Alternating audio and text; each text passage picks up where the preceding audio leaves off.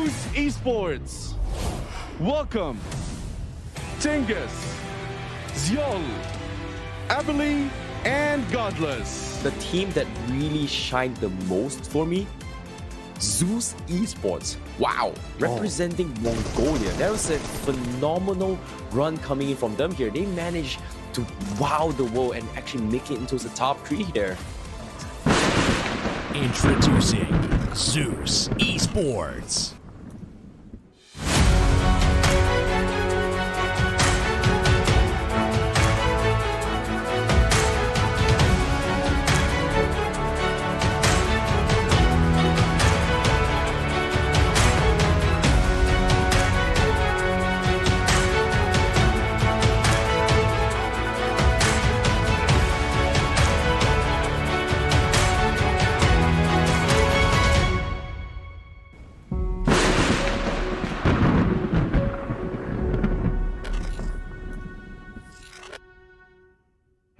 Мөрөөдлийнхаа яг энэ үзүүрээс атгацсан ч гэсэндээ яг Дубай явах болсон чинь бидэрт маш олон тийм саад бэрхшээлүүд тулгарсан. Онгоцны нислэгээс ахуулаад яг энэ улсын онцгой комисстэй тэр бүх газруудад бид нар яг өөрсдийнхөө хүсэлтийг тавиад бас Монгол улсын засгийн газраас ч гэсэндээ биднийг дэмжиж тухайн үед яг энэ жудо бүхийн тамирч тэмцээнтэй байж таарад бид нар тэр онгоцонд нь багтах тийм боломжтой болсон. Юу гэдэг кино зохиолч гэл юм болсон л да. Тий. Яг нөгөө цар тахлын үегээд нөгөө ковидын пандемикийн одоо нөгөө хатуу хөл хориотой үе байсан. За тэгээд багийн дүүнер багийн хүмүүс маань амжилтаа аваад ингээд дэлхийн шилдэг 16-таа ороод ингээд Дубай хот руу явахаар боллоо. Тэндээ ингээд явлаа гэд. Тэгэхэд бол үнэхээр бид нар бол одоо юу гэдэг тухайн мөчт момент бол хагартлаа баярлж ирсэн. Энэ бол бас л нөгөө PUBG MOBILE буюу энэ Монгол тоглож байгаа бүх залуучуудын бас л хүсэл мөрөөдөл байсан. Дэлхийн аврагт оролцсон гэдэг маань бол өөрөө асар том амжилт тий. Асар том юм гэдгээрээ бид нэр байжсан. За тэгэхээр энэ одоо атгаад авсан боломжоо бид нэр цааш нь алдахгүй тулд чадхаасаа чадахгүй хүртэл ингээл бид нэр явж исэн том проблемууд байж байгаа. Одоо жишээ нь юу гэдэг тийшээ Дубай руу хүрэх онгоц маань яах вүлээ те олон улсын нислэг цуцлагдсан үе байсан, хил хориотой байсан үе байсан те. Энэ үед бид нэр яаж шийдэж болох вэ гээл тэр арга сүм бүх юмнуудыг ингээл эрэлхийлээл ингээл бид нэр бас хүн амтантай уулзаал те дэмжлэг тусалцаа гуугаал ингээл явсан л та. Ямар ч тач тухайн үед жуудогийн баг хүннүү эрийн нислэгээр Катар руу Ази явахд явах чинь гэсэн мэдээлэл аваад за ер нь энэ онгоцонд л суухгүй бол манай баг бол тэгээд явахгүй маань гэсэн л ер нь бол бодлол орж ирсэн. Болгоё бүтий гэсэн те сэтгэл зүрх тэгээд энэ баг дүүнрийн бас олсон амжилтыг бас цааш нь ингээд атгаад аваад явъя гэхэд бол бас юм ингээл яг л бүтгэл юм байлээ л дээ. Тулцсан байгаа ханны цаана юу байгаа бол гэдэг айдас ихтэй байсан, эрсдэл өндөртэй байсан. Ялангуяа энэ организацч хариуцсан бидний хувьд бол энэ хүүхдийн эрүүл аюулгүй байдал. За тэндээ очивол бид нар бол аюу том эрсдлийн өдөөсөл тэр ханыг цөм зохиол гарсан л да. Онгоцоор нисэхдээ one way ticket-ийг аваад буцах өдөр нь тодорхойгүйгээр бид нар явж исэн. 17 6-тай насан туршаагүй тамирчид маань тэнд очиод ямар байр байдалтай байх бол хизээ буцаж ирэх бол магадгүй 1-2 сар боллоо дараа нь яах вэ гэдэг асуудлууд тулгарсан тийм. Миний хувьд бол тийм амар том эрсдэл гарсан. Тэгээд мэдээж энэ дэлхийн аврагт орж ийн энэ спортоор амжилт гаргах хэрэгтэй. Тэгээд бас энэ хойштой бид нарыг дагж яваад хүүхэд залуучууд байгаа, бидний фэнүүд байгаа, биднийг үлгэрлэнд уурайж байгаа олон залуучууд байж байгаа. Эднэртэй бас нэг ингэж болдсон байх шүү гэдэг энэ боломж тэр төсөөллийг бид нэр эвдлэхийн тулд асар их хэмжээний зориг зүрх гаргаж л явсан л та.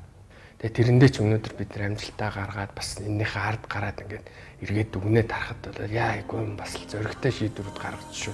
За санаа яваад харах. Йоо. Скейт үү. Зөөл хондог тач зайгийн чинь.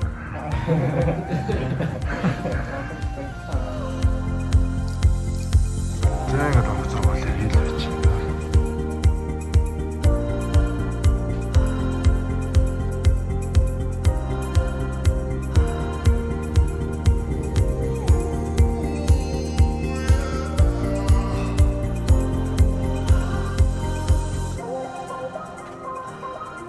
Дубайд очиод бид нар яг тэр дэлхийн хэмжээний багуудтай тоглоход бол эхний удаад маш их айцтай байсан. Ягаад тэгэхээр тэр багууд ч болохоор дэлхийд айгүй өндөр үзүүлэлттэй маш олон фэнтэй тийм мундаг багууд байсан. Манай багийн хувьд дэлхийд дахинд бол хүмүүсийн хүлээлт нь бол тийм ч сайн баг биш те. wildcard гэдэг бүснээс гарч ирсэн. Одоо энэ нь бол зүгээр нэг слот л одоо бүглэж орж ирж байгаа баг гэдэг дэлхийд дахин тийм хүлээлттэй байсан. Гэхдээ бид нэр энийг өндөр тактик, бэлтгэл, сэтгэл зүйдээр өөрсдөө дэлхийд илүү харуулж чадсан. Манай багийн тоглогчид тулах чадвар сайтай, нэг эсрэг нэг хийхтэй. Тэгээд дээрэс нь болохоор тактикийн хувьд ротейшн хийж явж байгаа байдал, нөгөө багуудаа хаана бууж байгаа, эдгээр тэдийн хугацаанд одоо тийшээ очдог, зоон татхад нөгөө талдаа ийм баг одоо очсон байх боломжтой гэдэг юмнуудаа маш сайн мэдчихсний үндсэн дээрээс одоо багуудтайгаа бас сайн байлдаж чаддаг. 3-4 дахь өдрөөс бид нар яг энэ багуудтай адилхан төвшөнд тоглоод ийм амжилт гарах боломжтой юм байна гэдгийг өөрснөө тухайд манай тамирчид ч гэсэндээ мэдэрсэн. Одоо манай багийнхан Dark Horse гэж нэрлэгдэж одоо хинээж төсөөлөөг байсан амжилтыг гаргаж дэлхийд PMGC дэлхийн аврагт 3 дугаараар эзэлжсэн байгаа. Esport just got their second chicken dinner at the grand final with a lot of skills, a good prediction of the place itself, and the winner chicken dinner really amazing. За PUBG MOBILE нь бол одоо дэлхийд хүч төрөн гарч ирж байгаа тренд болж байгаа mobile e-sport гэхээр илүү онцлогтой. Mobile e-sport гэдэг нь болохоор хүн өөрт байгаа ямар ч девайсыг ашиглан ажил дээрээ ч байна уу, гэртээ ч байна уу, одоо гадаа гудамж талбай дээр ч байна уу, бүх хүнд бол нээлттэй байдаг. Маш өндөр түвшинд хөгжих бүрэн боломжтой яг энэ mobile e-sport-ийн төрөл одоо PUBG MOBILE юм аа. Бас ахаад нэг хамгийн том давуу тал гэх юм бол PUBG MOBILE гарч ирснээр энэ mobile төрлийн одоо e-sport гэдэг нь хөгжих шатанда хамгийн их одоо түлхэц үзүүлсэн гэж би болоод одоо хувьдаа боддог. За PUBG MOBILE маань бол Монгол улсад бол миний хувьд бол үнэлэхдээ яг 0 цаг дээрээс дэлхийд дахинтай цуг зэрэгцэж эхэлсэн гэж ойлгодог. Яагаад гэхээр энэ mobile төрөл маань бол яг цэвэр гар утсан дээр явдаг. Одоо юу гэдэг e-sport төрлүүд дотроос шал тустай юм скиллээр хөгжиж эхэлсэн юм спорт. Дэлхийд яг нээлттэй хийхэд л яг зэрэгцээл энд байсан болохоор бид нар бол одоо юу гэдгийг дэлхийдээ хөл нийцүүлэн бас дэлхийн тэр олон улсын төвшөнд ингээд өрсөлд түүц потенциал юмнууд нь бүрэлдсэн гэж бид нар үздэг. Нийгмийн хүрээнд бол e-спортыг ойлгох нь бол айгүй муу байдаг. Харин эсвэргээрээ чадварлаг, скил сайтай, багаар хамтрах чадвартай тийм тамирчид, баг тамирчид бол Монголд харин зөндөө байдаг. E-спорт альч төрөлд бол дэлхийн хэмжээний баг бүрдэх тийм бүрэн боломжтой байдаг. Яг тамирчдын хувьд бол маш чадварлаг тийм л тоглогчид байдаг. E-спортын тамирчин болоход ер нь бол эхлээд сонирхогч байх уу эсвэл яг энэ тоглоом маань цаашаа хөөгд явах уу гэдгээ тодорхойлох хэрэгтэй. Мэргэжлийн түвшинд тоглоно гэдэг нь бол өөрийгөө сарж үзэж гин, баг хамт олонтой нэг баг болж тоглож гин, өөрийгөө хөгжүүлж гин, бусадтай ойлголцож мэдээлэлээ дамжуулж тийм түвшинд тоглол хүн мэдээж бас хурдтай сайжрахын нэг хэлбэр байдаг. Мэргэжлийн тамирчин энгийн тамирчнаас илүү хариуцлагатай, улс их орон бага дэлхийд өргөх зорилготой тийм их хариуцлага үлээдэг. Сэтгэл зүй болон одоо ухаан, реакшн хэрэгтэй гэж бодож байна. Учир нь энэ спортод яг энэ зүйлүүдээр даван угааснаар бусад тоглогчдоос илүү гарч чадна. Шатар шиг, шатартай адилхан оюун ухаанаар тоглодог спорт. Тэгээд ер нь би одоо PUBG бол IQ өндөртэй хүмүүс илүү сайн тоглодог гэж боддог. Мөн гэр бүлийн дэмжлэг хэрэгтэй. Анх тоглож эхлэхэд ер нь гэр бүл нэг амар дэмждэг байсан. Тэгэл за хичээлээ хий. Тэгэл одоо унт ямар олон цагаар тоглолт юм бэ? Буудантайгаа наалдлаа. Өөрөө бас тэр тоглоомыг би өөрөөсөө ойлгохгүй учраас тэрийг ер нь бол хүлээж зөвшөөрдөг байсан л да. Тэр чи эхлээл бид нар чинь орой бит хоёрыг унтуулчаал тоглолчихно. Тэгэл тоглоол эхлэн бид нэр 2 цагт босоход манай хүүхд тоглож ил байна. Тэгэл ердөөсөө л эхлээл энэ гар утасны нөгөө нэг донтно гэдгээр ойлгол. За одоо хүүхд минь болж үз. Одоо болсон шүү гэл те. Хичээлээ хийж гин үү гэл те ингээл одоо хичээлээ одоо болоо гэл. Анх бол тэргүй гэр бүлийн хооронд тийм зөрчилдөөн гарчлаа байсан. Манай ах л намайг нь дэмждэг байсан. Аав ээж болохоор донтлоо гэд.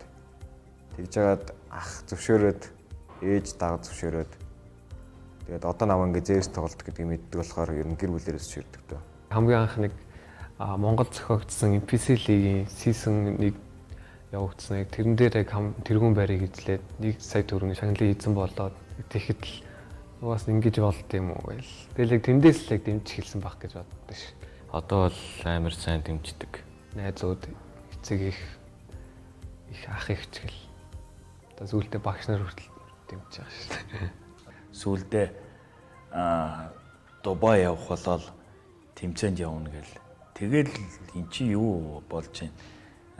Дэлхийн аварга руу явах гэж байгаа шийдвэр нь гараад тэр үед л мэрэгжлийн тамирчин ер нь болох гэж байгаа дэлхийд данстай болж байгаа юм байна гэдгийг л ойлгож ирсэн те. Нэг мэдсэн чил ээж ингээ хүн Дубай явахаар болчлаа. Зевс гээд багийнхантайгаа ингээд явах боллоо гэд ингээ хэлжсэн. Дэлхийн аваргын тэмцээнд явах бодож байгаа юм хүмүүс бүттэйг юм уу да виз мэдсэн ягаал нэг өдөр ажлаас ирсэн чинь бүр орон дээр уруугаа хараад гівтсэн байсан. Яасан юу болсон гэсэн чинь манайх одоо жоохон саад бэрхшээл их гарч ирээд баруун явахгүй ч юм шиг байна гэл нэг тэгсэн. Тэгчээл санаа алдаал харна. За болох байлгүй дээ миний хүн гэл бас дэмжчихлээс. Тэргийг хараад бас нөгөө өөрийнхөө хүссэн зорьсон юмда тэмүүлээд явахаар саад бэрхшээл бас байна шүү дээ. Тэгэл тийм юмнаас бас жоохон шантраал байж байгааг хараад болно миний хүн гэл явна шүү дээ гэл бас зоригжуулаад хэлчихлээс. Тэгэл дараа нэг ирсэн чинь бас айгүй цоглогдоо юм аялал нөгөөч. Яас эсгэж явахаар болсон. Юм хүм бүтсэн гэл. Бид хэд одоо явна штэ ээж минь одоо удахгүй ингээл дэлхийн аврагт явна.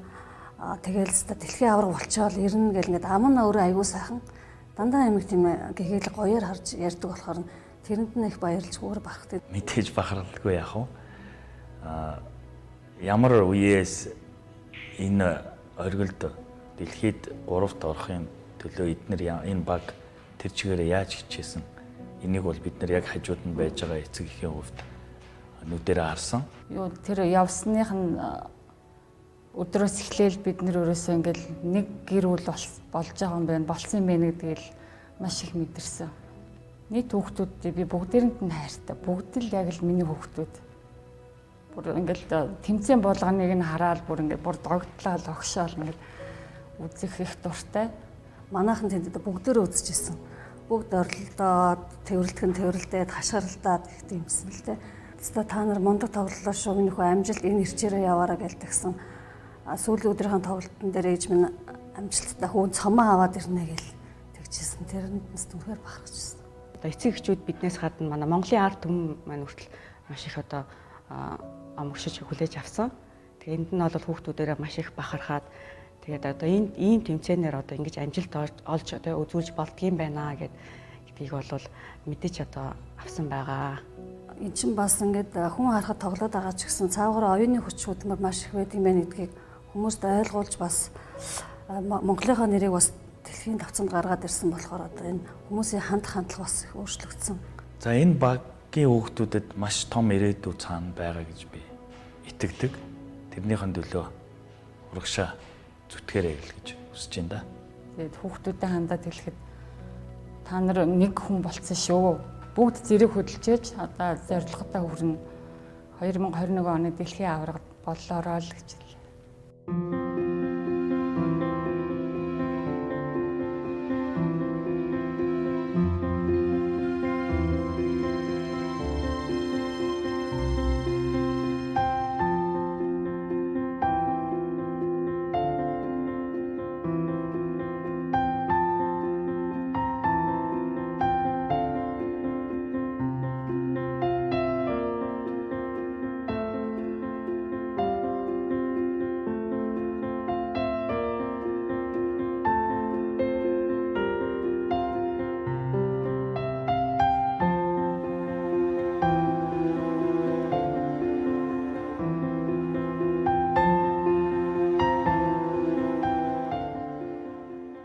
PUBG тоглоом нь өөрөө багийн спорт. Zeus кланы хүүхдүүд ингээд хоорондоо тоглохтой амар хөөрхөн эвтэй найртай тэгээд альва асуудлыг ингээд зөв гаргалгаагаа гаргаад шийдээд ингээд явж байгаа нь амьдралд маш хэрэгтэй бас зан төлөв юм болов гэж боддог. Манай баг бол одоо миний бас нэг гэр бүл юм да. Би ер нь бол багтаа хамгийн бага нь тэгээд хамгийн бага нь болохоор тэгэл манай багийнх надад тусалж дэмжих үе бас байгаа. Манайгийн зэалал их тайван бодлос тийм бууж өгөх дургу. APES явах болохоор тийм тууштай, яа болохоор тийм шартай иймэрхүү миний бодлоор бол би өөр багт тоглож байгаа үед CS багийг яг юу гэж боддог байсан байх юм бол IC, Zeol, Godless гэдэг энэ гурав баг Монголын топ 3 тоглогч яригддаг юм. Тийм болохоор CS багтай нэг юм тулахыг хүсэхгүй шүү дээ. Ямар ч баг. Тийм болохоор ер нь жоохон айдастай байдаг гэсэн. Тэгээд одоо байгаа яг Zeus-т ингээд тоглож байгаа маань нэр хүндийн хэрэг. Учир нь би яг одоо ингээд өөрийнхөөс те бас нэг цагтаа шүтэж явдаг хүмүүстэй нэг багт тоглоод одоо ингээд өөрийнхөө мөрөөдлөг бас биелүүлээд явж байна. Тэгээд ер нь бол хоорондоо халаалтаа ихт бол илүү ер нь бол өрсөлдөөнтэй байж чаддаг гэж боддог. Бэлтгэл би бинийгаа тэгэл шоглол гэдэг шүү дээ. Тэгэл тоглолтын дундуур чинь тэгэл би бинийгаа хөөргөж зоригжуулдаг. Цагийг ингээ хоорондоо гоё хөвчлөлтөө өнгөрөхгөөл тэгэл энийгээл маазраал тэгэл хоол ундаа хамтдаа нийлж хийгээл хөвчлөлтөө найл болох хөвчлөлтөө байдлаар цаг өнгөрөөдөг. Манай хөвчлөлтөө хамт байсан хөвчлөлтөө мөчүүд гэвэл манай Лио хэрн хоолыг дутуу байдаг. Удаа агшаасан ч дутуу байна. Цав байсан ч довонгийн дутуу болгоно. Тийм. Төмсөн ч дутуу болгоно. Хоол дутуу байдаг.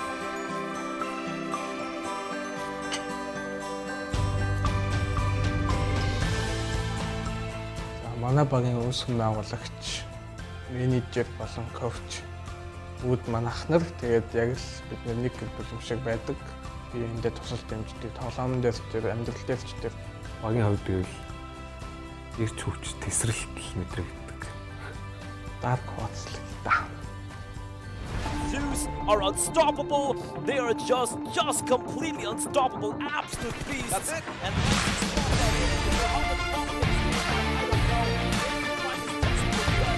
Zeus Esports, ladies and gentlemen. Zeus bloody Esports. What a team. I do see high fives going around. Zeus Esport баг маань те Монголын e-спортэд бас шинэ хуудсыг нээж өгсөн болов. Дараагийн хойч үеийн хойч үедэд нь те ингээд том тэмцээнд оролт нь илүү том алхмыг нь нээж өгсөн болов гэж би боддгийг. Ийм том гавьяаг байгуулсан Zeus Esport кланда маш их баярлалаа гэж олон мянган фэнүүд их өмнөөс хэлээ та нартай хайртай шүү. I did not expect that here, but now after seeing Zeus playing today, you gotta be dumb not to be a fan of them right now, Chu. Zeus just got a new fan. That's me. Хамгийн анх гадаад пассвортын дээр ерөөсөө 90 л гарч исэн. Тимлэгч тамтайсан тэгээ өөр юм гадагшаа гарч үзег байсан. Тэгээ ер нь Дубай явна гэл амар гоё санагдал өөртөө итгэж өгөхгүй. За одоо яг хүрэх газараа хүрчээд бүтэн амьсгаа авъя.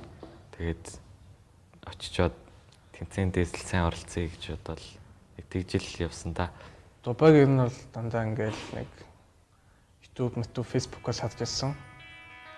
Амар гоё хот ингээл санагдчихсан гоё хот юм да. Тэгээд яг өөр юм биеийг очиж үзэхэд маш гоё.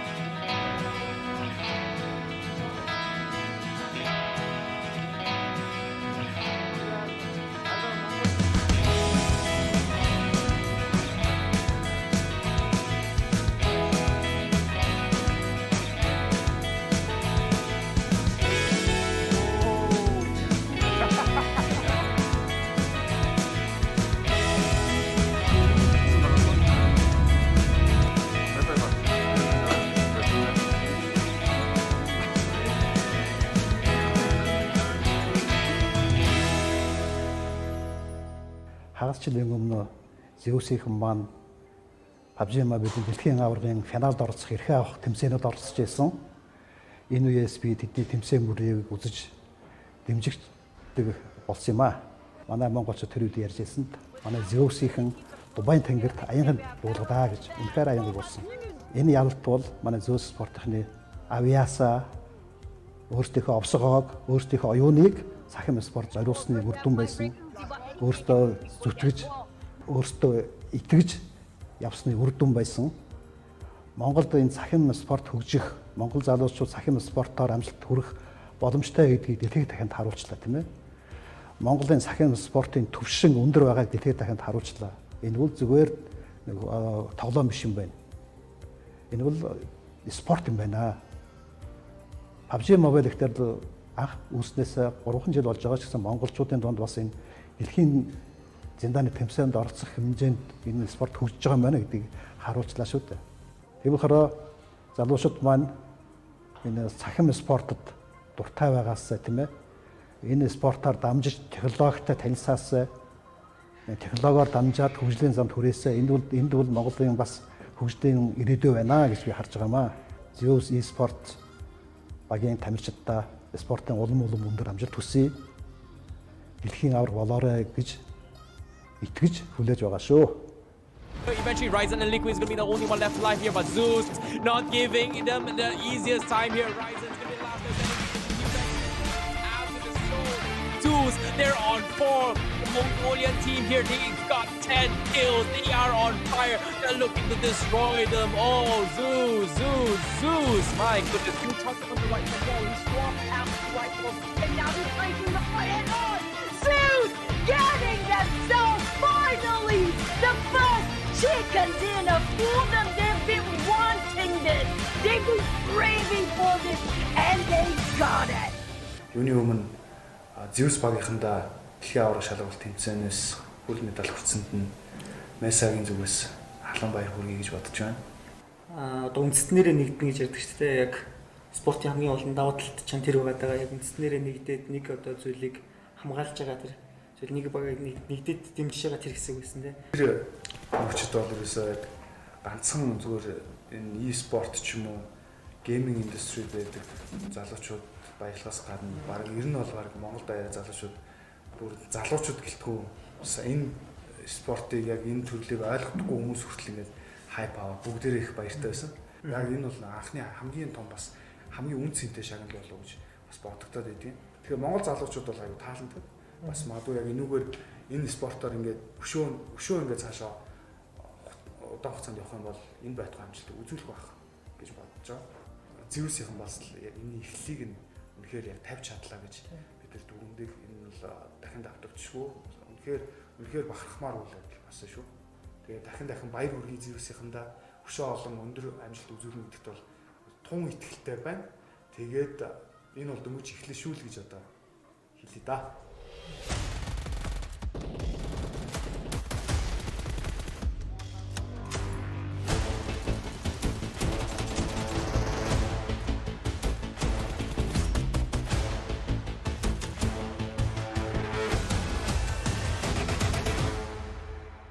Зорилгын хувьд бол e-спортоор цаашаа том тамирчин болохыг мөрөөддөг. Миний мөрөөдөл бол мэдээж бүр том дэлхийн тамирчин болохыг мөрөөддөг. Мөрөөдлөө тэгэл яг Монголд бол яг ингээд PUBG MOBILE гэж тэгэхээр яг хүмүүс ер нь бүх насныхандаа ингээд Zeus Esports л гэж нүдэнд нь харагддаг. Яг team ирээдүйн төлөө энэ үний хэмжээнд очихлоо тоглолдог team мэрэгжлийн тоглогч болно доо гэж мөрөөдж байна.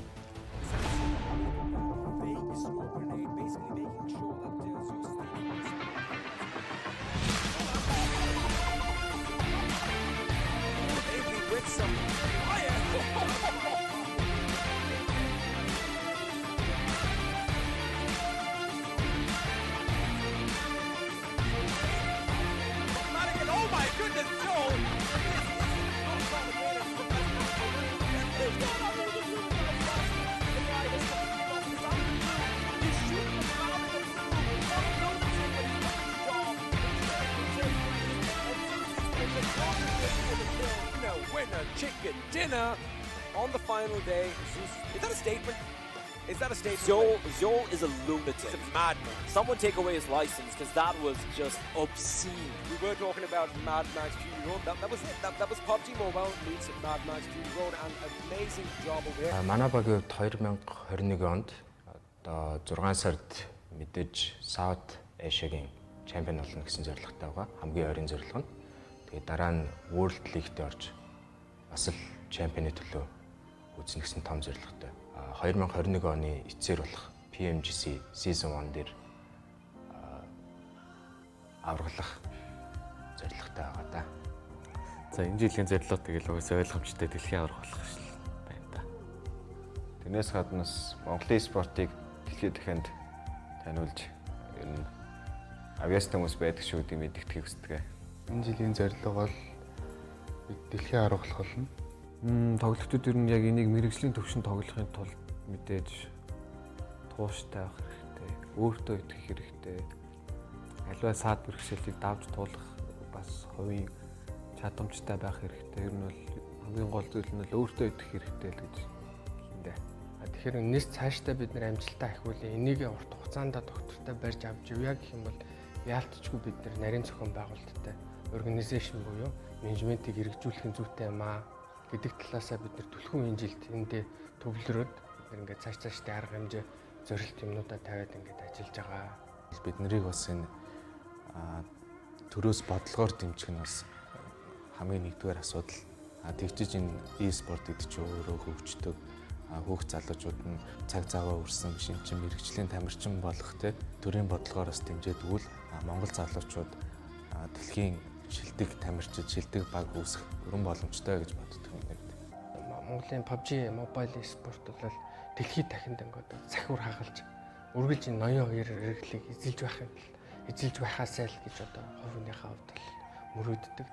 Тамирчин хүний хувьд одоо бас нэг зорилго байдаг шүү дээ. Энэ далбаага тий цаашиндээ барай төрийн дугаар явж байдаг.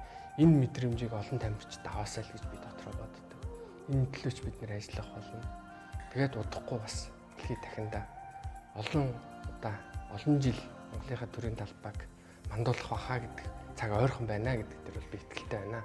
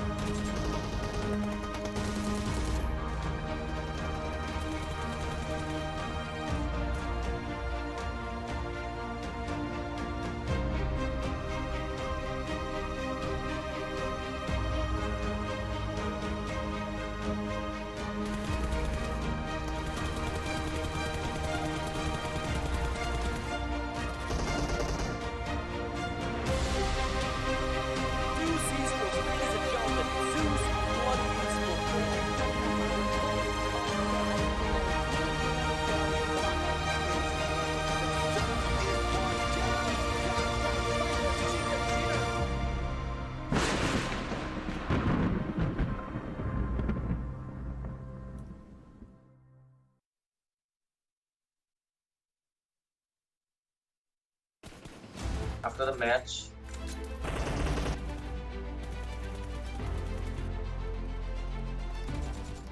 everybody called us in the Discord server. We were celebrating. At that time, I was scrolling to Facebook. There were thousands of Instagram mentions. We were happy. There were a lot of posts about us that we qualified for PMPL South Asia Championship. Hi guys, my name is Sharpex and I'm the asserter of 1952. My day in the life is really simple. I just wake up, then I seek for practice. I have to spend some time in the training ground, and as well as as a student, I have to study too. I have to give time to my parents, and sometimes I may go out with my friends, may not. And then we have to play scrims, we have to play tournaments. All these things are actually a day in the life. In the final match of PMPL final, yeah, we got the chicken dinner. We were very happy, but in the match, I actually remember that Magnet told that when they were like, we became top 3 and top 4, we just guessed we became top 3 and top 4. We actually understand that yes, we will be going for South Asian Championship, so why don't end it with the chicken dinner? And Magnet told that come on, let's do a chicken dinner last match. So at that time, our players are like laughing. We were serious before the match, but our players are like laughing, and our entry told, yeah, let's do this. Tofik told, yeah, let's do this. So these kind of things were going through my mind, but at the beginning of the match, we were kind of in a pressure because that was a deciding match for us, if we will be going for South Asia Championship or not. So yeah, these are the things. In this stage, there are a lot of good teams, a lot of experienced teams, a lot of strong teams. But the most crucial thing that we learned from these teams is that our situation can be very worse. We may not have the game in our hand. We may think that, yeah, we'll get wiped out right now. But a single call or a single small action can actually turn the gameplay to our hands. So this is actually the most crucial thing we have learned from the teams in PMPL. So yeah, obviously Tofik, Magnet and Enfi are the key in our team.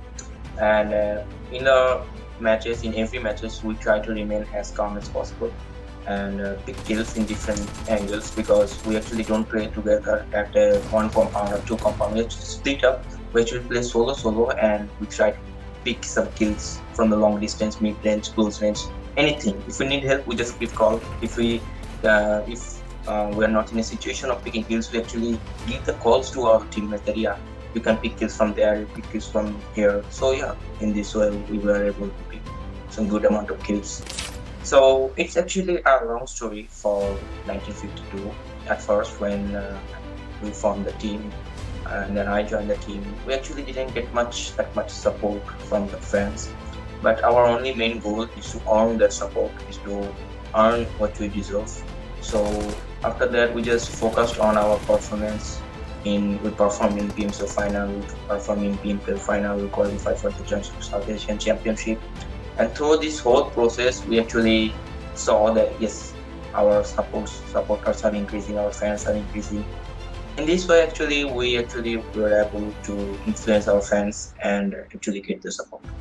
Actually, the thing is, the only thing in our mind is about the South Asian Championship, to perform better in that, and we'll look forward to do better in the upcoming days. But now our main concern is South Asian Championship.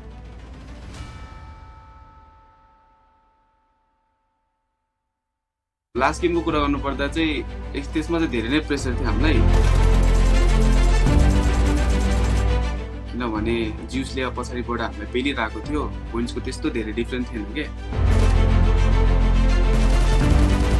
त्यही भएर अब हाम्रो main target रहेको थियो कि हामीले जसरी हुन्छ उनीहरूभन्दा पछि मर्ने थियो क्या हाम्रो टार्गेट चाहिँ। अनि प्लेसमेन्टको लागि चाहिँ हामी दौडिरहेको थियो, मनमा धेरै कुराहरू खेलिरहेको थियो, किनकि हामी 3 जना मरिसकेको थियो, 1 जना मात्र बाँकी थियो। एकजनाले चाहिँ हामीलाई हिजोस् प्लेसमेन्ट पोइन्ट दिलायो, अनि त्यही नै हो हाम्रो मेन टार्गेट चाहिँ हिजोस् लङ टाइमसम्म सर्भाइभ गर्ने अनि पोइन्ट्स निकाल्ने। अनि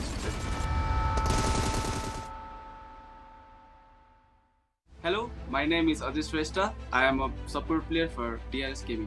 So पहिलोचोटि यस्तो भएको थियो कि कुनै टुर्नामेन्टमा 0 किल्स थियो, अनि प्लस विदाउट चिकन डिनर चाहिँ हामीले जितेको थियो एउटा फुल टुर्नामेन्ट नै। त्यो चाहिँ हामी रहेको थियो हैन DEADEYES गेमिङ। त कोही बेला थाहा हैन त्यसलाई भन्न चाहन्छु। अनि कुरा गर्नु पर्दाखेरि बिफोर द म्याच चाहिँ हाम्रो मनमा के कुरा खेलिरहेको थियो भन्दाखेरि चाहिँ ज्युस र हाम्रो पोइन्ट्स चाहिँ धेरै डिफरेन्स छैन नि त। त्यही कारणले गर्दा चाहिँ हामी उनीहरूभन्दा पहिला मर्नु हुन्थेन भन्ने हामीले सोच लिएको थियो के दिमागमा। अनि त्यही कारणले गर्दा नै प्लस गेमको बिचमा पनि ज्युसको र एसजीको परिरहेको थियो। अनि यता के अरे ज्युसको 2 प्लेयर्स नकडाउनबाट फिनिस भएको थियो। अनि त्यो कुरा चाहिँ हामी एकदम ढुक्क भएको थियो। अनि प्लस तर हामीलाई के कुराको गाह्रो थियो भन्दाखेरि चाहिँ ब्रिज पारी थियो के झन् चाहिँ ब्रिज पारीको कारणले गर्दाखेरि अब ब्रिजमा क्याम्प थियो, अब ब्रिजबाट जाने कुरै भएन हैन। अनि त्यही कारणले हामी पानीबाट यताउति गरेर 0 किल्सबाट। सो तपाईले भन्नुभयो जस्तो कन्सिस्टेन्सीको कुरा गर्न पर्दाखेरि पहिलाको सिजन र अहिले सिजनको पहिलाको सिजन चाहिँ हाम्रो मेन टार्गेट रहेको थियो कि हामी PMPL सिजन 2 को विनर रहोस् हैन, किनकि हामी PMC को अलरेडी विनर रहिसकेको थियो। त्यही कारणले गर्दा अब हामीले चोक गऱ्यो लास्ट फाइनल्समा गएर त्यो भयो त्यो सिजनमा चाहिँ। अनि अब PMGC मा गएर हामी एकदम नराम्रोसँग चोक खायो क्या हामी। लास्ट पोजिसन जस्तै भयो होइन। त्यो कुराले गर्दा चाहिँ हाम्रो मनमा धेरै नै नराम्रो कुरा इफेक्टहरू आयो होइन। अनि त्यही कारणले गर्दा हामीले यो सिजनमा चाहिँ PMPL विनरै बनेर देखाउने हो भनेर हामीले त्यही अनुसारको मेहनत गरेर नि हामीले कन्सिस्टेन्स पर्फर्मेन्स गरेको जस्तो लाग्छ मलाई चाहिँ। सो ज्युस र हाम्रो दुश्मनी चाहिँ बिरालो र कुकुर जस्तै हो भनौँ एक तरिकाले। किनभने जुन हामी फर्स्ट छ भने सेकेन्ड हुन्छ, उनीहरू फर्स्ट छ भने हामी सेकेन्ड हुन्छ होइन। त्यस्तो भइरहेको छ। उनीहरूको कम्पिटिसन चाहिँ हाम्रो साउथ एसिया लेभलमा चाहिँ एकदमै टफ छ होइन। जुन टिमले नि त्यो कुराहरू चाहिँ फेस गरिरहेको जस्तो लाग्छ मलाई चाहिँ। अब आउने रिजनल फाइनल्सको कुरा गर्नुपर्दा ज्युसको चाहिँ एकदमै हामीसँग एकदमै कडा मुकाबला हुनेवाला छ जस्तो लाग्छ। अनि त्यही नै हो, उनीहरूलाई अल द बेस्ट भन्न चाहन्छु रिजनल फाइनल्सको लागि। सो एग्रेसिभनेसको कुरा गर्नु पर्दाखेरि चाहिँ अब हाम्रो स्क्वाडमा सबैजना एग्रेसिभ नै छ होइन गेमले चाहिँ। तर हामी एग्रेसिभ हुनु कारण चाहिँ हामी जुन पोजिसनमा छ त्यसको चाहिँ एकदम म्याटर गर्छ होइन। हामी जुन सिचुएसनमा छ, हामी जुन सर्कलको कता छ त्यो हेरेर चाहिँ हामी एग्रेसिभ हुन्छ होइन।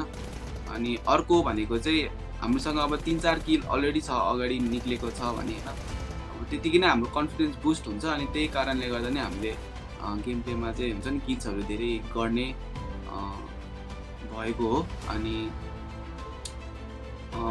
तर बेसिकली हाम्रो मेन टार्गेट चाहिँ हाम्रो प्लेसमेन्ट नै गर्छ। हामीले प्लेस जुन ठाउँ रोज्छ नि त्यसमै नै हामीले मेन फोकस चाहिँ त्यसमा गर्छ किल्स भन्दा चाहिँ।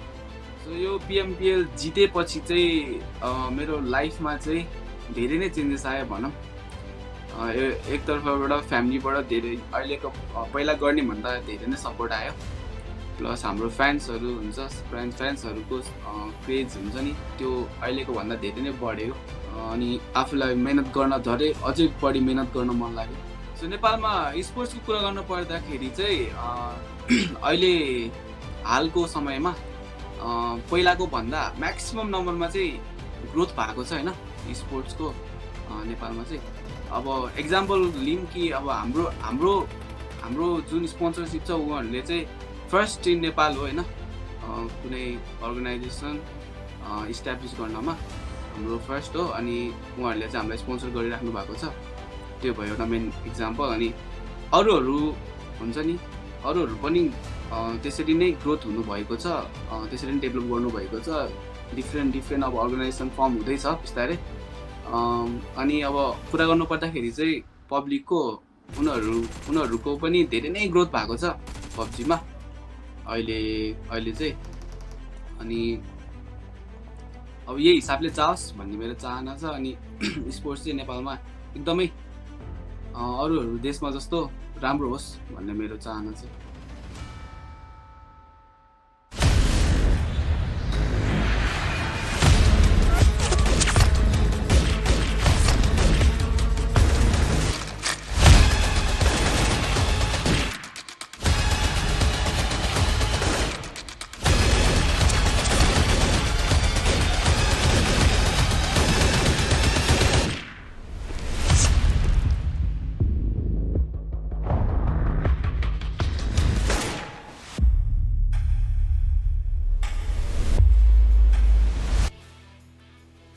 Hello and welcome to the final day of PUBG Mobile Pro League South Asia Championship. This was a 4-day affair that has brought itself down to today, the final day where 6 games are going to be played, and at the end we will know which team is going to be bringing down the glorious moment for themselves. Alongside all of this, it is a big thanks to OPPO F9 Pro for making it all happen. Hashtag hook up your fun. I'm your host Proto. Joining us on the analyst desk again are going to be none other than the two duo that you do know by now. It is I Super Johnny and Ocean Sharma. Yeah, thank you for the warm welcome. And as you said, 4-day affair, we are going to begin the last day of our journey. And finally, we're going to know who is the champion of South Asia. It's going to be a close finish though. Few hours. Yeah. Few more hours left. 6 games, few more hours, and then we'll just, crowning that one team that has been, will be, might change the day. Something's gonna change today, and just like yesterday, right? Zeus just coming up on the second position. Well, it's coming up slowly and steadily. It certainly is, dude. But along with that, another thing to talk about is going to be the special guest joining us once again. It is a lad who's joining us all the way from Mongolia. None other than Raznova is here once again. Hope you're doing great, dude, because yes, when it came down to the team that you're supporting, they are finally climbing the ladder. Yeah, hello guys and greetings from Mongolia. Thank you so much for having me. Well, what are your expectations for today? Just, as we just talked about ours, what are your expectations for today's day? Yeah, the competition is getting really fierce. For the first and second, the Mongolian teams were playing really aggressive. On the day 3, we have seen really aggressive gameplay from Esport and the APES. Yeah. I hope they will need this mentality for today's performance as well. Well, with you joining us on stage, yesterday was a complete different annihilating play coming in from the Mongolian teams. And again, today, fingers crossed, will be the same. Exactly. I mean, Raz was there supporting the teams, cheering for Zeus as well. And Zeus Esports now sitting on the second position. Apes is there on the fourth. And, well, things are looking really good for the lads. Yeah, definitely. Especially Godless played godly. Especially, I have to mention his Erangel performance on the last circle. 7C and APES, beautifully executed by him, especially using his smoke grenades and utilities. Absolutely, along with Godless was Icy, who's climbing the ladder as well when it comes to the MVP ranking, right? But that also brings down the conversation towards the prize pool. $150,000 on the line, and one of these teams is going to be walking away with that crown. Yeah, exactly. With the trophy, you get $40,000. Second position, you get $28,000. On the third, you get $18,000. So the prize money is dropping, but there's that one special thing for that one special player in this tournament. As you mentioned, Blotter, the MVP rankings. The MVP of the tournament will be walking away with $2,000 for that one individual, which, I mean, is actually pretty good. Oh yes, and again, I mean, when it comes down to day number 1 itself, right, let's get a bit nostalgic here. You bring it down to the man who is leading that chart. It is Action with those jumping shots that he brought in. I mean, just since day one. Play. Since day one, yes. Since day one, we'll remember that. We'll remember that, to be honest. We know that, right? But obviously, we'll be talking about this more when the MVP ranking come up, because I know it's a close affair. There are a few players, maybe 1 or 2, who have a higher damage number, but kill points is where, he's exceeding for sure. Well, he's the lad. He's the gem that this team needed. It is, of course, Raz, I'm talking about you, that you joining in from day 3 has certainly shifted and morale boost has been sort of created, right? So it is just phenomenal turn of events indeed. But with that, when we do talk about all this money being circulated, it is going to be bringing the conversation to the points themselves, because that is the most crucial thing. Yeah, 1 kill, 1 point. Well, there have been teams getting, 10 kills as well. There have been teams getting 2-3 kills. It just gets down to your placement points as well. So it kind of just, goes hand in hand where your placement is and where your kill points are. If you have a balance of both, obviously that's consistency in a nutshell. Absolutely, mate. Absolutely. Because, again, I do believe, Johnny, you wanted to add something to that. I mean, I'm just going to say, I mean, Braz has also pointed out the aggressive stance that the Mongolian teams have taken. I mean, it is incredible, because Ocean mentioned, the balance needs to be there between placement points and kill points. But if you can walk away every single game with 6 to 7 kills to your name, that is guaranteed for you. What more do you want? I mean, even if you are having a game with an early exit, you still get those 7-8 kills. You're still getting those extra points. Yeah. Absolutely. Now, Raz, I've got one question for you, dude. This is, of course, day number 4, the final day. Yesterday, when we asked you the question, which team are you going to be rooting for, you said Zeus Esports because you love Godless and his gameplay. But along with that, if I were to bring the conversation towards this final moment that you have to ask, are you still going to stick with Zeus Esports, or do you think you're going to move the conversation towards Astra Academy? Well, that is really a good question. Of course, I'm going to stick with Zeus Esports. Personally, I believe on this final day, Zeus has a high chance to grab the sweet number 1 place from Astra Academy. Also, if APES could get 1 more chicken, who knows? The top 3 teams could be Mongolian. I love this guy. I'm telling you, I love this guy. The way he is firing up the competition with those words. Trust me. That is so very true. But alongside these Mongolian teams that we've been talking about, there are 16 teams in total that will be jumping into the battleground. So let's quickly run through them all. DE Lit is, these 2 teams is where we can have our conversations as well, because Lit now Lit is kind of that 8-9 position for themselves, but DE, well, they are doing good. He's definitely doing a wonderful job, just keeping themselves in a really, really close tie-up with the third spot. So they will look to challenge that third position, and they will try their best to take it away from DRS that have dropped to the third position. Earlier on in the tournament, day 1, day 2, it was a different competition between Astra and DRS. Then Zeus chimed in yesterday, taking DRS down. Now they are sitting on the second. But as we move forward, we have Astra Academy and APES, that is a team that is sitting on the 4th position. Astra Academy destroying lobbies match after match after match. And then let's not forget 1952. We just saw an interview with the lads earlier. I don't think they need to prove anything else. They have proven they have what it takes to go toe-to-toe with the best in the region of South Asia. And Stalwart's here. Stalwart's here. They have been looking really good alongside 1952. Yes. But if you're talking about a team, 1 or 2 teams that have shined 1 or 2 games, it's T2K and Skylight.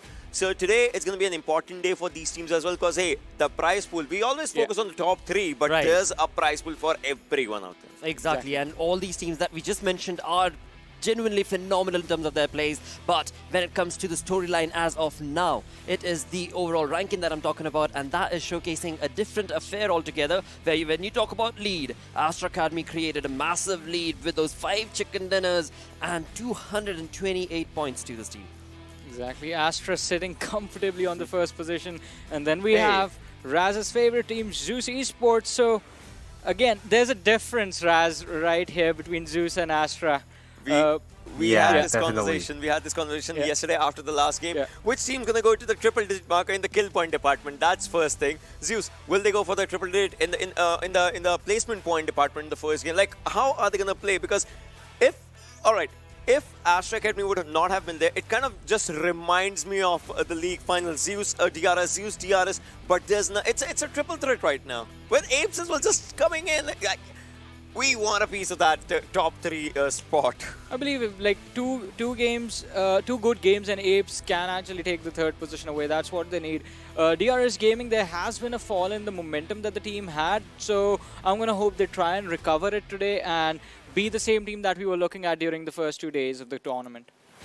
But 9-16 is where the situations are different, right? T2K, they had their share of good games. They went down. Skylight, well, they have started having their share of good games. Let's see where does it take them. I mean, talking about this one, Skylight, T2K, they have the similar placement points for themselves. Skill points is something that's differentiating them. Most certainly, Ocean, because this is the storyboard as it's looking at the final day start. Things are going to get Herculean, because some teams that are on this final page will have to, well, stick their neck out and jump into those battleground moments and convert those into situations that they walk away with some really good points. But along with that, we also do have the MVP ranking to talk about. There, as we just had a conversation with Raz, Icy's right there, slowly closing the gap. I mean, he is, but you know, there's that formula for MVP ranking. The 40% to the damage, the 40% to the survival, and 20% to the kills. So I guess like the conversation might just, you know, wrap up around this one. Exactly. I want to ask Raz. Raz, what do you think needs to happen in order for IC or either Godless to take away the crown from Action? They just have 6 matches.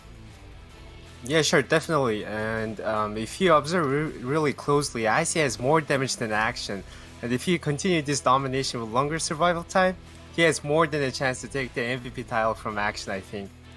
Yeah, that's true. I mean, he actually needs 9 more kills with kind of similar survival time. Like, that's where the percentage actually goes down. I mean, the quick maths. But so, 6 matches to go. You know what that man has done. The man sitting on top. He got 23 kills, I believe, in 6 matches. So, best case scenario, as Raz mentioned, for IC would be to dish out more damage consistently and be the one with the higher survival time. Since those are the things that carry more weightage in the calculation of the MVP rankings. Yeah, exactly. And I'm sure IC will have the support of Raz, you know, because it certainly is looking like a dominating play that Zeus started off yesterday, and today again, fingers crossed, will be the same. Now, Raz, with that, thank you so much for chiming in along, but few words that you would want to say to the viewers as well as the team that you're rooting for?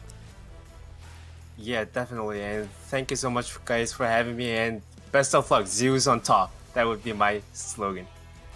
Well, thank you once again, Raz, for tuning into the conversation and sharing the stage with us. It is absolutely going to be an incredible day. 6 games, as Johnny, you did just mention. Anything can happen. I mean, from first day itself, from those jump-in shots to the way Astra Academy played, yes, it was really, really phenomenal. But that was just day one story. You move that along to the other days. Zeus Esports has been climbing the ladder slowly and steadily and are closing the gap. That is where the storyline can very well shake the ground of a team that is on that pole position for now. Exactly, and it was an interesting start to Zeus's journey as well. After the first 3 games, they were outside the top 10, so we were all wondering like what happened. And then Ocean was like, wait, just hold your horses. This team is just... Let them. Yeah. They needed just those 3 games. They needed 3 games and they bounced to the top 8. And today now they've got the opportunity to utilize all 6 games, continued along with the momentum that they created yesterday. It is looking like a really, really close battle. See, anything is possible till, I would say, the top 7. Right. Having number of good games can actually change a lot of things. But let's not forget DRS as well. Ocean said top 7. I said let's not forget DRS. Right Top on the 4. toes of Zeus. Top 4. Yeah, APES as well. Because it's going to be an interesting journey. We know what happened during the South Asia finals, PMPL South Asia Season 3, right? It was a close call, and then it came down to that photo finish in that last game. Just 2 points. Again, it's those 2 points, but we still have the last game. We have 6 matches to go. Talking about points and talking about teams that are really, really close. We've got 1952, a team that is joining in all by themselves from the region that they are from, along with Stalwart Flex and Stalwart Esports. But boy, oh boy, these teams are going to again showcase a different stage today. Yeah. These teams have accomplished quite a lot being on this stage. The only teams from their countries to be a part of this tournament, and they have done a phenomenal job holding on to that pride and fighting for the title. They are still in the contestation for the title, I believe. Yeah, you cannot have the conversation about damage given, damage taken, because both have kind of equivalent ratios against each other. But this comes down to one thing. Even if damage given, damage taken is similar, look at how many kills Stalwart has accumulated. That means, if you talk about the total points, 1952 is going for the placement points. So this is a perfect comparison. One team going for the placement points alongside kills, the other team going for the kill points alongside placement, and that's what they are doing in sheer brilliance. I mean, Stalwart, really remember, they were trying to root out for the chicken dinner, but they were getting kills and kills and kills. But 1952 from the first game, they have been brilliant. I have said this before as well. I said this during PMPL Season 3, and I'm going to say this now. Stalwart Flex is one of those teams that can go toe-to-toe with Zeus Esports in terms of raw aggression. Raw aggression is what I'm talking about. The ability to not be scared and pick any fight that comes their way. That is what this team does. Yeah, I mean, talking about the performance of both these teams, that's what I was saying. The first game of 1952, they had really good. They've had their higher peaks as compared to Stalwart. So Stalwart, they are focusing not much on the placement points. I would say today they should, because they have a brilliant kill-hungry lineup with the likes of Crypto. I mean, the guy is second on the top kill leaders. He has 30 kills. So that is brilliant. So along with that, if you talk about getting those placements, I mean, with the lineup and with the coordination that they have with Uzum and Trent, like those players, Johnny reviews, like those players are amazing. So today, I believe these 2 lineups, I won't say, dark horses, because we know what they are capable of, but I would say they're gonna, dish out some amazing games, which no one might be expecting. Perfectly put. Because again, man, you talk about the momentum steamrolling across. We spoke about Zeus Esports. We can very well bring the conversation to Stalwart as well, because they started off that perfect, steamrolling from yesterday, and that of course could move on for today's play as well. But alongside that, a few more other teams to talk about are certainly going to be the ones that are leading the chart as of now. The competition between them is just going toe to toe, which is of course Zeus Esports, Astra Academy, as well as the Real Soldiers. Now imagine where Zeus popped up yesterday's last match. Both of the teams had a bad match for that one. So if Zeus actually finds up a match today as well, that's kind of in the similar fashion as the previous day's last match. I mean, if Astra Academy falters down, if DRS falters down, that's going to be a really good advantage for Zeus. If DRS, DRS is a really composed lineup as of now. If you talk about like one and a half years back when we saw them starting up their pace, they have learned a lot. That shows in their gameplay. So I would love to see what DRS actually does today. Exactly, but there's the thing that is going on with DRS that you might have noticed as well. Day one, as I said, one of the most consistent and amazing performances I have seen throughout my career, wherein a team refused to fall out of the top 4 in the matches that they have played an entire day. Amazing performance. Day 2, they start bringing in the aggression, and that is where things start going wrong on day 3, because the teams realize this team is playing outside of their comfort zone, and they started capitalizing on that situation. That was day 3 DRS. We did see in the performance graph that there was a bit of a fall off, but now DRS, they need to get back to the same performance that they brought in during day 1. If they can do that and sort of just get a few more kills, that should get them close to Astra Academy, and then it's up to them. Either they can take the risk, go all into those matches and try and take the first position away from Astra Academy, or just play it safe and then just hope it works out. I mean, those things do happen a lot, like if you just talk about it, but it just comes down to one thing, and that is none of these teams, you cannot rule them out till the final game. Yep. They can, even if they are on second or third, they might just, change that second and third for their favor. A team at third can go to second position in the final game. A team at first might falter on, depends on how these two teams just, go all together. But I believe yesterday, the thing that we say, day 3 always is a day of change. Yeah. And it was. It certainly was, because you bring the conversation towards, of course, just specifically Zeus Esports and DRS. We saw a climb from Zeus, whereas a bit of falling down from the Real Soldiers. Exactly. I mean, look at this. 28 points in, this is just day 3's performance. Yes. 28 points in a single day for DRS Gaming, and on the other side we have Zeus Esports with 70 points secured in that same day. It was an incredible run that Zeus Esports made yesterday, and the fight was tough as well, considering how close the top 8 is right now. But DRS, again, we need the same team that we saw on day 1. I want to see that consistent top 4 finishes from these guys in those in the next 6 matches that they have played. They have shown that they are capable of doing it, so why not just bring your A game and take away the trophy? Well, they most certainly are going to be. They're not going to be running away from bringing that A game performance into the lobby. With that, let's get our day started. Let's move on to the schedule. As we did say, 6 games. Only 6 games separate from us knowing who will be the champion of South Asia Championship. I'm pretty sure one of our co-casters is going to be really happy when I say, I want a water circle. We have seen this thing happening in some other PMPLs that we were casting, so I'll be pretty happy if we see, because that just throws up a curveball, a water circle. Just think about it. We saw these things happening around the sides of Lipovka and all, and the circle just moves up forward. Just think about that. 8 teams or 7 teams surviving, they don't know what to do. It's just a curveball, and it's the final day. We need those curveballs. We need those mind-boggling plays to come up. Well, if we are going to be asking for curveballs, I hope we have a northwestern circle in Erangel. That's going to be super fun to watch. Because once you start moving towards the side of North Georgia, Georgia Pole area, it gets tricky to get inside the circle. Most certainly, and when you've got teams like Zeus Esports as well as 1952 and whatnot that do take up that spot, that makes it that much more of a tremendous effort that other teams in the lobby will have to showcase. And that's what we are here for. That's what you guys are here for as well, to get into that exciting plays. And for that, we do need to go over to our casters who are going to be taking us through this first game of the day. It is none other than Panda Bros. Of course, that is Necro and Pain Fixes. Thank you so much, Desk. Today, we are here for a mission. We're going to be repping the Panda Secret Service, and here we are to find out the teams that are going to be targeting the other teams from the upper echelon. And, well, what are we going to do about it? Nothing. Literally nothing we can do about it. But also, we're here to find that one alpha team that is going to make all the other teams look like beta. Maybe, because today it's going to be the decider, right? A month-long journey. We've seen the PMPLs, we've seen the finals today, the South Asian Championship finals coming up. And today it's like the last hurrah, the last ride where we get to crown who conquers the South Asian region. Now, getting back to the first game that we have in hand for us, that's going to be in Erangel. Now, we have that rivalry back again, DRS and Zeus. Now, my friend, if I have to now ask you to choose between one of them, who are you rooting for on this one? Look, if I don't really want to sound biased here, but I'm always with Zeus.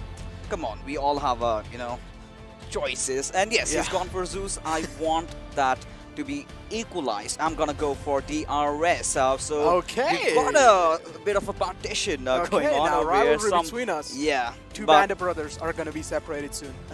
Yeah, I mean, that would be a bad thing, but either ways, getting back to the match. So I'm also in pursuit of the day where I see Stalwart and APES getting their own chickens. I mean, it's been a while that they've been so close, but haven't really made it to the pole position. Exactly. I mean, look, APES is one of those teams that is like one of the most, I feel like they are pretty consistent. Yeah. You can quote me if I'm wrong, of course.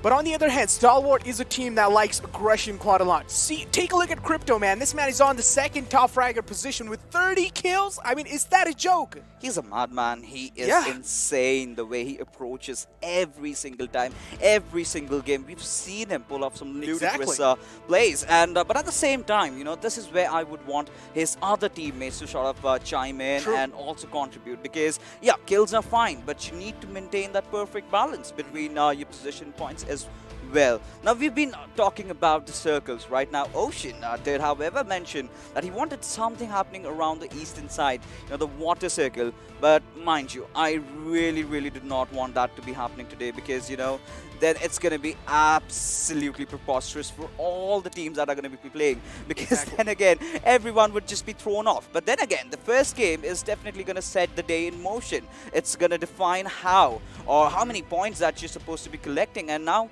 towards those final few games, we will have those teams from the bottom of the table to try, you know, and target the big ones, you know, the big fishes and the big sharks. And we've been privy to that in the previous renditions. But now, without any further ado, let's just head inside the portal and find for ourselves as to who is going to get the first chicken. Here we go, baby. Final day. First game opening over here. This is going to be really exciting.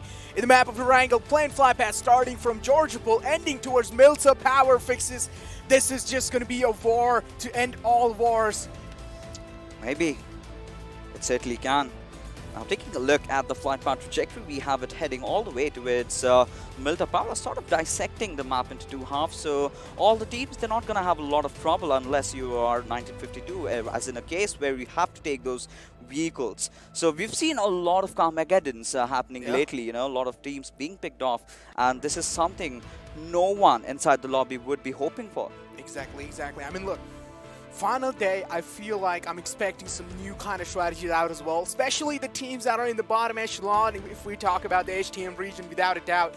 I mean, this whole tournament, you know, 3 teams, they haven't really had their kind of like time of life.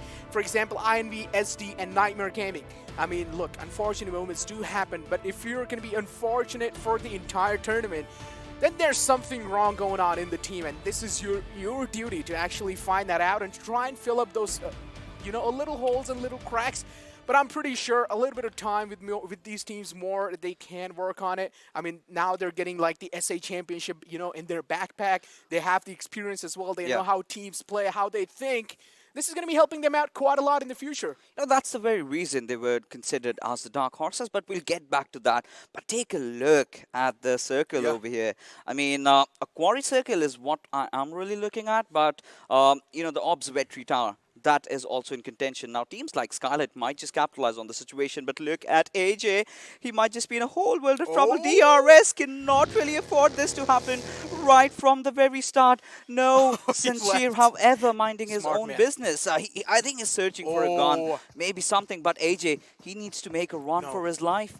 Oh no, this is really bad. I mean, if you have seen, you know, since the past 3 days, we've always been seeing such kind of engagements happening. And here we go. This man has a shotgun. He's missing quite a lot of shots. He only connected one. What is going on? Oh my god, finally connected it. That was kind of embarrassing there. Let's be honest, Sancher. Maybe a little bit of aim target practice can help that out. I mean, AJ, if this man could have just, you know, gotten away with it, that could have been that would have been the most sick play of this tournament. I mean, nothing about that. Of course, we've seen the boys from Zeus, you know, pulling off those shenanigans, but then again, this would be on a whole different level. But either way, getting back to the game, DRS having a nightmare sort of start right from the get-go. And this is something that they would have never thought in the wildest of their dreams. Their highest top fragger being taken down from the early game. I mean, look. That means the team that I voted for is probably a better choice. I went with Zeus. Up till now, Zeus have been doing pretty great in the game. No casualties in the Georgiapol area. Have the whole containers and overall the houses for themselves as well. What else do you need, man? You're going to be securing so much loot with yourself. On the other hand as well, look, DRS's teams are kind of, separated away from each other. Now they're in Yasna Polna. LIT has the half part of it. DRS has the half part of it. So I feel like fights might happen there. But since the past we've been seeing, those teams haven't really been engaging. Right now, considering that we're talking about DRS, now we already do know for a fact that that is not the kind of a start that they had hoped for. Yeah. But either ways, they might just lock horns with LIT. It can happen. The final day, you are subjected to a lot of things that you would have never even imagined for. We've not seen that skirmish break down in Yasna at least, but today it is a possibility. But then again, coming down below towards the southern side, we did not see the players of Stalwart really going for the military base. Rather, they've gone in for those early rotations. I think they are going to be just taking that center, which 7C are also trying to contest for. 3 teams right next to each other. Actually 4. 2 members of SDGaming right next to the lads of Stalwart Esports. And then we have 7C in the clotheslines. And then we have Skylightz Gaming right above them. This is going to be kind of like an absolute massacre if these teams just spot each other out. And we do know, once one team just shoots at someone, the sound cues are given away, all the bees will be attracted to the suite.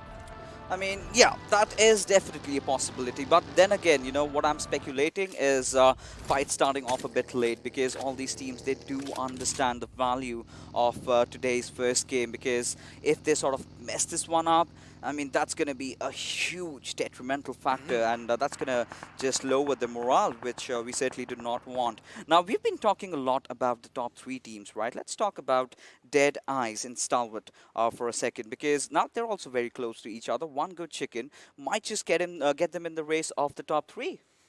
Definitely can. But up till now, only one lad out the game.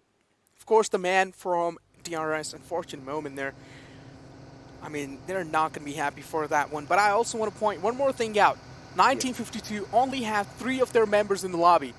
Ouch. Now, already being handicapped, at least DRS must be feeling good that there's other team with 3 members only. I mean, DRS, they've got bigger problems than being concerned about 1952 right now. True. They've got to deal with the likes of Zeus and, well, Astra Academy. Apparently, talking about Astra Academy, they haven't really started with the rotation yet. So we're going to see that late rotation coming in. But what I'm really worried about is, again, are they going to be stubborn? Because they have been doing that. They have been sticking towards that same game plan. They send one of the boys to scout on from the Nova Bridge, and eventually he ends up getting taken out. So right now for Astra Academy, what would be really crucial right now is to have all their 4 players alive till those final circles. And if they manage to do that, I'm pretty sure the boys might just get another one, get the 6th chicken dinner. For sure. For now, all the teams kind of traversing in the circle with their vehicles. We do see that on the map. Zeus, though, still having a great time in the same city. I mean, they don't really need to move in unless they want to aim for that center of the circle. Since the past, we've been seeing, Zeus kind of doing that. But seems like this time they're kind of going to be holding their horses in the same place, which is fine. This is what we kind of expected, strategy change coming in from their side. And probably most of the teams as well. I'm also seeing some, teams kind of taking different rotation routes, especially with LIT as well. Sometimes they used to go from the bottom side near Roshawk, and now preferring that over top outskirts, which is understandable. But PN Crew is the team that is right next to them. And if they clash against each other, I mean, I feel like it's going to be pretty much detrimental for both these teams. It is going to be devastating, but PN Crew, having started this tournament in a really good fashion, have somehow fizzled out. But Otzi, he's under heavy fire, and DEADEYES apparently in pursuit with those cars heading in. And Otzi, can he make it into safe cover at the right time? And indeed, he succeeds.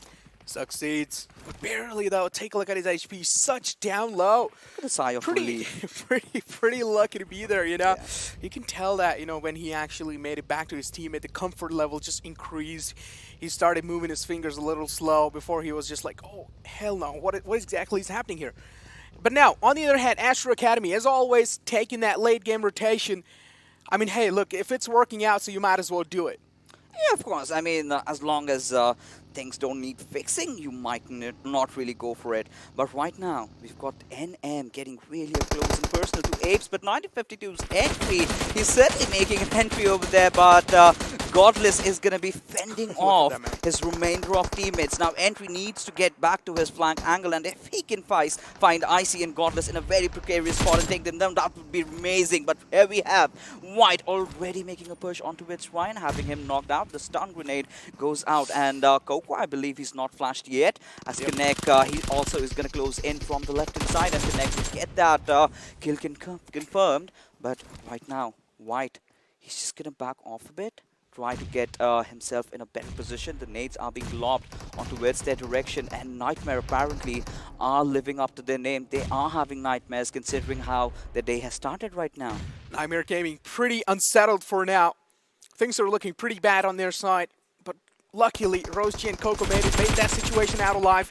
I don't really know AK6X is the way. I have seen people use it, but I feel like it's kind of like unstable. No, I mean, come on. It's been a while. The game has been released for a lot of years right now. We've seen a lot of ridiculous things. I mean, I've seen 6 times barrel spray, so I'm not really going to be surprised, you know, if players are really proficient with that 6 times on AK. Of course, you recalibrate it to 3 times, and it sort of gets stable. If you've got that comp along with it, it is a really good gun. But taking a look at how the circle is shrinking, we're sort of heading towards those quarry areas. Now, we haven't really seen a lot of quarry circles lately, but you know, I'm really keen to see as to what these teams are going to be putting on the table, considering everyone sort of is traversing around. And Otzi, oh my goodness, he's a poor man right out in the open, has nobody to save him. Is someone at least going to go for him? On the other hand, no, jokes apart, DRS, I feel like I'm also going to be having my eyes on them because they are in the top 3 and they won that first place. So Astra Academy, I feel like they are going to be in danger as well. They're going to be having that, you know, pressure. Now they say, you know, maintaining is okay, but, you know, keeping that top position is the most toughest thing to do. Yeah. And Astra Academy is going to be feeling the pressure for now because they're the king of the hill. That also means they're the center of attraction. On the other hand, SDGaming taking a lot of damage. His teammates are there in the back lines. And Ken, what a heroic entry. Yeah, indeed, but you know, after that heroic entry, he falls down instantly to Otzi as the fight breaks down. Jimmy goes down as well. It all comes down to Bay and Kaye as he's going to try to spray down onto its assassin, but is going to be heavily pounded by those bullets as he also falls down, leaving the last player, Kaye, to be alive. He's going to do a lot, but can he just, you know, making those movements around those warehouses as he's been spotted? We've got to see if at least the players of High Voltage are going to be ending this day on a good note, because the way they've started, they're looking promising. They are actually committing in for the kills. Now, had they done that, you know, right from the very start, we would have certainly seen them in the top 5. If Kaye didn't run away, this could have been a flawless squad wipe without a doubt. But Kaye has been spotted out, so still the chances are there. And look at Kuni, man. This beautiful positioning coming out from this lad. He wants to find himself that sneaky angle, that cheeky angle onto Kaye. But there's no way he's going to, because now he smoked himself out. He has been shrouded by smoke. And Kaye kind of repositioning himself on that rock, getting on top of it, trying to get a little bit of elevation, that high ground advantage. We do know what it is capable of. And this is going to be a flawless squad wipe from the lads of High Voltage. No, High Voltage were really prepared for this. And SD, well, they just came in here to, you know, find a safe haven.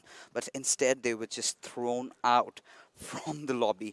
But either way, that being said, we still have High Voltage sort of holding the center along with 7C. I'm really keen as to see where the next shrink is going to come down to. But now we've got 1952 in a whole world of trouble as Team LIT just ramming on towards their compound, as Hoshan has taken a lot of damage, but Zivi is going to be providing that quintessential cover fire just to try and delay things a bit and make sure that he gets the heals up. But this is where Zivi had a chance to take him down, but rather just holding on. C Minor, he needs to heal himself up. How on earth is he going to do that in the right nick of time? As Tawfiq, he's completely helpless, cannot really save his teammate. As Hoshwan finally finding the body of C Minor will, however, get the knock and will convert into a kill.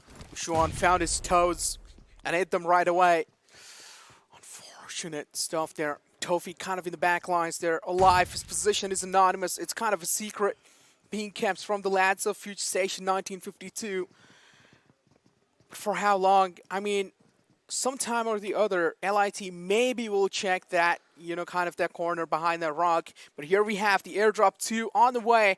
And it's going to be the AWM on board, finally gracing the water with its presence. I mean, it's too far. And though, of course, it's too appealing. I barely think that teams are going to be going for it. But look at Tawfiq. He is one with the natures, trying to put up a fight, go against Shashin. But that is not going to happen today, as we see the Gods of Thunder making the rotation. Look at Mr. Boro. All right, his vehicle has already bursted. Now, if Zuyol sort of capitalizes on that situation, then DRS will find themselves in a whole new world of trouble. That black McLaren, though, just looks beautiful in those rye fields. Kind of stands out. That's the irony there. Who would drive a McLaren on the rice fields? But Mr. Boro has been taken down. Well, here we go.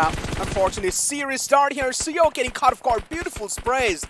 Those beaming sprays from such a far distance, and did on top as well. What exactly is going on? The vehicle blew up. On top went down with it. At least he's lucky that he was not in the vehicle. I mean, either ways, Astra Academy are actually committing for it. Look at Scurvy. He's closed in on the gap and will find on top. And he was bleeding right on his knees, and no mercy being shown over here by the boys from Astra Academy. And we're talking about the Mongolians. They do know how to start the day. And with the way they are playing DRS, look at them. Mafia Ninja, the solo survivor for the squad. A lot of burden on his shoulders. Can he pull off a miracle? Certainly he can. He has the caliber, but he cannot solo wipe all the squads. He will have to kind of play like one of those snakes in the game and try and wait out till those fights happening, which is fine. It is also one of those strategies that is in the game. Camping is a part of game. If you want to win, you have to camp. Without that, you cannot do it. But on the other hand, if you're Zeus, then things are pretty different. But this game, we are seeing Zeus, kind of holding their ground, which is understandable. Final day, you want to make your mark on the top leaderboards on the #1. And this was the replay that Zol this was how completely DRS just got decimated. And that buggy, though, I mean, out of control a little bit there. I mean, a lot of teams are facing issues with their driving skills. I mean, that's one of those most important skills that you need to master, because in certain situations like this, had you been a good driver, you will certainly have gotten away with it. But taking a look at this airdrop right now, I mean, the AWM, a weapon that certainly the players of Zeus would be wanting to get their hands on. But, if we take a look at the circle right now, it's gone a bit towards the western side. Now, look at Stalwart. Now, this is the perfect game that they could have asked for, but look at Zeus at the same time playing from the shorelines. Now, this is one of those very peculiar circles that we are witnessing. We've seen those shoreline circles, but usually it's a bit towards the northern side. Now, coming down towards the southern side, it's going to be really interesting as to what the teams are going to be putting on the table over here. And look at Fear, though, went down instantly within a blink of an eye. On the other hand, Stalwart Esports going head-to-head against the lads of Nightmare Gaming. Up till now, they haven't really had the time of their life. TDK got their first chicken dinner yesterday. Are they going to be able to repeat it today? I mean, if TDK gets I don't know, even if 3 or 4 chicken dinners back-to-back, maybe that can put them up back on the top leaderboards. It's almost next to impossible, though, because teams that are playing in the game, they're not going to let that happen that easily. As soon as they see a team, just pull off back-to-back chicken dinners, they are probably going to get targeted. I mean, considering how Stalwart have positioned themselves, I would have really loved if one of those players were in the visit tower, so as to speak, because it gives you that area, it gives you that extra bit of an angle, and he can provide that cover fire from around there. Now, they've got all their players in those 2 compounds. Now, that might be a little bit dicey for them, but look at Icy. I think he smelt where DRS is, and Mafia Ninja is nothing but a fish right now.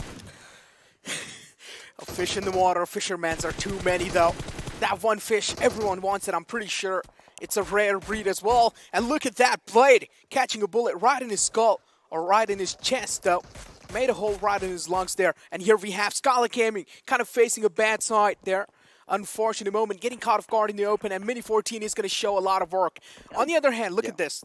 Area vicinity, I mean, Nightmare Gaming do have this kind of pump for themselves, but Stalwart Esports, I still feel like they have a little advantage. You know, this is where I was really emphasizing on that visit now, right? I mean, had they had their players, they could have actually contested Nightmare in that certain condition, because they would have 2 angles to cover, and if they find that one knock, you know, the remainder could have just pushed on towards them. But that would have been a risky play, because now Stalwart, they are eyeing for that chicken. We know that they're good on that kill department, but what they can really work out is on those positions, right? But now Astra Academy in a bit of a pickle, as one of their players, Top, has fallen down.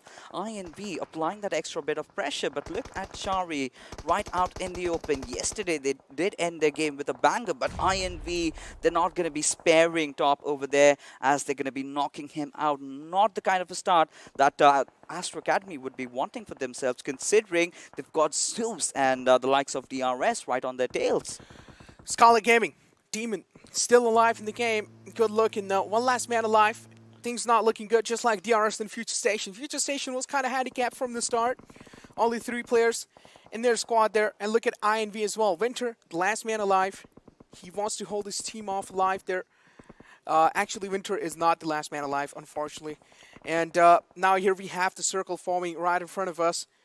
And take a look at this circle shift, you know, kind of dividing between those road lines. Now, this next circle shift, though, is going to be kind of like the decider of the game. Yeah, absolutely love how the circle is taking those shifts, you know. All these teams are into their thought process as to where to go, because this is one of those uncharted territories that where you usually do not really see the circle forming out. So it really comes down to how well versed they are with the topography of the map, how well versed you are with the greener pastures. You need to find the right covers, as Curry has also been taken down. The smokes definitely have been deployed, but is it going to be there in time for him to get the res back on? Action has to do a lot of job over here, and I think they successfully have managed to, you know, sort of keep up the teammate alive.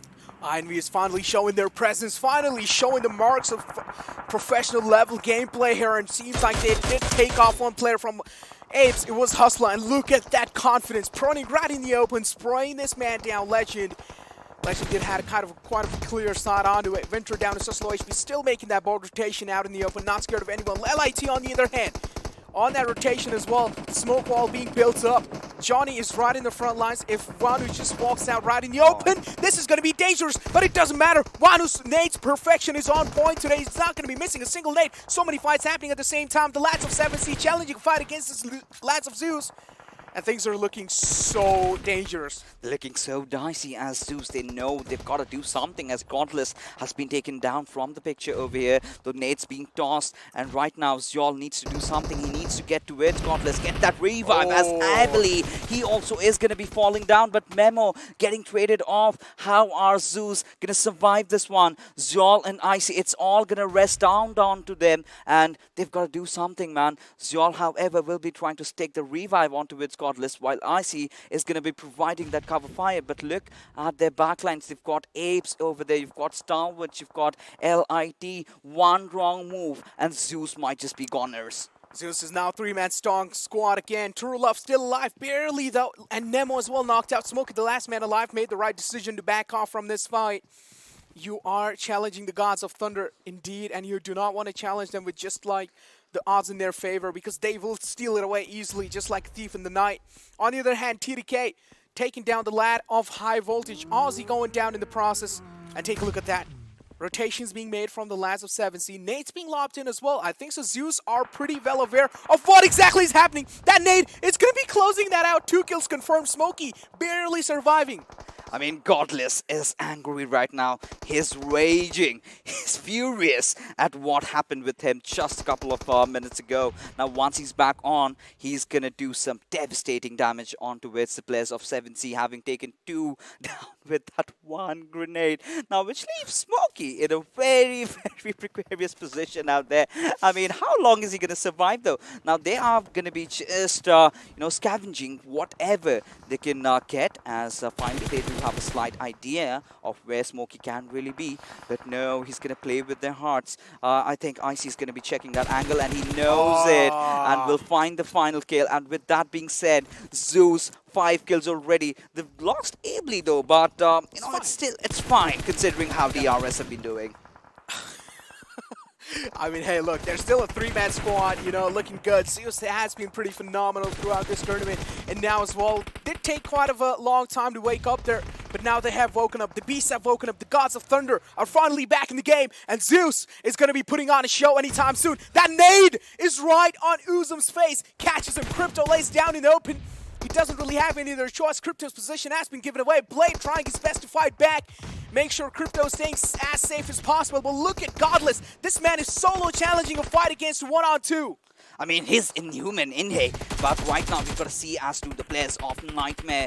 They are also going to be taking a lot of shots onto the players of LIT, but how on earth is Stalwart going to enter inside the circle? It's going to be a godless show yet again as he manages to knock down 2 this time. Crypto being the last surviving member, but how long can he hold on? And Crypto being taken down. This is Stalwart. The Pakistani dreams being shattered around again by the gods of thunder. Dreams have been shattered by the lads of Zeus, and it seems like they are here to cause destruction in the entire lobby. They seem pretty unsettled as well because they want to find a lot of kills for themselves. Godless, on the other hand, is more like God himself. Here we have Icy as well, picking a lot of kills for himself. And this seems like Zeus are just the farmers, and they are looking for those kills to farm. I mean, the Zeus right now, they are a force to be reckoned with. I mean, they're looking unfazed. They have 3 players, but that really does not deter them from going for those pushes out there. But Roshi, how long is he going to survive that? One more nade goes on towards the direction, right out in the open. But the kill has been taken. Now Icy, he's going to be mad. How on earth could LIT commit such an offense out there? And another nade might just go anytime soon. Right now, just peppering down those bullets, rather rattling them down with it. But Zeus, how are they going to do it? Oh, Godless might just be in a whole world of trouble. He's been taking some massive damage, but has to heal himself up. And right now, he's picked all those grenades. Now he's going to lob it into the direction of LIT, which is going to connect. Almost. Zeus is making those flawless executions one after the other. It seems like they're not putting any effort. Vehicle blown away. Zol went down in that process. Godless still alive, though. He can get the res onto him. Icy down to such low HP. Deciding to back off. A good decision there, but maybe should not expose his body a little too much in positions like these. Opting out to heal himself first, which is a good choice. But now Zeus also has to kind of cross the road to make this, and this is where things will not really be on the side of Zeus's lads because they will be out in the open. Indeed. Now, considering the fact that you've got Sjol and Godless kind of bleeding over there, Icy has to do everything solo. But I really have to commend the boys from DEADEYES, considering the kind of a start that they had. They have also recovered pretty well. But Wanu, he spotted Icy. He's going to take those shots. No! And with that, the knock is going to come. But no, Godless. He's been taken down, but it was Zol who's still keeping his team alive in contention for that chicken dinner. But look at Astra Academy. They're still alive, but the numbers on T2K is just too much. But we have seen them crumble. And is that going to be a same affair for them today? Or are they going to take the dinner, take the crown, take the glory? What's going to happen as just 5 teams are remaining? We have seen TDK kind of choke these kind of situations out in the past, and anything can happen though. They have also won that chicken dinner yesterday, so they might be feeling themselves up this game. Godless wants to get the res onto him. Godless res is there now. Zeus might just be back on their feet again. All 3 players back on track, healing themselves up. This might just be a massive competition, and TDK should be as careful as possible. You know, I really love how, Team Zeus goes in for those revives in those clutch situations. Yeah. Because these are the times that you really cannot afford to do that. But look at those nade barrage coming in from the side of T2K. But apart from that, look at Icy. He looks completely unfazed. But the nade coming in onto Zol will, of course, take him down. And down go the gods of thunder. That's Team Zeus. But T2K, they've taken a lot of damage. Already 2 players knocked out. But look at Sandesh. Oh, my goodness. He has somehow taken his team to the 3rd position. Now, we've been really critical about the players of PN Crew starting off really well, then sort of fizzling out. But here they are, back to the grind. Between this whole thing was happening, Astra Academy is still alive, staying kind of silent the whole game, and now finding the right moment to strike. Action down to such low HP. Here comes the seamless aggression from the lads of TDK. Action getting spotted out, but he does have the airdrop for the cover. He certainly does, as Frankie will be lobbing that grenade into thin air onto its speaker. If he finds that knock, this is a goner for them, and T2K might just have their second chicken dinner coming in. But right now, we can see Rated. All right, he's trying to just boost himself up, and there is the opening. Frankie does find it, and now Action, it all comes down onto him, and does not really have that perfect HP, and it's just a matter of seconds before which T2K will be committing in for the push. Rather, he's just going to burn himself down, does not want to give the kill. A really smart decision, and T2K getting the second one in the bag. Exactly. I mean, what a way to close that game out, isn't it? I mean, TDK, well-deserved and needed chicken dinner. You guys needed this for sure. More, 2 or 3 more chicken dinners, and then maybe you guys will be on the top 3 or top 4 or top 5. I don't know. Probably you guys will be. I'm really bad at math, so I'm not going to be calculating those I mean, scores. we both are, right? Yeah, We yeah. certainly do accept and agree on that. But either ways, I mean, well, T2K, the boys did say they're going to get all the chicken dinners, but they've started one, and maybe the 5 more remaining games, they might just pull it off. Come on, we are dreamers. But right now, what we are going to be doing is take a quick breather, because the analyst desk is coming right after this to break all the fights down.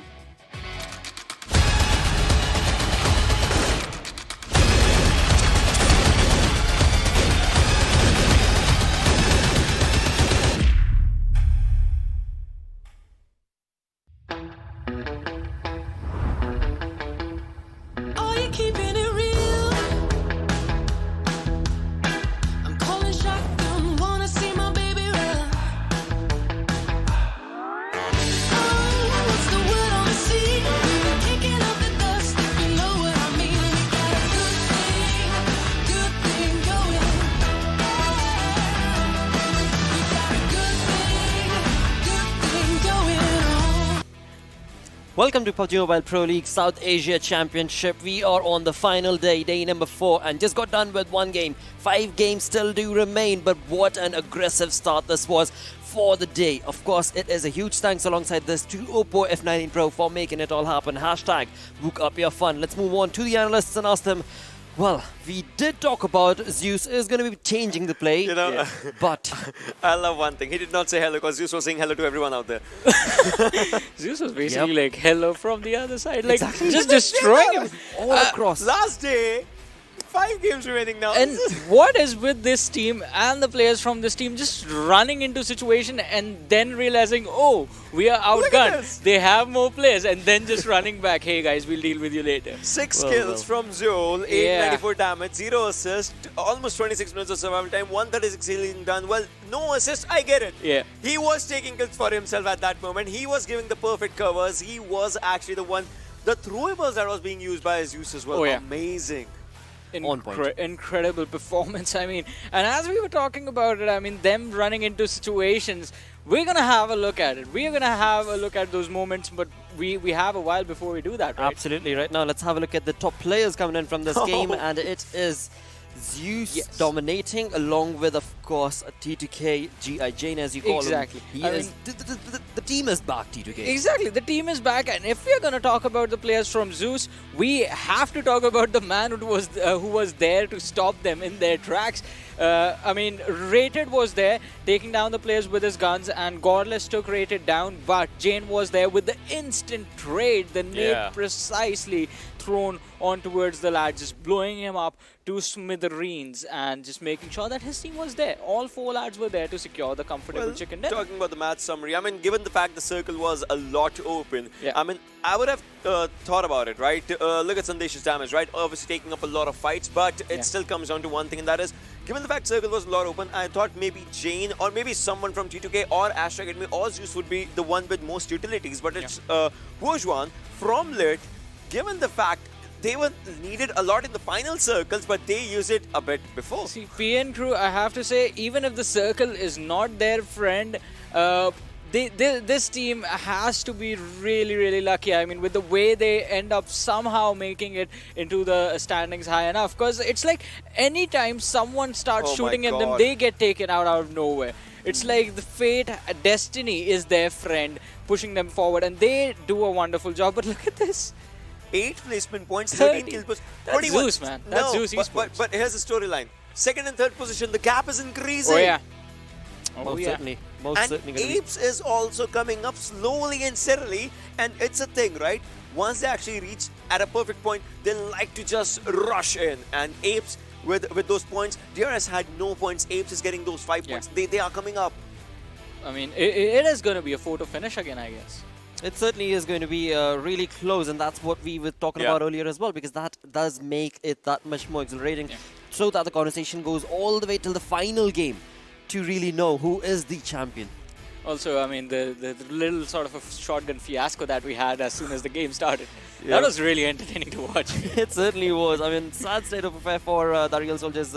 Rotation not working out, and the drop itself not really being on point. But boy, it does happen. It's absolutely fine. Let's move on along, because there are still 5 more games remaining. Let's have a look at the zone analysis. I mean, Circle did have water, but not a lot though. But right, talk about DRS. This time the Circle kind of did not favor them. So, you know, going for those late rotations. Because look at this. They were still in the blue zone, and the Circle shifted away from them. That means they had to move inside. But look at how many teams had the cluster around them. And even if they moved inside the zone, they did not have a comfortable position, because there were still a lot of teams around them. Hence, they had to just, you know, rush into vertical fights. And this is where Zeus, this is where PN Crew, and you know, like, these teams had a really good advantage. PN Crew, they had a lot of, like, the whole shoreline for themselves. But I have to talk about the winners of the game. That was a 200 IQ rotation that they put up from the 3rd circle to the 4th circle rotation. As we do notice them towards the southwestern side of the circle, before this, they were the team outside the circle. They were nowhere near these positions, and they were actually, it looked like they were going to head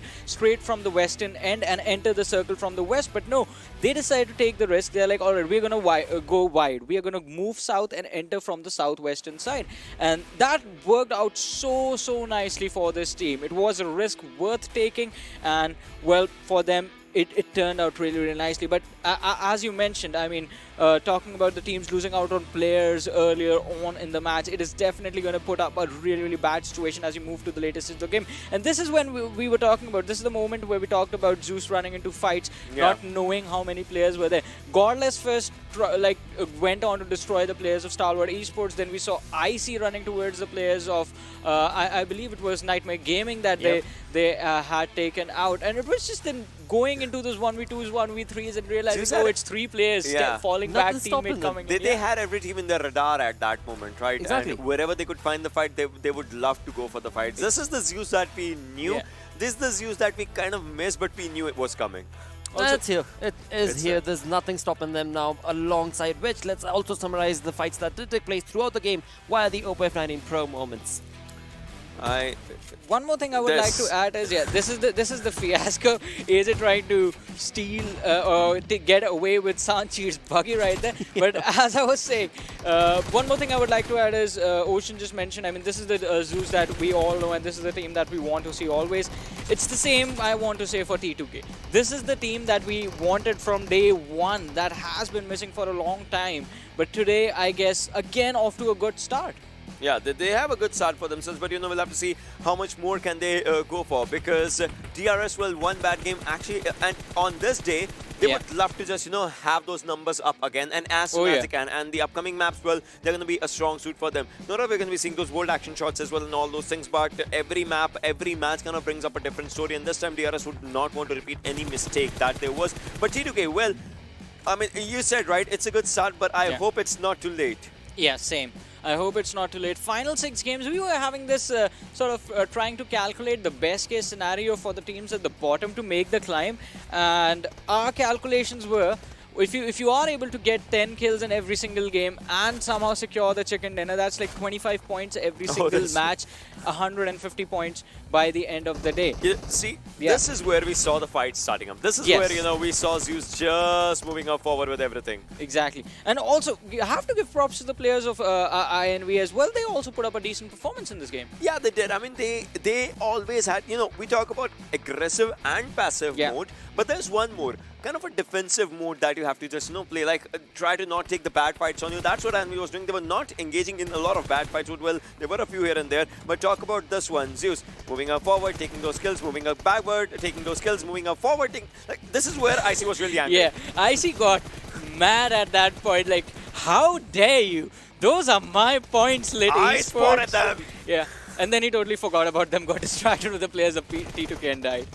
Well, that did happen, but T2K, I mean, this is where, T2K got the advantage for themselves, and then the Molly and everything. Well, T2K had this game, so this was the second one for them. Let's see, what holds for this team.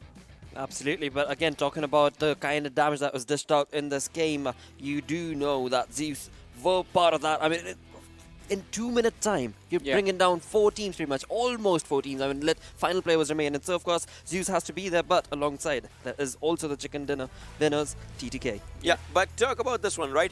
We had this conversation. Stalwart and 1952. Both the teams did try to give up their best, but they failed to execute. No, not talking about Stalwart, right? The circle was onto the southern-ish side. They did get a good hold of the zone, inside the zone for themselves. They did move inside the circle. 1952, well, these are the teams that not just we, but their entire regions have their eyes on. These two teams is what the region has the faith with. So we'll have to see what these two teams just bring up in the next games. Absolutely, because again, I mean, we do know that when it came to this game, it was only a 3-man squad that 1952 chimed in along with, and that too was slowly and steadily knocked out, and only entry remained. So, I mean, yes, it was a tough start, but when it comes to the storyboard is going to get moving on along at a faster pace every single game. So that is where we move on down to the overall rankings itself, and that showcases what sort of a leap are we talking about from Zeus Esports. Get in closer. Yeah, and they have crossed the three-digit kill marker by quite a lot now. Now, go for the placement points. Come on, Zeus. Come on. I don't think they are thinking that way. They're like, again. Yeah, but we are. we want a lot of things. We wanted a water circle, a northwestern circle. Well, we had a western circle, but that's all we got. So this is where it is, right? APES 159, and then so in this format, you saw DRS has 60 plus kills. Like they need to go for those kill points. T2K. It's not too late. It's not too late for T2K. They can make the climb up to top 5. They'll have to have good games. That's the condition. That's the most important condition. And not let the game get to your head, honestly. And not let the top 8 get to your head as well with the competition. Because even if they have those points, things might falter down. Because see, they might be getting a second place, third place finish. But what if Zeus is getting a chicken? What if DRS is getting a chicken? What if Astra Academy is they're still getting those points for themselves? Exactly, and at the end of the day, it is about getting those points one way or the other. The team has proven they have proven it time and time again. The lineup is well known amongst the region. They are some of the best skilled players in their country, and over here, again, the opportunity is there. 5 matches more. 5 matches remain for them, and if they can get, I would say, 2 more matches like this, that's it. They are in the top 5. They are even in the top 4. Absolutely. Based on how the top 4 performs. Absolutely, that is where the journey has taken us till now. Let's get the day moving on along and bring up the schedule. There, we just got done with game number 1 for the day. Now, we jump into the territory of Miramar. Miramar. This is going to be an interesting one because obviously we have 2 Miramars today, and it's pretty sure this is, so we call it like this, second last Miramar to change up anything. Then obviously it's going to be last Sanhok for the tournament. So in the second last Miramar, I would want to see one thing again, just like we talked about yesterday's Erangel, the day started. Which team is going to change their drop location? There were a few teams that changed their drop locations yesterday. I would love to see this happening on Miramar, or maybe teams at 13, 14, 15, 16. What's your YOLO strategy to just, go with the flow of the game? Are you going to drop on some other team now to break their game maybe? Or are you, because 13 to 16 gets you a set of prize pool. Then moving up forward, every team wants to be onto a better spot. Exactly. I mean, you want to maximize your winnings from the tournament. That has to be the play right here. And as Ocean was mentioning the YOLO strategy, we did sort of see a glimpse from Nightmare and INV in the last match. And SDGaming did not even get an opportunity as they were absolutely destroyed in Erangel. So this is going to be their opportunity to showcase alright, this is what happens when we let ourselves lose. Exactly, and I mean, again, so the conversation for now, as we're talking about, these aggressive horses in the lobby, we do have a few of those teams that are in the top 5 itself. But then, on the other side is where the conversation can very well just lead down to what Ocean was mentioning. Get into those fights, never mind good fight or bad fight. The best you can walk out with are some kills, are some points. And with that, let's move on to the casters, the boys who are joining us virtually. It is none other than XP and Blay. Well, thank you very much for that. Oh, this is a new transition, cutting like in this. with a wipe effect and everything. But thank you for that, Blotter, and of course the other two good-looking, wonderful gentlemen on the desk, of course, Johnny and Ocean as well.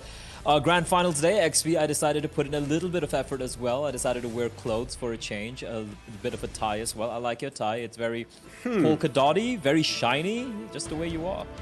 Just the way. Wow. Oh my goodness, that was a genuine compliment coming in from Blay. I mean, you made me speechless. But again, I love the fact that you put in the effort. You have that red tie right over there. It's nice. How does it feel like actually dressing up for a change, Blay?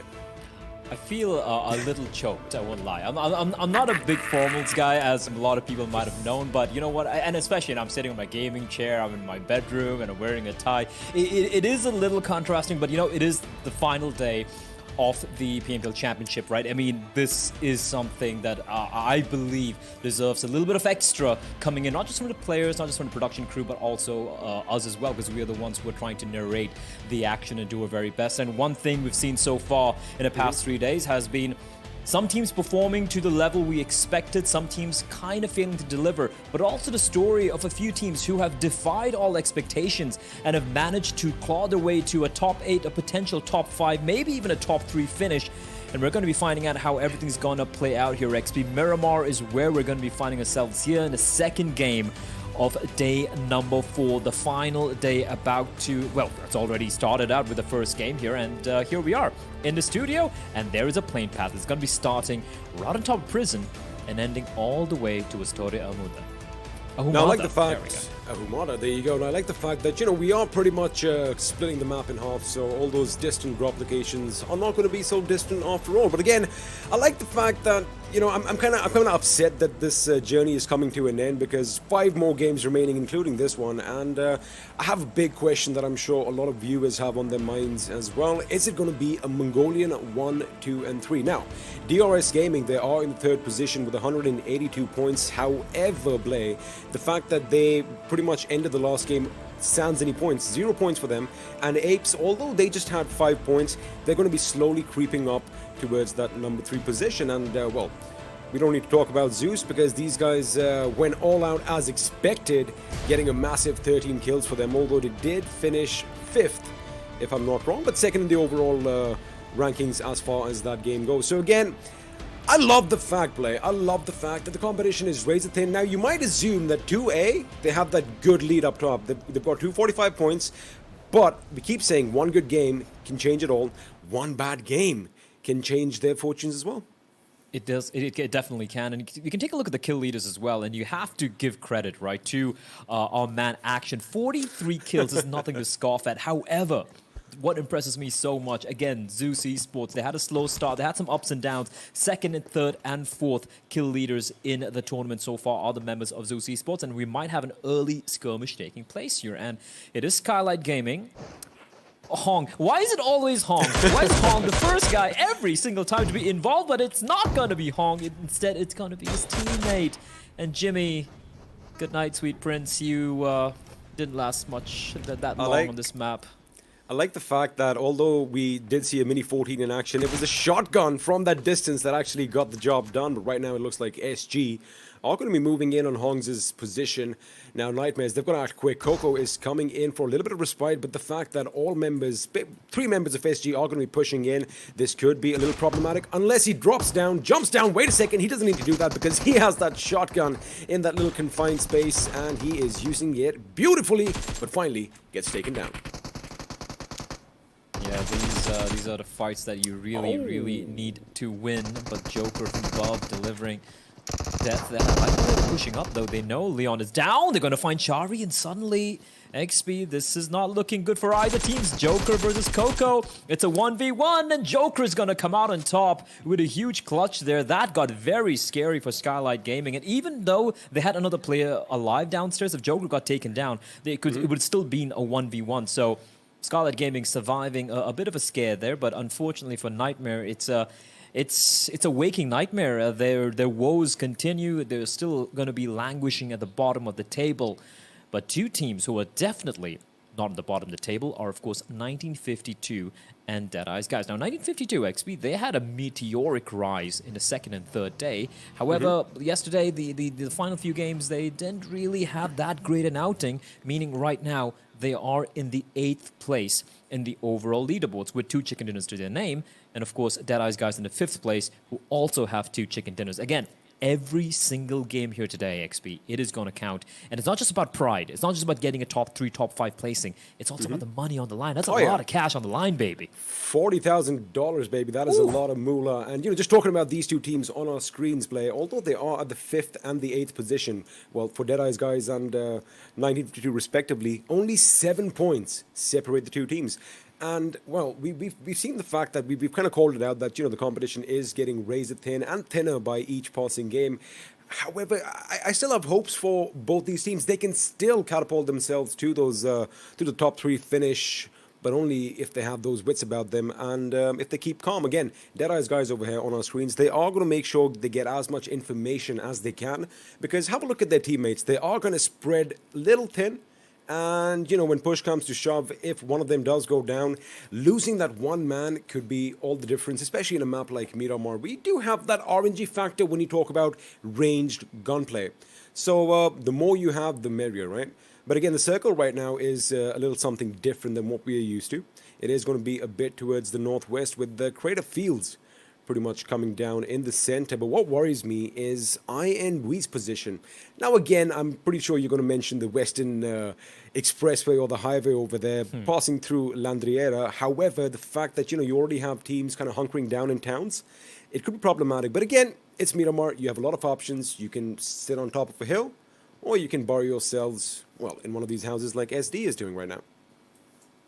And a team who's not hunkering down in any particular position, but rather looking to catapult themselves to the top has been T2K, right? Like, they're a team who, at the middle of yesterday, I really thought like they were out of it, right? They're going to be in a bottom 8 placing, but they had a fantastic couple of games yesterday, and then, of course, getting chicken dinner in the first game of the day. Now, if you look at the points they have, 9th place, you look at the 9th position, you're like, they're still in the bottom 8, but 143 points. APES are 159. That's 16 points difference between the 4th place and 9th place. One more good game here from T2K, and suddenly they're competing with the top dog. So you can never count anyone out in T2K. I don't know where they got the second win from, XP, but it does really get me excited. What is getting me excited as well is this very tantalizing fight which might break out between Deadeye's guys in 1952. Now, Magnet is by his lonesome, although if you look at the minimap, his teammate has arrived to help him out in a vehicle that is going to be entry. So Magnet in entry, holding on to that abandoned, uncompleted building, and we have his other 2 teammates joining the fray as well. And this could be an interesting fight. Shifu, that is a bit of a mistake from Shifu, in my opinion, XP. He spotted the vehicle coming in, he rattled off shots, but he was out in the open, exposed to the bullets from Magnet, and he's going to be taken down. Totally exposed. The fact that he was pretty much in that doorway and his entire body was on display was a little bit of a blunder. But of course, that car banging into that rock might have been a little bit of cause. Ooh, that grenade almost finding its mark had it been inside. But now Deadeye's guys are going to be on the defensive. That one just bounces inside and it does tremendous damage as Shifu is obliterated and Suyo goes down. That means Hungry Rocks is now going to take the fight up against Entry. Entry trying to enter from the left side but gets taken down in a flurry of bullets. And have a look at what I see on the tippity top of the mountain behind them. It's the boys from Zeus.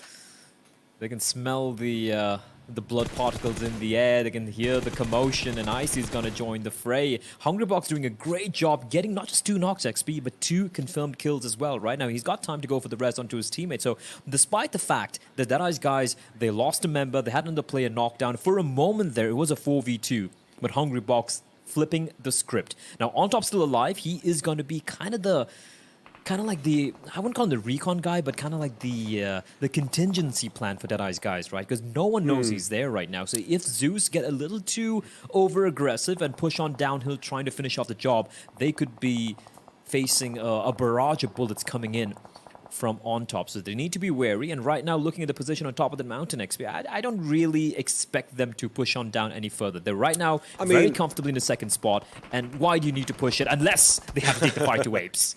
Well, it looks like the Apes are bringing all the action at their doorstep as Godless has been taken down. And White is, in fact, being a bit optimistic as he moves in closer. Elsewhere, Senchir is going to get an amazing headshot on one of the members from Zeus Esports. Now, Deadeye's, guys, you did kind of mention the fact that, On Top's position was not really revealed. We're going to hold on to that thought right now because it looks like White might just cook the perfect grenade a bit to the right, but it's definitely going to funnel them towards that smoke. The question is he going to go in alone or is he going to wait for backup? Because, mind you, they still are about 50, maybe 60 meters out. Well, the backup is doing what they do best as Sanchir takes out a member from Deadeye's, guys. Now, Zeus, they do seem to be in a world of trouble, but as soon as IC is going to be picked up, I'm pretty sure they can work things around. As have a look at that. They've already started on the flank. Now, you see that little cliff right in front of you on your screens. That is where they're going to pop off. But at the same time, Ably and IC need to make their move as well. Bear in mind, all these teams are situated well within the play zone, so they don't really need to fully commit to these fights. But APES XP right now 4th position, trailing quite substantially behind their Mongolian counterparts on DRS Gaming, so they're just pushing ahead. They want to take this fight, they want to win this duel. Fortunately for the side of Zeus, the reses have taken place, and Sanchir, mind you, he's on the back lines, but he's been hitting some nutty shots with that Car 98 of his, so he could be quite dangerous indeed. Nade again cooked, a jump and a toss, and it's gonna find Godless. That is just pristine. Reply nade from Zeus deals a bit of damage, but it's not going to be too much. Hustler's going to fall down. That is unfortunate. And now APES, despite getting the initial knock, will have to regroup and try and protect Hustler while they try and get the res as well. That's going to give a little bit of time for Zeus to kind of work their way. Then Molotov could have ruined everything, though, XP. Had that been a grenade, it would have rolled down. Oh, actually, you know what? They're on the other side of that rock, so I think it wouldn't have done any damage.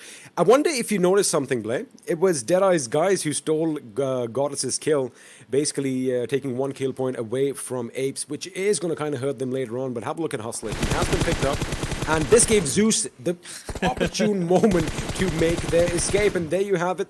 They're all in the vehicle. And these guys are riding into the sunset. They're like, you know what, we lost a member. We're going to recuperate a little bit. We're going to get some higher ground. We're going to use our Mini 14s to good use. And we'll see you when we see you. But again, I've got a question. I've got a question for you, Blake. It's going to be about the fight that we witnessed a little bit earlier between Deadeye's guys and 1952. Entry, the moment he took his Mirado and kind of tried to ram Deadeye's guys' position, why did his teammates not follow through? Because he was the only one who was going to set up the flank. I mean, I'm sure a little trade could have come off. It was a little silly that they did not anticipate anyone behind. Anyone behind that wall. I mean, come on, whenever I see some bold action, you know me, I'm going to lose my chain of thought. But anyway, it could have been a slightly better coordinated, is all I'm going to say. I'm going to get back to... I agree with you. Firstly, I feel like he wanted to neutralize a threat immediately, but I felt like he got a little too overeager there. And right now, this battle between 7C and DRS, both of them on top of these 2 peaks, a battle of the twin peaks, if I might say it myself. I like that.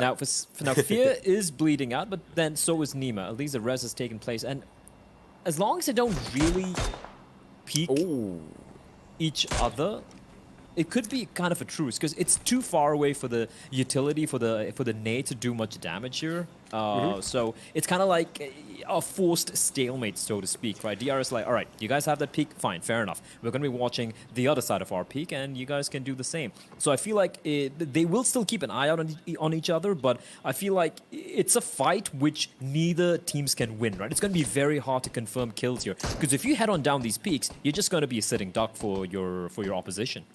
Also, you got to keep one thing in mind, especially for a team like DRS, right at this very moment, that mental pressure is going to be building up because they are in the 3rd position, and starting your day off with 0 points is not the most helpful. But what is helpful is the fact that they are pretty much in the center of the circle on those high peaks, the twin peaks, as we just mentioned, just southeast of that massive crater in the desert over there. But now the circle is going to shift a bit towards the southwest, and, well, lo and behold, their position is still intact. But this is what I'm going to say.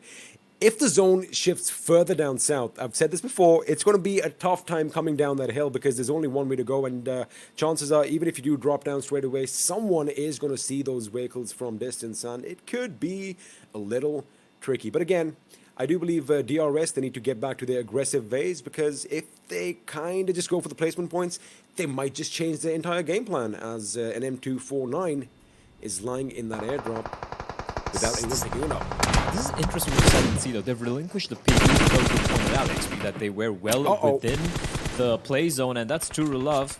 Unfortunately, there's no chance of a pickup possible. This is not looking good. Whoa! This is not looking good. 7 Cs are getting annihilated by Zeus. That's 3 kills. That 4 alive XP. Okay, I can see why they wanted to rotate, because their position there was known on the peak, because DRS obviously knew where they were, but rotating via vehicle, especially when a circle is kind of this small, the third zone's in place, and there's still like 15 teams alive. The risk analysis there seems to have failed a bit for 7C. That's just unfortunate. But I also feel like a decision which was... I don't think the benefit was really worth it. I mean, they did kind of try to take a chance over here, but again, look at the slow-mo action. I love it. Ably rattling off those M4 shots. All are going to be pristine, all are going to be accurate, and that vehicle goes boom, and with that, 2 bodies hit the floor. But again, it was the right decision to move away from the position, especially since, yes, they were on a mountain, but it was at the periphery of the zone. And, well, like I said, you know, when you are trying to escape from the mountain, you are basically a massive target because everyone is going to be keeping their eyes out towards the open, making sure that the backs are secure. But right now, looks like everyone is going to try and move a bit closer to the center. And if I have a look at DRS's position, I do believe AJ is still going to be on that little peak where we left him last, but his teammates are moving further inland, which actually makes sense because, you know, you want to play for those positions. And if they do manage to scrape a few points, their number 3 spot on the leaderboard is going to be intact as Kaye is going to find Magnet from White. I love that name, Kaye. I love it. And bear in mind, SD were out in the blue for what felt like forever. They finally found their way inside the play. Well, not really inside the play zone yet, but they are at least inside of the safety region, and they're making their way into the play zone. 3 players still very much alive, as APES are going to unleash onto 1952. That's Magnet getting knocked down. And bear in mind, 1952 only have 2 members here, Sharpex and Magnet. And Magnet getting down here is a good sign for 1952, who have started to slip down the rankings. They're in the top 3, top 4 position yesterday. And this is not exactly a good start. Magnet getting taken care of by the play zone. Kaye will also fall. And Action should finish off the job here. But Astra Academy, all 4 members, they were able to... there we go, White finishing off with the M4. But APES, though... sorry, Astra Academy, taking control of this hill from Zeus Esports earlier. And it looks like it's going to pan out for them. It's going to be working out for them because they do have complete control of the region, although they will have to eventually make a move. And that's an opportunity for On Top to strike. Question is it worth it? I mean, he's definitely hearing all those vehicles drive past him. I think he might just want to wait for the last one. There are still a couple more behind him as all those vehicles have just 1 member from APES Incorporated driving them now. He has spotted Sandesh, and looks like, talking about vehicles, Sanjir is going to be spotted, and it's going to be Zeus from his high ground laying down some lead as White barely makes his escape with his life, making sure he goes prone in the nick of time as Zeol rattles off a few shots now. That is a long grenade. The question is it going to be good enough? It does seem to be lobbed to perfection, just a bit off to the left. Otherwise, White would have been in trouble. Now, Sanchir and Kanik are trying to give some cover, but again, Kanik does spot Hungry Box. We did kind of talk about the fact that, you know, they are going to maybe let loose a few shots at the end, and wait a second, what is this? I mean, you don't usually see this bike being used, but... Sharp? Desperate times call for desperate measures. Again, 1952 survived because Kaye was coming up behind them, Blay, and in that little commotion, well, oh no. I mean, he survived till this point. Yeah, but it's On Top who took him down. But that's given away his position, and now Kanik is very well aware of where a member is. What is going on? It's a shooting gallery. What? Everyone just running past him, and On Top tapping away, bursting away with the UMP. Unfortunately, not able to find a second kill. Bay, in the meantime, getting finished off. Your teams are dropping. Nightmare SD in 1952 will fall, and Zeol spots out White, and that is going to be some tasty revenge here. Because bear in mind, Zeus did lose a member early on. Sky has been dropped. Scry has been dropped as well by Suncheer with that Khan 88. And I beg your pardon, it's not APES they faced off earlier. It was Zeus Esports, but the Mongolians taking the fight to Astra Academy, and things are not looking good for Astra Academy at the moment. Everyone seems to be knocked down. Hika managing to heal himself up, but he might be the last member standing. And even though Apes are just a two-man squad right now, the nade could finish off the job. Nade is going to be sailing on in, forcing Pika to make a move. The nade won't find him, but it looks like Sanchu swapping his bullets, swapping his rifle, and he just no-scoped Pika. Oh my lord, Sanchu doesn't need a scope. He's just going to 360 no-scope all the fools in the server. And Apes have just toppled Astra Academy, who I believe have just one member standing and is nowhere in the vicinity.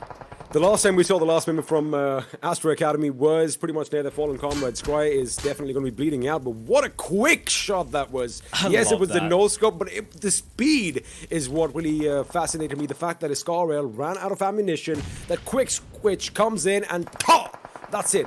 That's the end. That's all she wrote. But right now it looks like Zeus is taking the fight to Deadeye's guys, as on top is going to burn to a crisp. But now, Sanchir, they can deploy those smoke grenades and get some much needed loot. Again, a two-man squad, but a force to be reckoned with. However, Kanik is going to be on his knees, and looks like he is going to be finished. Sanchir is going to be trapped between a rock and a hard place, because you have Zeus at one end, and looks like LIT and DRS are going to be coming in for some fun at the other. Well, that zone is kind of brutal. No one there. And it is a bit of a valley, right? A bit of a highway. Bifurcating the final play zone. High voltage, quite a number of members alive. It has been a quiet game for them. But as long as they have the numbers advantage, it can definitely be used for them. You cannot count on LIT as well, man. They've got a couple of chicken dinners on their belt as well. And right now, this battle. Now, Wanuo is uphill, a little further away from the rest of his teammates. In DRS, with just the two members alive, Mr. Boro and AJ, it has been a very quiet game. It has been a very quiet past few games for DRS, which, unfortunately meant that they have slipped down the rankings a little bit. They were the #1 team at the end of day one. Right now, they placed third, and Wanua with a perfect angle here. As long as it doesn't get spotted out by anyone else, it's going to be great. But look at Sanchir pushing in. Another team has joined the fray, and suddenly this is looking very, very exciting indeed. Jackson pushing in with the back dead, and somehow Sanchir has escaped unscathed on a sliver of HP. The last man from Apes Incorporated driving, and well, lucky man to be alive right now. But now Ziv is going to get taken down. Jack Sheen comes in with that trade as Mr. Boro has been put in the ground as well. Now, I was kind of worried for LIT. I'm going to hold on to my thought, as it does look like DRS have been decimated in the blink of an eye. But now we are going to take the fight to Zeus Esports. You know, we were talking about that position. I was just worried that maybe if Icy spots them from that little hill that he was on just moments ago, it could have been troublesome for LIT. Oh, that's a good grenade. However, does seem like Abely is going to be behind a little bit of cover. Zeus is Icy. He is going to try and snake his way as far right as he is allowed to do so. Hopefully making it to that shack from where he can basically flank INV and give them a taste of their own medicine. Zeus looking good so far. 7 kills. Actually, it's looking like one of those games. And they do only have 3 members, but that should be more than enough for these Mongolians. Now, a bit of exchange of nades. No need to overcommit yet. INV with the 2 members alive, very well aware of the fact that the team right next to them is someone that is not going to be easy to take care of. Now, Legend is alive. He is also the final man left standing for PN Crew, but we also know, XP, that that particular person has been able to pull off some miraculous rounds. Winter over-facing, and Abel's going to punish him, peering around the edge of the smoke, and that is not a good start here for this battle. Winter getting taken down, Chad getting knocked down, and INV now, it's literally only quite an XPZ left alive, but now the nade is good, but it won't really find its mark. And Zeus having to take multiple fights here. Now they're going to be taking the fight against Warzone. Look at Icy just pushing up from above, but he's taking fire from his teammates, and the nade's going to find its mark. Zuan, however, getting knocked on down. The finish won't be coming in from Icy because there is a teammate pushing up, but Icy is dealing death and destruction, but he will finally fall. The res needs to take place right now, or Zeus's hopes are going to dissipate in a matter of a few seconds. Jackson pushing in, but a nade getting tossed in, and that's a perfect nade. And Zeus down to 1 member. That is Zol. He needs to take the fight here, and he's not going to find anything. INV getting helped out Lit getting helped out by INV, but INV again unleashing a hail of bullets into the members of LIT, leaving 2 members still standing in INV. It's now a 2v2 XP. There's a real chance INV might be able to just basically clutch this one out. They're pushing in, they're flanking, they know the 2 members should be, at least 1 member should be in the smoke. If they can isolate V, it would be fantastic, but Wanwo is going to get the knock through the smoke, leaving XPZ alone in a 1v2. The res is taking place as well. And now OneWo pushing him back with the Molotov. They've spotted him out in the smoke. Quiet is quietly going to go to his grave, and there's nothing that can be done about him. His teammate has to run away. And LIT, that was a hectic fight, XP, but they come out on top. I just want to say, well, all is fair in love and war, because they did kind of inadvertently help them out moments ago, but they did try to snuff their lives out as well, although that did not work in their favor. 7C Esports are going to be eliminated in the 5th position. I want to point one thing out. Leon was in a good position as well earlier when he did take down Chad from INVEsports and, got those few kill points for his team. Skylightz Gaming exiting the gameplay with 9 kills, which is phenomenal, but now XPZ has spotted the enemy as Hoshuan is trying to go up from the right, but he gets taken down in a flurry of bullets. Of course, that higher rate of fire is what is going to help him out. But have a look at that position from Zil on the other side. Ziv, I beg your pardon. He could be detrimental right now to XPZ's assault. Now, he is one man standing. He knows that Uzi is going to come in handy, but looks like we have help from afar in the form of Oi Oi Oi. It is going to be Aussie putting him down on the ground, which means, wait a second, is he still alive? Is INV still in it? No, they do get taken out. They do get taken out in that confusion. We're down to the final 2 teams as APES Incorporated are going to be taken out as well, and I like it. It's been a while, Blade. We haven't seen an even-Steven matchup right at the end. Now, this is going to be brains over brawn, but it looks like Cooney is going to be happy with the brawn part. Wait, what? Oh, Cooney, that is just pristine rifling action from him. Jackson does reply back, finding Aussie. So at least that's 1 knock going the way of LIT. Now, the res for OneWo is looking unlikely. Now, Jackson's going to heal himself up, so they at least have 2 alive and kicking. V has a little bit of time to patch himself as well. That is good. The Molotov could be perfect. It's going to be tossed in deep. It is a little too deep. Unfortunately, Assassin trying to cover his teammates. He's going to get finished off. And now the res, it does take place, but he needs to heal himself. And Extreme out in the open caught. Aussie's very low as well. Is all it is. Wait a second! But Aussie's going to clutch it out for his team. And High Voltage, that got really scary. But they pulled it off, XP. Wait a minute. That came down to the final HP, the final sliver of HP, and High Voltage getting the job done in pristine fashion over here, winning the game in Miramar. But let me tell you one thing. You did kind of brush up on the fact that, LIT are really emerging the way we kind of expected them to. Now, it may be a bit too late, but boy, oh boy, did they put up quite a show. Again, a phenomenal ending to this round. It could have actually gone either way, to be honest with you, because, Zeus was still in the game, Apes was still in the game, but it is what it is. And again, that was amazing. I thought LIT might have done it, but looks like it did come down to the wire, though, but a very fitting end there. And it's not a job to break this one down. We have the desk coming up after a very short break.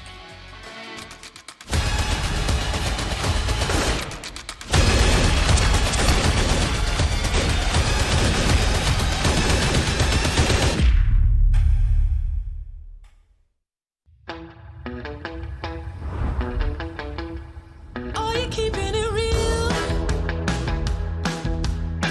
I'm calling shotgun, wanna see my baby run. Oh, what's the word on the sea?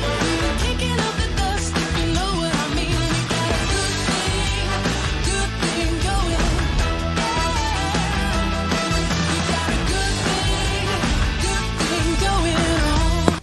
Boy, oh boy, what a final day this is turning out to be right here at PMPL South Asia Championship. Incredible synergy being played across the board from so many of these teams, and it is all thanks to OPPO F19 Pro for making it all happen. Hashtag Wook up your fun. Let's quickly move on to, of course, Ocean and Super Johnny.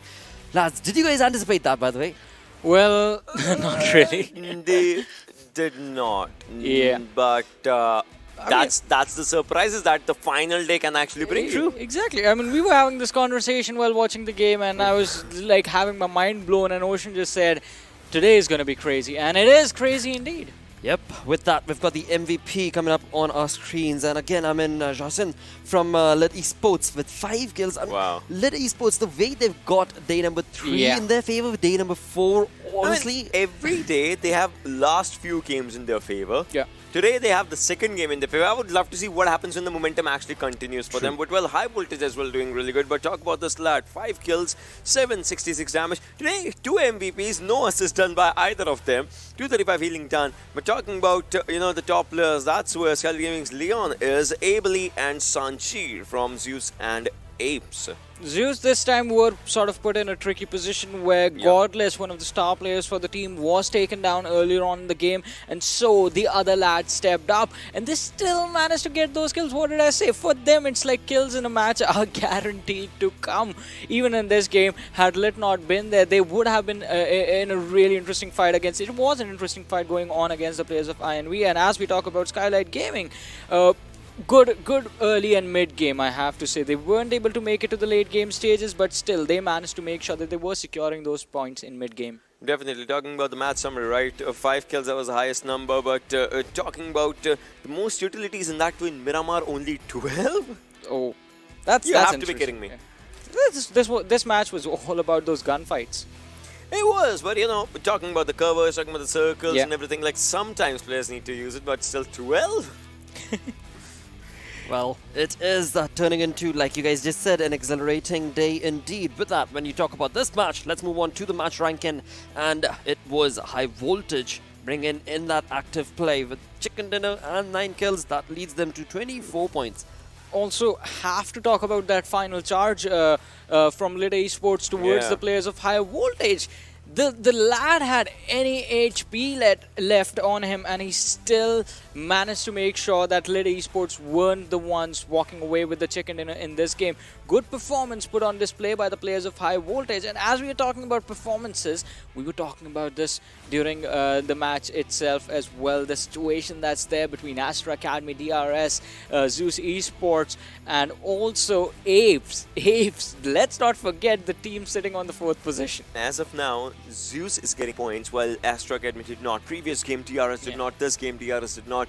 So all in all, I don't know what I'm expecting by the end of, I don't know, maybe 5th game, what I'm expecting going in the 6th game, because APES, they are, you know, gathering those points. Right now, there are a few other teams as well that are gathering the points for themselves, but like, is it too late? Is it too, you know, like, where are we heading with the games? With the next game, things might just change a lot. Exactly. I would say it's 4 games too early to even predict. Yeah, I mean, you have to probably wait till the final one. The first 2 matches in themselves have been really interesting. Both those matches we have had teams from the 2nd page that have done really well. Yes, and that is again just going to make it that much more of an incredible play. As we move on with the conversation, let's bring up the zone analysis coming in from this game. I mean, towards the northwestern side of the map, already in the early game stages, we see the cluster forming towards the crater fields area. Yeah. And it is a really interesting place to be in, because if the circle keeps on moving with these standard shifts, then, I mean, you will have to absorb a lot of pressure in the city in the center, but that did not happen. We did have the circle sort of moving in towards the south, towards the El Pozo situation, and that is where, I mean, at one point, not this circle, but after this one, we see the death trap forming towards the western side of the circle. I mean, there was a thing, right? SDGaming, lots of zones, they were only in the blue circle. I know what happened with the team. I know what was the communication going on with the players, but as the zone just moved from Crater Fields to El Pozo, the teams did start forming up the clusters. This is where I said, you know, Zeus will have a really comfortable spot in the center of the zones, and after the next zone, you know, they even started moving up. Look at this. Zeus, they just start moving up. They do go in because they have a proper open area. So does SG, so does INV. So any team that actually gets the vehicles first and move in. But the only mistake that Zeus did is moving pretty close to Lit and INV also just coming up from the backside. So this is where this team was caught off. But High Voltage, look at this. On to the other side, away from the fights, plus the cluster of their own players that they had. APES, Sanchir was the last one remaining, Legend was the last one, Memo was the last one. So all those 4 players had a proper breathing space. Also, I mean, if we look at this particular situation, like the circle before this and this one right here, you do not want to move in the center unless you are forced to move there, because it's like a bowl, right? You have these mountains surrounding that road, and it's going to get really tricky if you are the one inside earlier on. You are the one getting spotted out. You will get shot at from every single direction. Everyone will try to pick up those easy kills that are there right in front of you. That's why everyone was trying to fight on the edge, and as fate would have it, High Voltage would be the ones on the least clustered part of the circle. I mean, don't get me wrong, they still had to fight their own fights, but it wasn't as chaotic as Zeus, INV, DRS, SG, Lit being present on the western edge. Absolutely. I mean, Astra being there, Apes being there, that was just a wonderful turnover wins. It was like that blood triangle that was being created amongst them when it came down to that position. But with that, let's bring on all these moments together through the OPPO F90 Pro moments. Yeah, and right from that, the fights did start happening. Stalwart, they are getting those points. But this one was amazing. I mean, shotguns being used from both the sides. One side S1897, the other side DB as well. I mean, it's a good start. Whatever you can take. Yeah, you have to take whatever fights you can take, and with whatever you have in your hands. And then there was this entire fiasco with the players from 7C Esports taking up a fight against DRS. And that was also a really interesting situation, but as we move forward in the game, this Miramar, usually we expect players to be fighting long distance like this, where we have those bold actions, those DMRs being put to display. But it looked like this time, I mean, most of the fights did actually come up to a closing point with those close range combats. Yeah, but this is where, Miramar gets its own beauty. There might be players around those rich areas, but if they spot you, they will take you down. And if you're onto the rotations, because in Miramar, after third, fourth circle, rotations are most important if you're not inside the circle. So your opponents would love to, gather those points, and you become vulnerable in those situations. Again, this is the fourth, fifth kill that we are seeing with the players moving. Lot of mid-rotation pickups this time. Yeah, lot of mid-rotation pickups. For you. What's this? Yeah, I mean, and that's Miramar for you, right? All these things just combined. That was a blind bolt action tap right there, and well, if it hits, right? Yeah, if it works, right? But moving up forward, after this, Zeus, they did try to, defend the area, but those throwables that were being used, and they were just moving up forward. They had no movement onto the backside. They had just one angle, and that is to take down one team. But after that, slowly and steadily, when we move forward, we'll be seeing those one-inch movements, and this is where the final fight was happening. And still, well, HIGHVOLTAGE did manage up good. Keep watching the HP of Aussie right there. I mean, or the HP that he does not have, because he did not have anything on him, but he still managed to win that fight. And at the end of the day, that is the most important thing. HIGHVOLTAGE walking away with the chicken dinner in this game with those 9 wonderful kills that they were able to pick. I mean, ouch moment right here through the damage graph. For so many teams. And especially for DRS, I would say. They have damage. Kill conversion was something that was missing in this game, and it's important now. It's the second game that has went down like this for this team. Talk about Zeus, talk about Skylightz Gaming 9 and 7 with 12, 38, 14, 61 damage. Talk about HIGHVOLTAGE 9 kills, 1, 222. Like those numbers are good, but the teams that had a high damage and no conversion, well, the upcoming games. It's not just that the games are moving on. It's also the top 3, the position that they were in, the comfort zone that's just being snatched away from them. Absolutely. I mean, 4 games remaining. 4 games remain for the day, and the storyboard couldn't have gotten that much more exciting. With that, let's bring on the overall standings, which is the storyboard as I like to call it. And in that, we do have Astra Academy, of course, 30 keeping points. that lead. 30 points. 30 points. 30 points, 30 points. Zeus, 30 points. It's closing in. Yeah. They are closing in real quick. And not just them, not just Zeus closing in on Astra Academy. APES is closing in on DRS.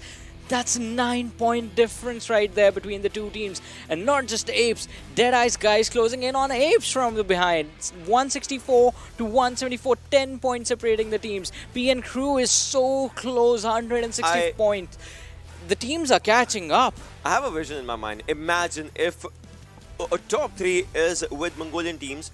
I would want to see what sort of a gameplay do they bring after that. Like, suppose, maybe, I don't know, DRS is here on third, but what if APES goes to the third? What sort of a mental change will be there in their own gameplay? What sort of a comfort zone will they bring? And DRS, well, next game should be theirs in order to, catch up Zeus once again, because Zeus is not the only team that we are seeing right out here. Astra Academy, and less number of games, well, it will be a tricky affair. But here's the thing. From DRS's perspective, catching up to Zeus is a realistic goal. For APES to do that, they have to play phenomenally in the next 4 matches. They can't mess up a single game if they want to take the second position away. APES is so balanced. Look at this placement points. Like, they are, but HIGHVOLTAGE, this was a decent game. T2K had a decent game. Yeah.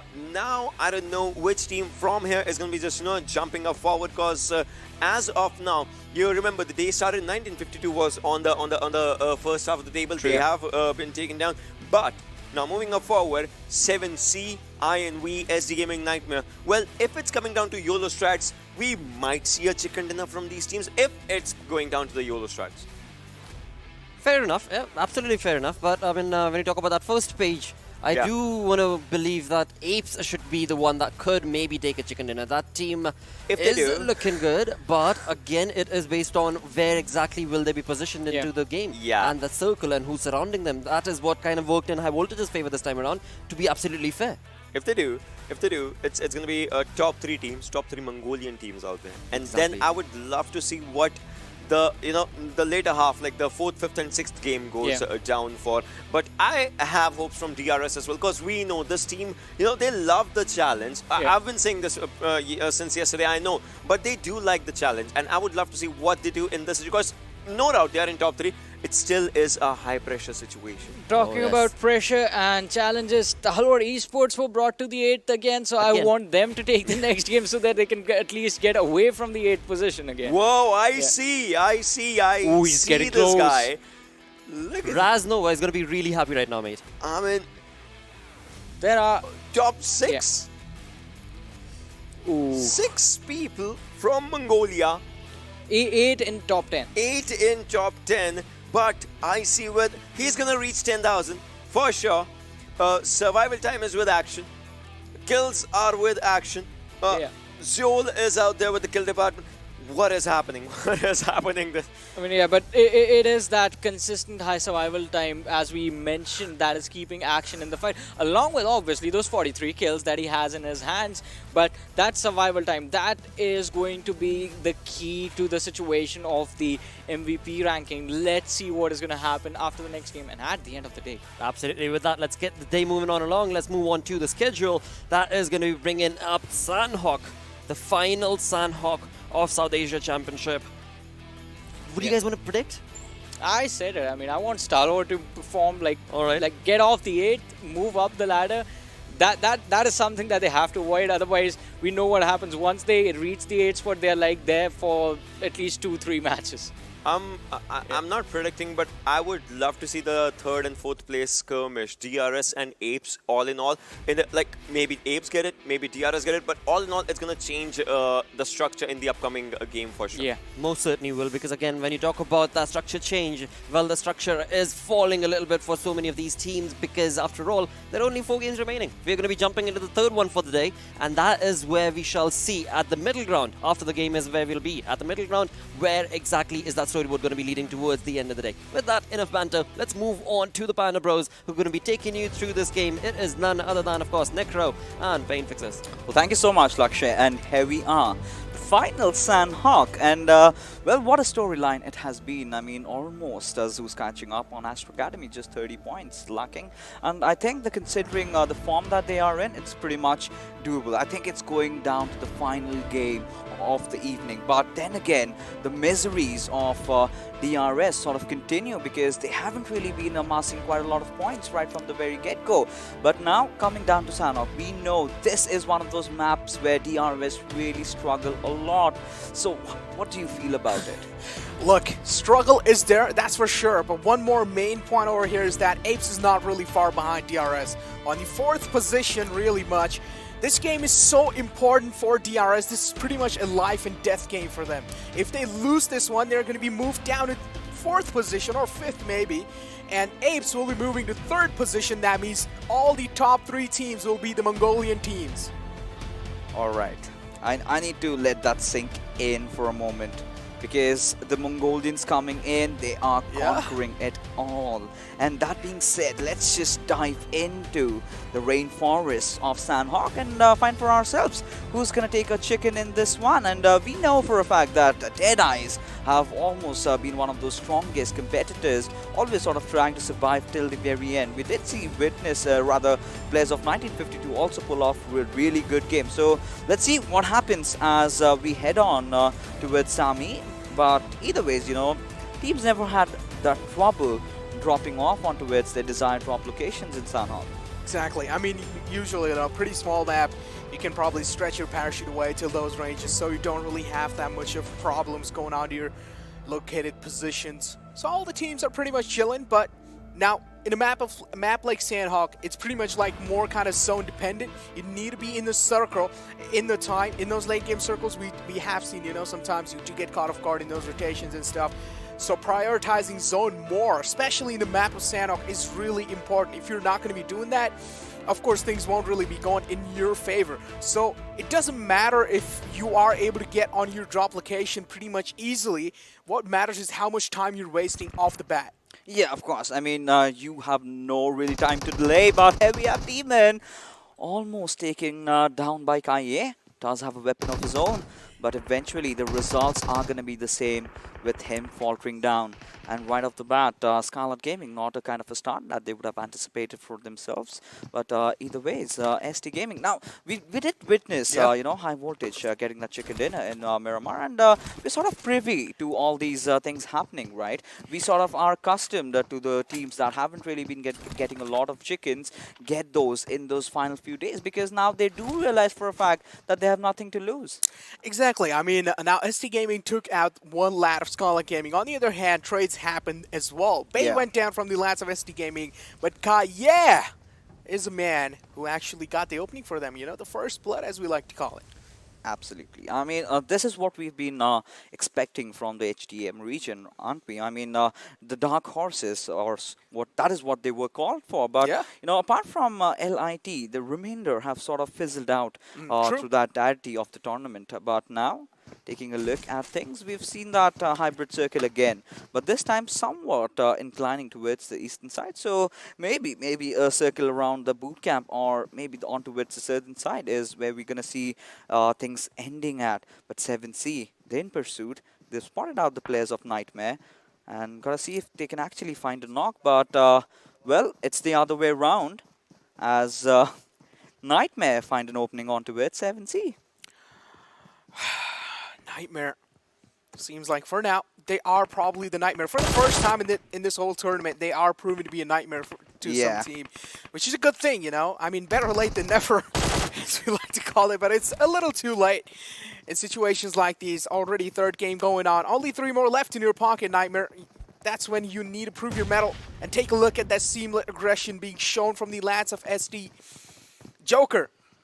He's out in the open, and that was kind of a questionable move from his side. Even though he heard him pushing up, he still stayed on that rooftop, which I don't really get why he did so. I mean, that's a disaster for Joker, considering the moment he lobbed that grenade and it did not fetch him a knock, that's the moment he realized, I'm done for. And he already started calling his prayers over there, but 7C already having lost out on Smokey, Memo's knocked down as well. It's all come down towards Rick and True Love.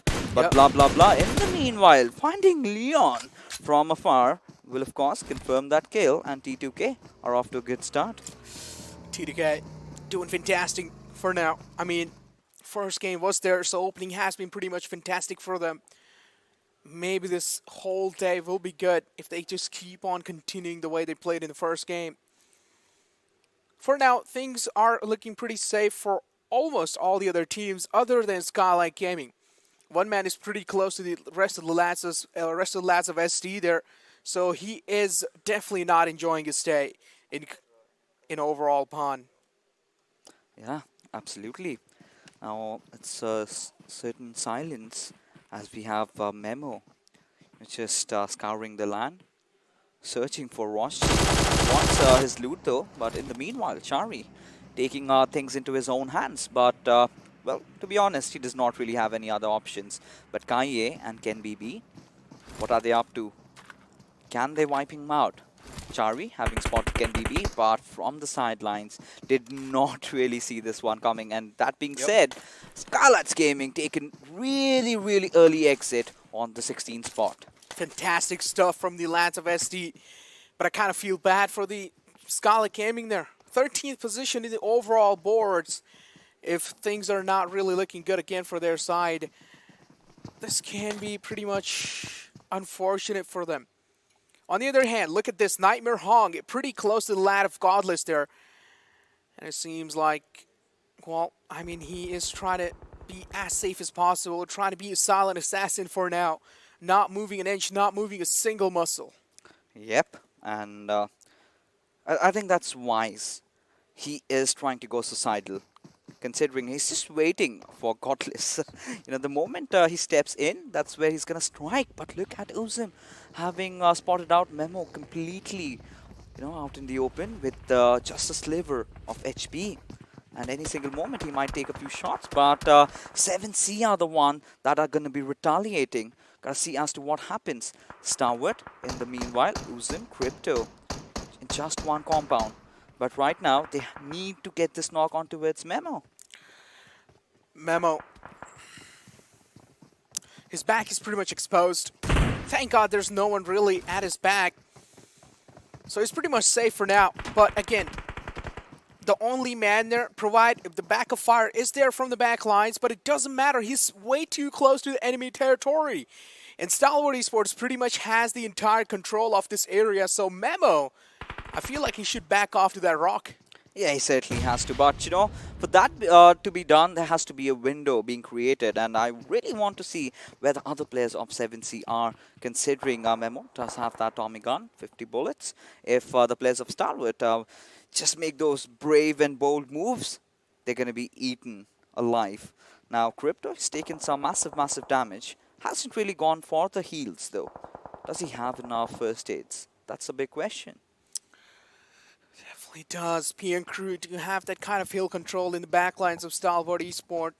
I'm pretty sure a little bit of kind of ruckus being caused from the lads of Stalwart will draw their attention to this fight. Crypto is well aware of his backlines, but look at their med situation fixes. Stalwart Esport is not really looking good on meds, and this is where 7C is wasting so much of their time. Yeah, absolutely. Now, somewhere down the line, this battle has sort of turned into a stalemate. But look at all these teams sort of congregating on towards the center. Now, Astra Academy holding the bootcamp area. They do know for a fact that Zeus is on their tails. And the way Zeus is playing, they are here to win. They cannot just settle down again at the second spot. They need that first position. They need that crown. And I think they are already in pursuit of that, because staying right beside Astra Academy, just waiting for them to be in a very sticky spot, and then maybe rattle them down with bullets and end their misery. Oh. They're still in the same position. It's kind of, it's kind of weird. I find this kind of weird. Like, the map of Erangel is where we see those early actions going on, and the map that you expect those early actions to happen, especially smaller map like Sanhok. This sort of things are taken so slow. I mean, yeah, in the start, there were 2 kills being, flied away. The entire squad of Skylightz Gaming did go down. But after that, not really a lot of engagements happening as I am talking about it. Another man went down from the lad of Stalwart Esport, and it's going to be the big man falling apart. Yeah, it all comes down on towards Crypto, who barely survives with a sliver of HP. Now, does not really have any meds. Has to retreat back towards Shawnee. Maybe ask him for a few first aids. But Uzin, I believe he's done for. He's down to such low HP. Memo as well. Pretty critical health for him. Johnny did an incredible job tacking him up by quite a lot. Crossing the roads out in the open.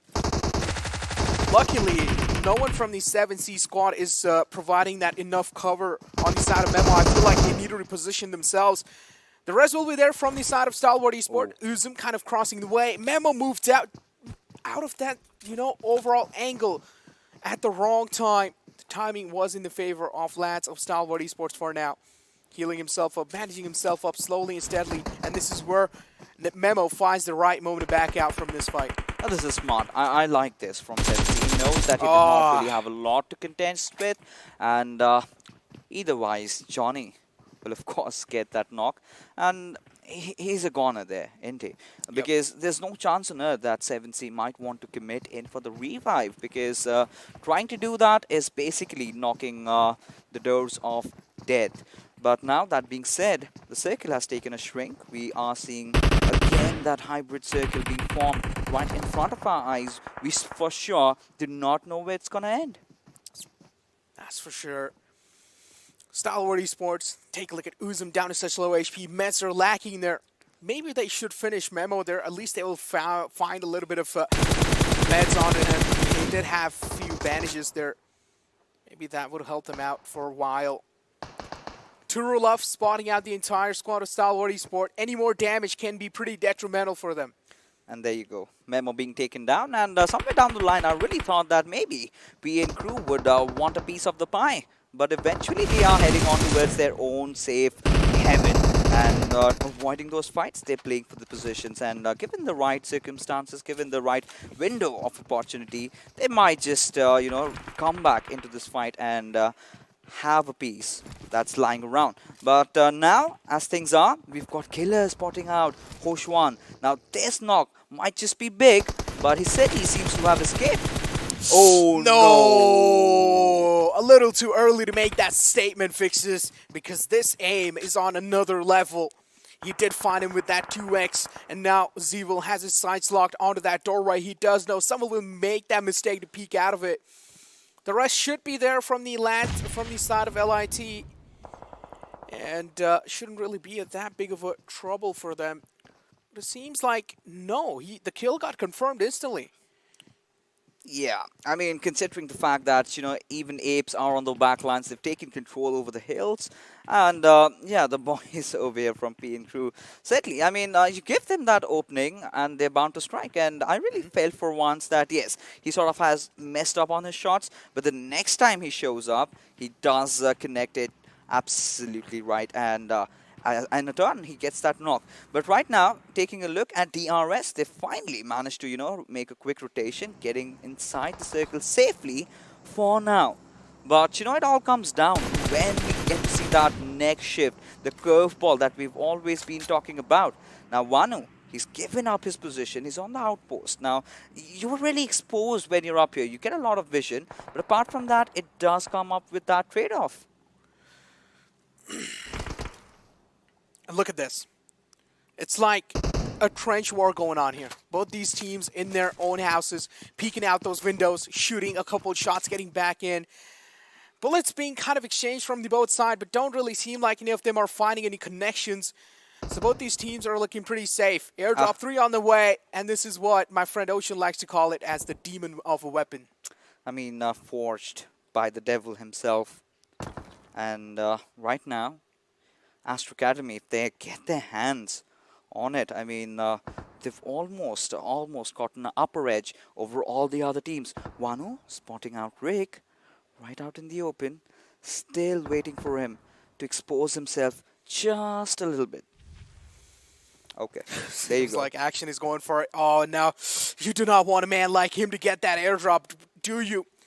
Well, it seems like, yep, he realizes. He needs to drop it down, though. No, he realizes that it's a little too out in the open, and...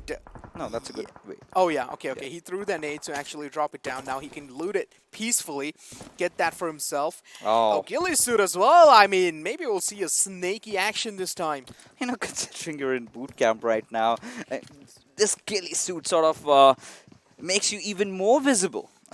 I mean, imagine in the concrete jungle, you've someone having a ghillie suit and roaming around. He's ought to get punished. But right now, that's for another day, considering how the zone is really favoring the boys from Astra Academy. But we have seen circles like this, right? It eventually tends to shift towards where Zeus is, or maybe towards the backlines where 7C are. Zeus look pretty close to the lad of Nightmare Gaming, still in that same position. Imagine he doesn't really have a lot of loot fixes for the late game. And this is what you really need to out-survive those later kind of fights and later kind of zones. You need that kind of comfortable loot for yourself. If you're not going to be having those, then we do know what can happen. Hong, of course, the last man alive from that squad. I feel like he's not going to be staying alive for a longer time, though. Yeah, I mean, let's be honest and be brutal about it. Nightmare had their fair share of games, they had their moments, but in terms of overall standings, they haven't really been doing good, to be honest. And, now that is one of the teams that we can really rule out of having a chance to enter the top 8, considering the circumstances, 58 points. But now what we really need to focus is on APES. Can they take that third spot away from DRS? I mean, considering the kind of plays that Sanchiv did with that bolt action, getting those far knocks and that one no-scope over there in that really, really sticky situation, that sort of proves how good this player is in terms of his mechanical gameplay. Exactly. But also one thing, keep this in mind. DRS is still alive with all 4 members, so this might be one of those consistent games for DRS. On the other hand, if APES want to actually overtake them, they will have to get a kill-heavy game for themselves, including that chicken dinner, or at least 2nd or 3rd place. That would give them a decent amount of placement points. Yeah, I mean, APES have been a team that has been really prioritizing on those positionings. They have been getting those consistent spots and a decent amount of kills, nevertheless. But one thing they've not really gotten is their chicken dinner. But look at Sharp. Oh, Extreme moving right in front of him as High Voltage have decided to make this the safe heaven as Tofik gets spotted down. But the trades are going to be coming in as Magnet will get one for himself as he will be shooting another player down. But no, does not really connect as Cooney, he does prone down in the grasses and somehow he finds the knock over there. He did find the knock. Sharp wants to confirm the kill. He did there. But Extreme is there in the back lines, instantly providing that cover, taking him down within a blink of an eye.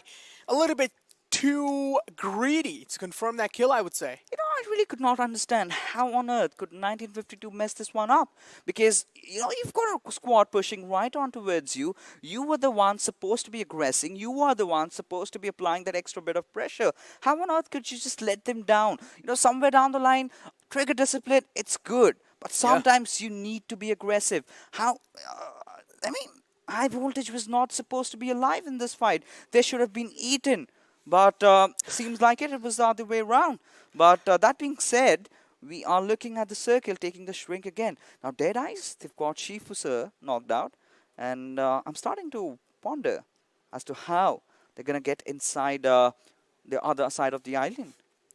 I mean, it's going to be kind of a tough task for them to do so. SDGaming right next to the lands of TDK. Things are getting pretty heated up, and this next circle favoring the area of boot camp, and you all know what that means. Astra Academy domination is on the way.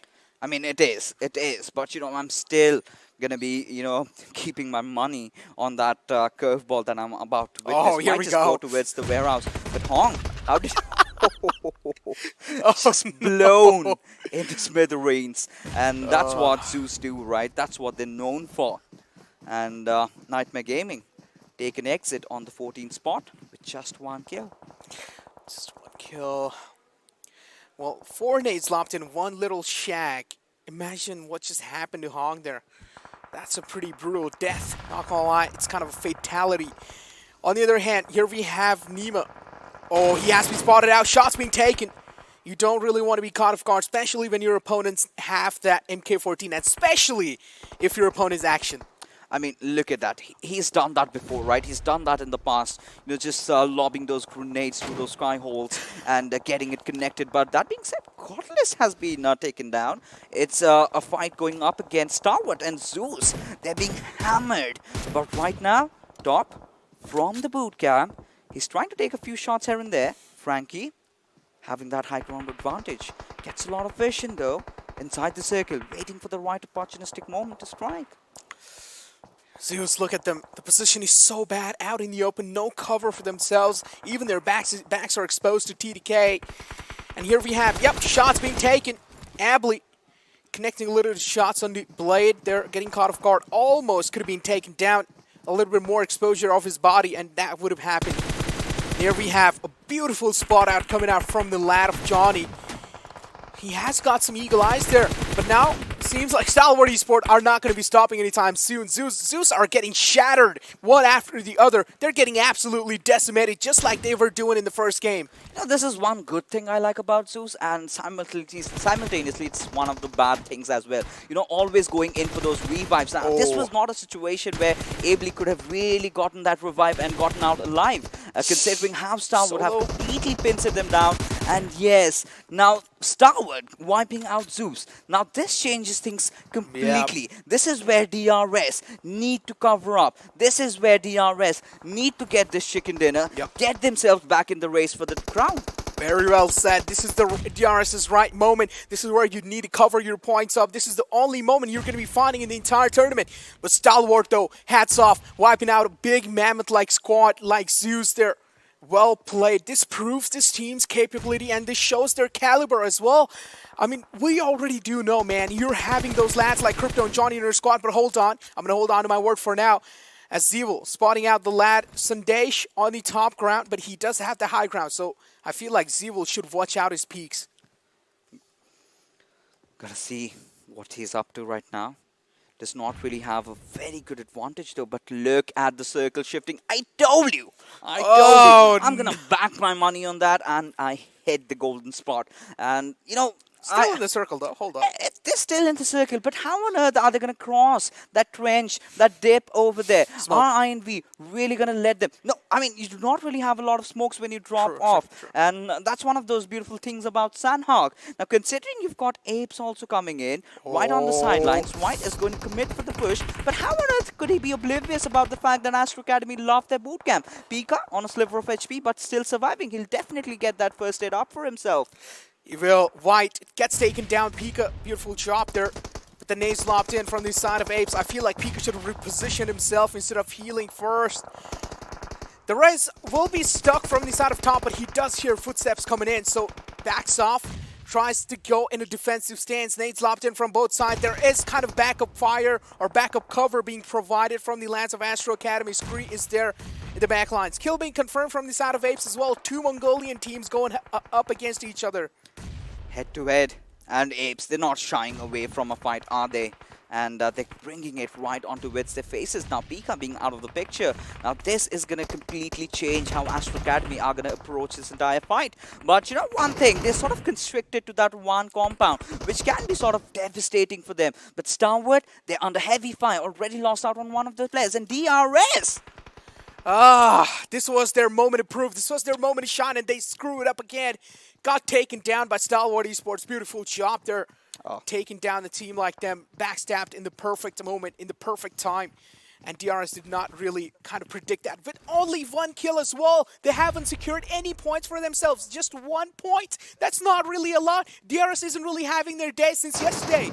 I mean, DRS, their woes continue. This was their right opportunistic time, but they completely shat their pants. Right now, Hustler, he's going to be lobbing that grenade on towards Astra Academy. If one connects, they're all going inside. Look at that nade barrage coming in, one after the other. The nades are being cooked out. Now, this fight, it's going to get a conclusion right over here as Astra Academy, they also have to get inside the circle. Now, this is very, very critical as to how these teams are going to be doing, considering Stalwart have already rotated pretty early on. Now, Crypto, he is going to be dishing all those bullets onto the players as Hustler. He's also in a whole world of trouble. This is a do-or-die fight for both these teams, Astra Academy and APES. This is pretty much a do-or-die situation. Sanctuary left back in the blue zone. Stalwart Esports for now are looking pretty good. It seems like they're guarding the zone lines and they're not going to let APES cross away that easily.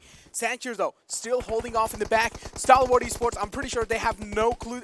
Are there any teams in the back lines? And I feel like Astra Academy or even the lads from APES will try to grief their game. That might happen, you know. Top, look at him. He's got three players in front of this, but I think he's going for that healing battle. Look, he only has one last first hit. How can he go for that? Now he's going to be finding his right moment, and this is where he strikes. Finds one. Pretty much the game has been griefed. Finds another kill as well. He wants to confirm this kill before he goes down. And yes, he does! Found those 2 points for himself and those 2 kills in the last nick of time. And right now, it's all upon Uzum, who's apparently been spotted out. He's just waiting to meet his makers. And there you go. INV doing the job over there. Now look at this, you know. We're down to the last 3 teams. When did that happen, to be honest? I have no clue as to what's going on. But right now, T2K have again found themselves in the top 3. Have one of their players knocked out, but the zone sort of favors them. Now, INV really need to make a rotation inside. Now, talking about the last final player of APES, Sanchi, he is in for a heal battle. We've got to see as to how long can he survive, though. TDK's luck is shining bright today. Even the third game zone is in their favor. This is where TDK can pull off an insane clutch, but they don't really have that much of manpower. Now it seems like it's only Frankie and blah blah blah left, and it's pretty much done for Sanctuary. He does know that, so might as well just put on a overall emote and just dance and have a great time.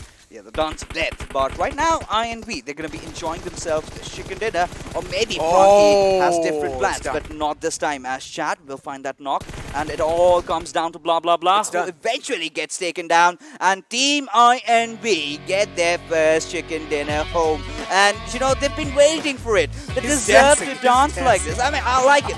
The moves they're making. Great time. Yeah, Let's go. You're almost done with the tournament, and might just want to end it on a lighter note. And we are sort of privy to all these kind of teams coming up and getting those chicken dinners. Now they're playing fearlessly. They've got 3 more games remaining.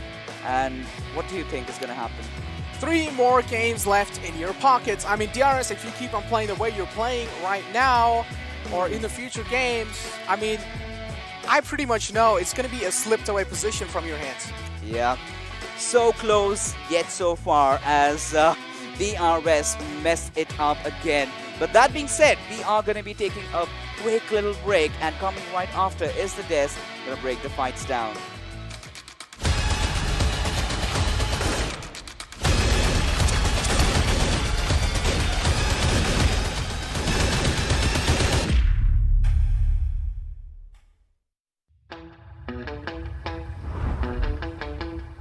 Are you keeping it real? I'm calling shotgun, wanna see my baby run. Oh, what's the word on the sea? Kicking up the dust, you know what I mean. We got a good thing going. We got a good thing going on. Welcome to PUBG Mobile Pro League South Asia Championship. That is where we're at for today. We've got 3 games done, 3 more remain. But when it comes to the standings, it is looking really all over the place. But it is looking real good for some of them. Well, again, we shall see how this day pans out to be. With that, a huge thanks to OPPO F19 Pro for making it all happen. Hashtag woke up your fun. Let's move on to the analysts. Hi, Super Johnny. Yeah. Ocean Sharma. YOLO strats. YOLO strats being applied. YOLO strats are coming up. Yeah. And working out. Working perfectly. They definitely are, but you know, it should not be just 1 or 2 game affair. Obviously, we'll have to see what more they can do. But talking about the MVP, 72 love right now, 3 kills, 2 assists, 26 healing done, 796 damage. Looking good. I mean, definitely a wonderful performance being put to display by the lad, and he has always been there for his team. I mean, it has always been, we've seen in the last few days True Love live up to his true potential when we saw him in the early days with the team, and this match again bringing in the numbers for the team in terms of those skills, those survival points as well. But again, YOLO strats working out. As Ocean said, it can't be just 1 game, it has to be all the matches that are left. So at least you move up a little bit on the leaderboard and you increase your prize money by something. True, that is so very true, but not an easy task to achieve when you know the entire lobby is gunning for the same. But talk about this one, right? Blade is out here with 3 kills of his own, blah blah blah with 4, and Astra Academy's top coming up right now with 2 kills though, but still looking really good. But on this conversation, right, top players, it's kind of a different story as compared to what we have been looking forward. We have been seeing, you know, maybe Godless, maybe IC, maybe DRS's players, maybe Action, but this time we are seeing a different variety of players, and that too a good one to start up with. Exactly, and Top has to make it in this list of top players because of what he actually did. Stalwart Esports has so good momentum. Moving to the closing stage of the match, they had 3 players alive, they had those 11 kills in the bag, and then there was this man. Is sitting in a compound in the back lines, just healing up, sees those 3 players. He's like, alright, last first aid is done.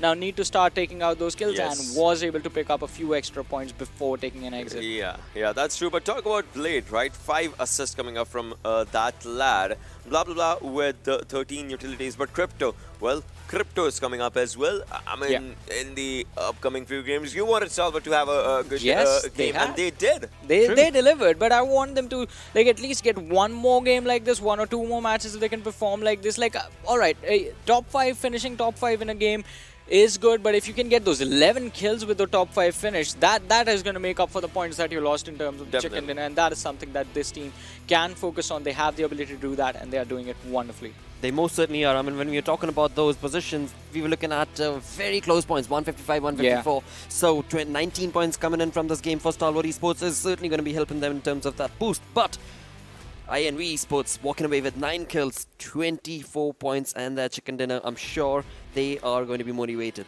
Yeah, not just INV. On this page, let's see, we have INV, we have SD, and High Voltage from the second page of the standings doing really, really well for themselves. Definitely, definitely. You know, this is how it is. Apes did decent, Yes. as we were talking about this team, right? Astra Academy, well, they want to maintain this lead, and this kind of just helps them, as we'll be looking on to the next page when we talk about it. DRS is here, Zeus is here. Zeus did get those 2 points, DRS did get those 2 points, but a lead is a lead. Now the 30-point lead has grown just by a little bit. More challenge for Zeus, and it is going to be a tough job to cover up the difference in the next 3 matches. I mean, this is something that this team can definitely do, but again, there are a lot of factors that you have to account for, like how their opponents are going to play. If Zeus has a phenomenal game and Astra Academy is on the second, it's not going to work out. The only way things work out for Zeus Esports, if they have top 3 finishes consistently and Astra Academy is finishing in the bottom 3 in every single game. And we know Astra Academy is not known to do that. This game was, even this they might consider a bad game. Definitely, definitely. But, you know, yeah. Just to carry out the conversation, I was just going to bring up the zone analysis because after all, the rotations that we saw from a few of these teams did not fall in place. Water rotations last Sanhok, well. I mean, that's where we did not see that happening and a team getting caught. Of course, till yesterday, I would say damage was done. Now every team knew that whatever they had to do, it was supposed to happen on this areas only. But look at the circle as the zone was moving to the right-hand side, even to the northern side of boot camp, the triple warehouses. So the team started forming up their clusters around boot camp. You could see Zeus on the back lines, Astra Academy onto the proper boot camp area. Whilst DRS T2K, they still have to move in. Once they move in, they have to be ready for the fights, and so does High Voltage. And bootcamp is really interesting in the sense either you get in early or you have to be gods with the fights that you pick up and finish off the players that are hiding in those buildings. Otherwise, there is no way you get inside those buildings. And as we know, the game did actually, in fact, take us to the bootcamp area. That is where everything almost came to an end. It was a really difficult challenge for a lot of these teams to build up, live up to, and to actually overcome. Also, another interesting thing that we saw was the fight that was there between Astra Academy and Apes on one side, and then you had DRS and 7Cs going at it on the other. Right here, exactly what I'm talking about. After this, we see Astra Academy take on Apes as they move towards the northern side, quite close to the second rotation working up perfectly for them, because obviously bootcamp is also divided into 3 different rotations. One's the main building, then there's the first rotation where Astra Academy's Shri is, then Apes coming up for the third rotation to the second rotation. That kind of actually helped them in their own favor. But this one where 7C went down, after that Stalwart, they just had to move forward, and that's where they got caught off here and there. Exactly, they were caught off guard by the players of Astra Academy, and as I was just about to say that, I mean, even in that entire sort of a scuffle that was there between those 4 teams, the one who took the most advantage of the situation was Stalwart Esports. They came in, they were able to pick up those kills, and then they moved out. Missed out on that one player left behind, and that man destroyed the entire game for them. But hey, still getting those kills, still getting those points. And that is what matters, because eventually that is what these teams are working towards. Get those points, get yourself the lead that you do deserve, and after all, eventually, you only have these select few games remaining. With that, let's combine these wonderful moments through the OPPO F19 Pro. This is where it all started, right? But I'm happy, again, I'm happy that no team got the area of water lines for themselves. Otherwise, every fight, you know, this is where we'll be seeing that every team got a bit of a damage for themselves, if not the kill points, because that's important. And 7C taking up Stalwart in the early stage. Well, Stalwart did fall down, but they did not stop. They moved again and again and again. And this is where the cluster of teams, once it started forming up onto the bootcamp area, it became an important area to hold on to till the end. Yeah, exactly. It was really important. You get there early, you take control of the compounds that you can, and then just hold on till the end of the game. But oh my god, I mean, the utility usage from this team is always incredible. But this time, they did not expect to someone catch them off guard like this. Out in the open, nowhere to run for cover, and Stalwart Esports, they made them pay for what happened on the map of Erangel. This is revenge for 2 games earlier. Yeah, definitely. But Blade getting, most out of those kill points, that was amazing. But well, Blade, he did not stop. He was just moving up forward with his own teammates. But this is where, the things just started faltering down as Astra Academy stop takes down one. He knows his HP bar is just moving around, but he still, does not even stop to shoot. He takes down another one, gets those two crucial kills. But INV, well, I would love to see that dance. Yeah, there it is. There it is. There it is. Nice one. Good celebrations. It was needed. But moving on forward, this is what I was saying, right? Every team has at least one kill point and damage point for themselves. This is a good thing. This is kind of what would you call it? A wholesome Sanhok match that we would have wanted to see. Every team gets something out of these fights. But talking about Stalwart, well, this was a brilliant one for them. 17-15 with 11 kill points. Nicely done. Yeah, an amazing performance by Stalwart Esports, and as you said, a wholesome game of Sanhok, I have to say. I mean, everyone was picking up those fights, getting those kills one way or the other.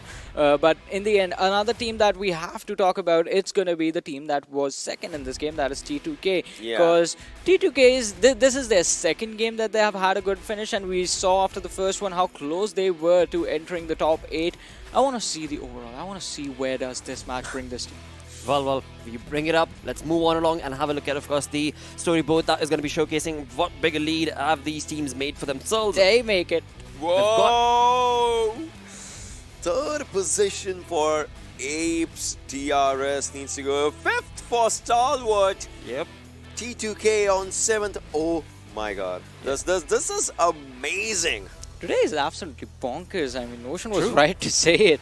And I mean, DRS Gaming, I believe there is going to be a little bit pressure on the team, since now it is just a 1 point difference, but still, let's see if they can. Another prediction comes right. I'm happy. I mean, top 3, we talked about, right? Mongolian teams come to top 3. Let's see what do they perform with the next upcoming 3 games. But still, all right. So for APES, it not is that big of a lead. Yeah, exactly. There is no safety question. Absolutely none. Because if not DRS, Stalwart is quite close to them. DEADEYES guys is quite close to them. Train to Kill is quite close to them.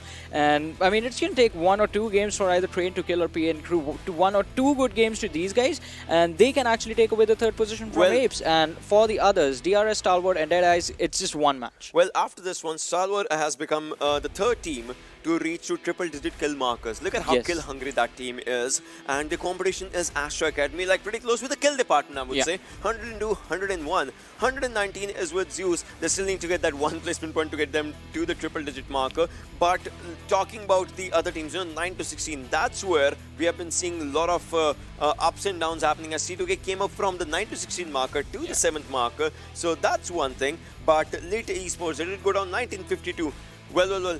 This is not what we expected from this team, to be honest. We would have wanted to see a better game from them, maybe in the upcoming games. I mean, they're still not far away from the competition, so maybe one good game can boost their morale, get them the confidence boost that they need to move up the standings again. But still, yeah, from yesterday to today, there has been a fall-off from 1952, which is quite unfortunate. I mean, we are rooting for this team to perform, the only team from the region of Bangladesh to be here in this tournament. They were doing so well on day 1, really amazing on day 2, and on day 3 and day 4. Now they are sitting on the 10th position. That's definitely right. But again, this is where INV is right now with 1 chicken dinner at 14th. Yeah. Still, they'll have to get more of them. 7C needs to get 1 for themselves as well. So all in all, I would say we'll have to see what happens in the upcoming games. Well, again, we've got 3 games remaining. Only 3 games remaining. And the competition couldn't have gotten any more closer or fiercer, because every single game, the way the fluctuations are happening in terms of those points that these teams walk away with, I mean, it's just phenomenal. Yesterday, Panda Bros were talking about T2K bringing their lead up, and here we are talking about the same thing into the reality that has happened. So it is a very interesting conversation to be had when it comes down to the 3 games remaining. The speculation is all over the place. Oh my god, look at this. 186, 185, 89, 69, like the kill points, the total points. But this is where it just gets interesting. 17,000 damage given, 16,000 damage taken, 23,000 damage given, and like around 20,000. Let's just keep it there. Damage taken. So I would say APES has a good ratio of that, but somehow those placement points that are coming up in the favor of DRS are actually helping them right now. But still, 1 point, that 1 point, it can change like just in the next game. Exactly. I mean, today also has sort of been an unfortunate day for DRS Gaming. If you notice in all the 3 games that we've had so far, it has always been the case of them getting caught off guard, them getting caught completely off guard, not realizing where exactly they are going to take a fight from, and that is something that you can never account for. But on the other side, I mean, APES have been pretty consistent and have taken an opportunity to utilize the fall of DRS to their own advantage. Well, taking the conversation away from the top 5, let's move on to the team that is on the 6th position as of now. That is DEADEYES, guys, and we do have an interview lined up wherein I believe we're going to be joined in with HungryBox, and he should be right here. Certainly hope you're doing great and are in the right synergy and energy for the next 3 games, HungryBox. Hi everyone. Yep. Right now we are on the 6th position, but we can hope that any good game can change the table. Actually. Absolutely, because you guys are so close. I mean, 171 points is where they sit at. You guys need 1 game to break into the top 3. That's it. Yeah. 1 game.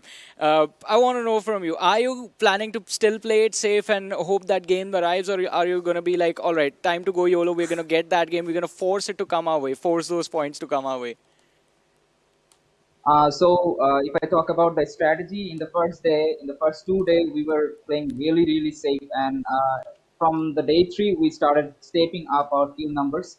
And in the day 4, the things are not really going into our favor till now, but we still have 3 matches. We will work on the strategies in the match, and maybe out of these 3 matches, we can have 2 good matches and we can make it to the top 3. Most certainly, that's going to be the energy that the stage is going to be sharing with you. Well, my question is going to be about the addition of the new teams that is in this competition, right? We talk about Astra Academy. Right from the start, they are dominating a lot. So what do you think is something different that they might be doing against the lobby that's actually helping out? And what can we see from your team in these games? Like, obviously, Johnny did ask that, but is there something else that we might just see from DEADEYES guys in the upcoming games? I would like to secret. I mean, the strategy that are coming into the game in next 3 games. I would like to keep it secret. But obviously, the teams that are coming from outside region, they are really good. Especially talking about Astra Academy and teams like APES, and obviously HIGHVOLTAGE. And recently, we have been seeing INVEsports have been doing. They have been also doing a really great. So a lot of competition region, and I think, I mean, we'll have to give our 100% in the remaining 3 games to be in the top 3. Most certainly. And of course, that is what I'm hoping that works out in your favor. Because again, you guys are on point. The synergy is working in the favor. Yeah. The kills slowly and steadily are now finally coming up on board, HungryBox. So certainly, best of luck from the stage and all the fans as well. If at all you would want to say something to your fans. Yeah, definitely.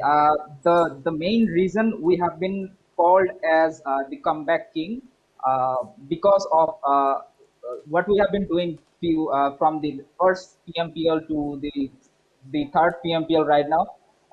D has been known as the comeback king. I mean, we always come back in the last day or the 2nd day, and that's what our fans, our supporters, our family loves about it. So I would like to request all the fans out there, all the supporters, all the families out there, just keep supporting us.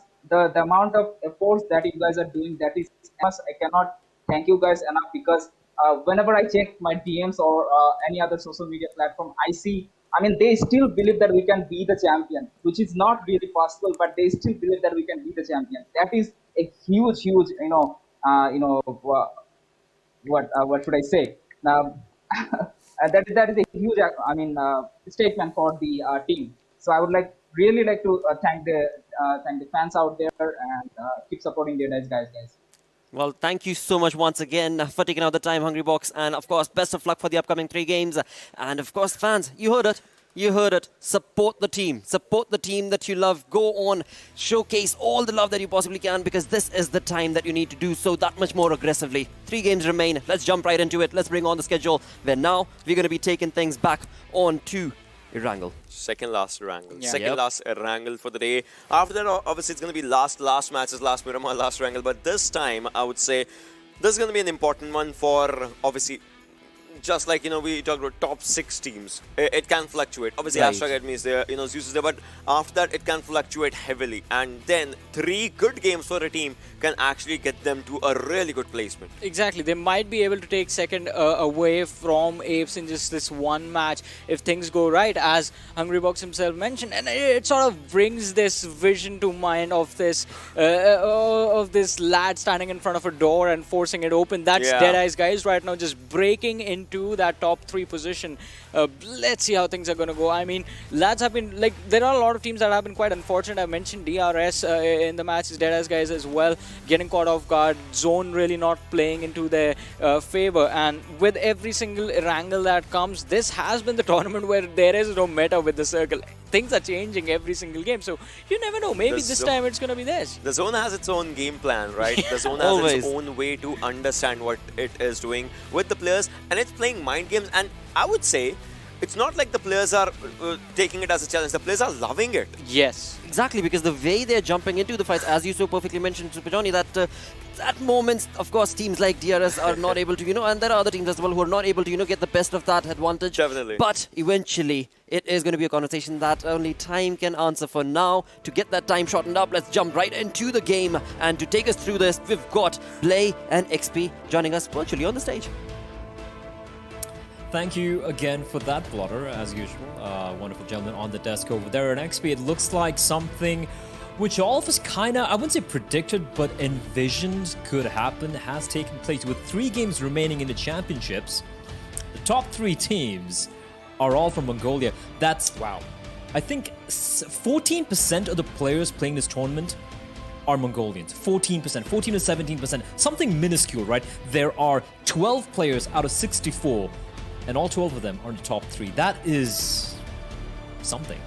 That is something amazing, because if you think about individually, if you talk about the players, the MVP standings, 8 out of the top 10 players in this tournament right now are Mongolian. So again, if history teaches us everything, man, these guys are going to be taking over real soon in the world of PUBG Mobile. However, the fact that, alright, you did kind of bring up that it is a Mongolian 1, 2, 3.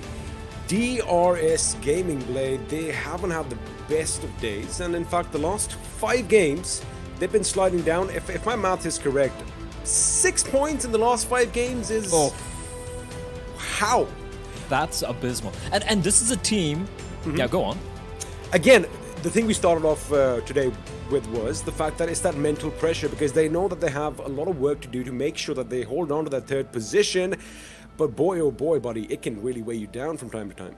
Yeah, it can, right? And it feels like, I don't know if it's a pressure getting to them, maybe they're playing a little too passively. It's like DRS are right now playing not to lose, right? Rather than playing to win.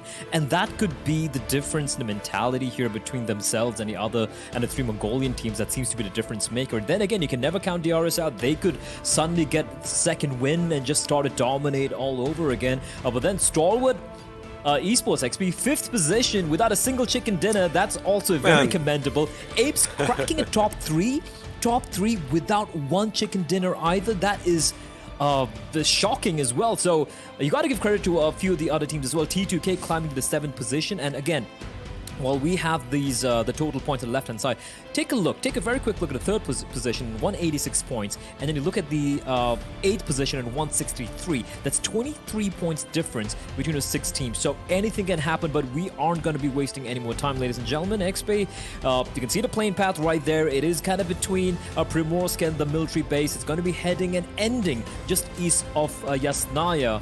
Do you expect to see anything drastic when it comes to the play zones, considering it is the final, 3 final games remaining here in the championship? I mean, anything can happen, but I'm kind of expecting the first circle to kind of form around pretty much the center of the map. I think School and Pochinki are going to be at the epicenter. I call military base. Base. He calls military base. Let's see if anything is, well, I guess you can just take a seat back down. What's that? You know what?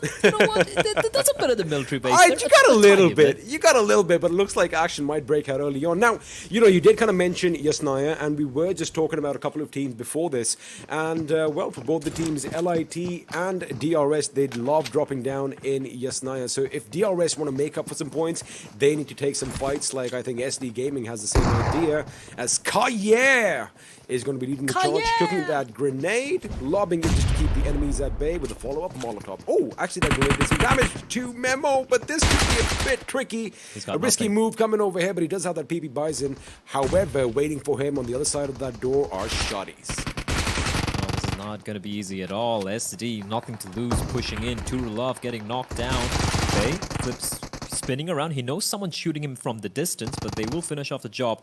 Mimo and Turulov will be the first couple of players to drop, and that's a rough start here for 7C Esports. Bear in mind, ladies and gentlemen, they are currently placed, I'm taking a look here, in the 12th position, and this is one of the few chances to potentially crack a top 8, which is very much doable considering how small the gap is between a lot of these teams. But SDGaming, even though they are in the 15th place right now and 72 points, XP themselves...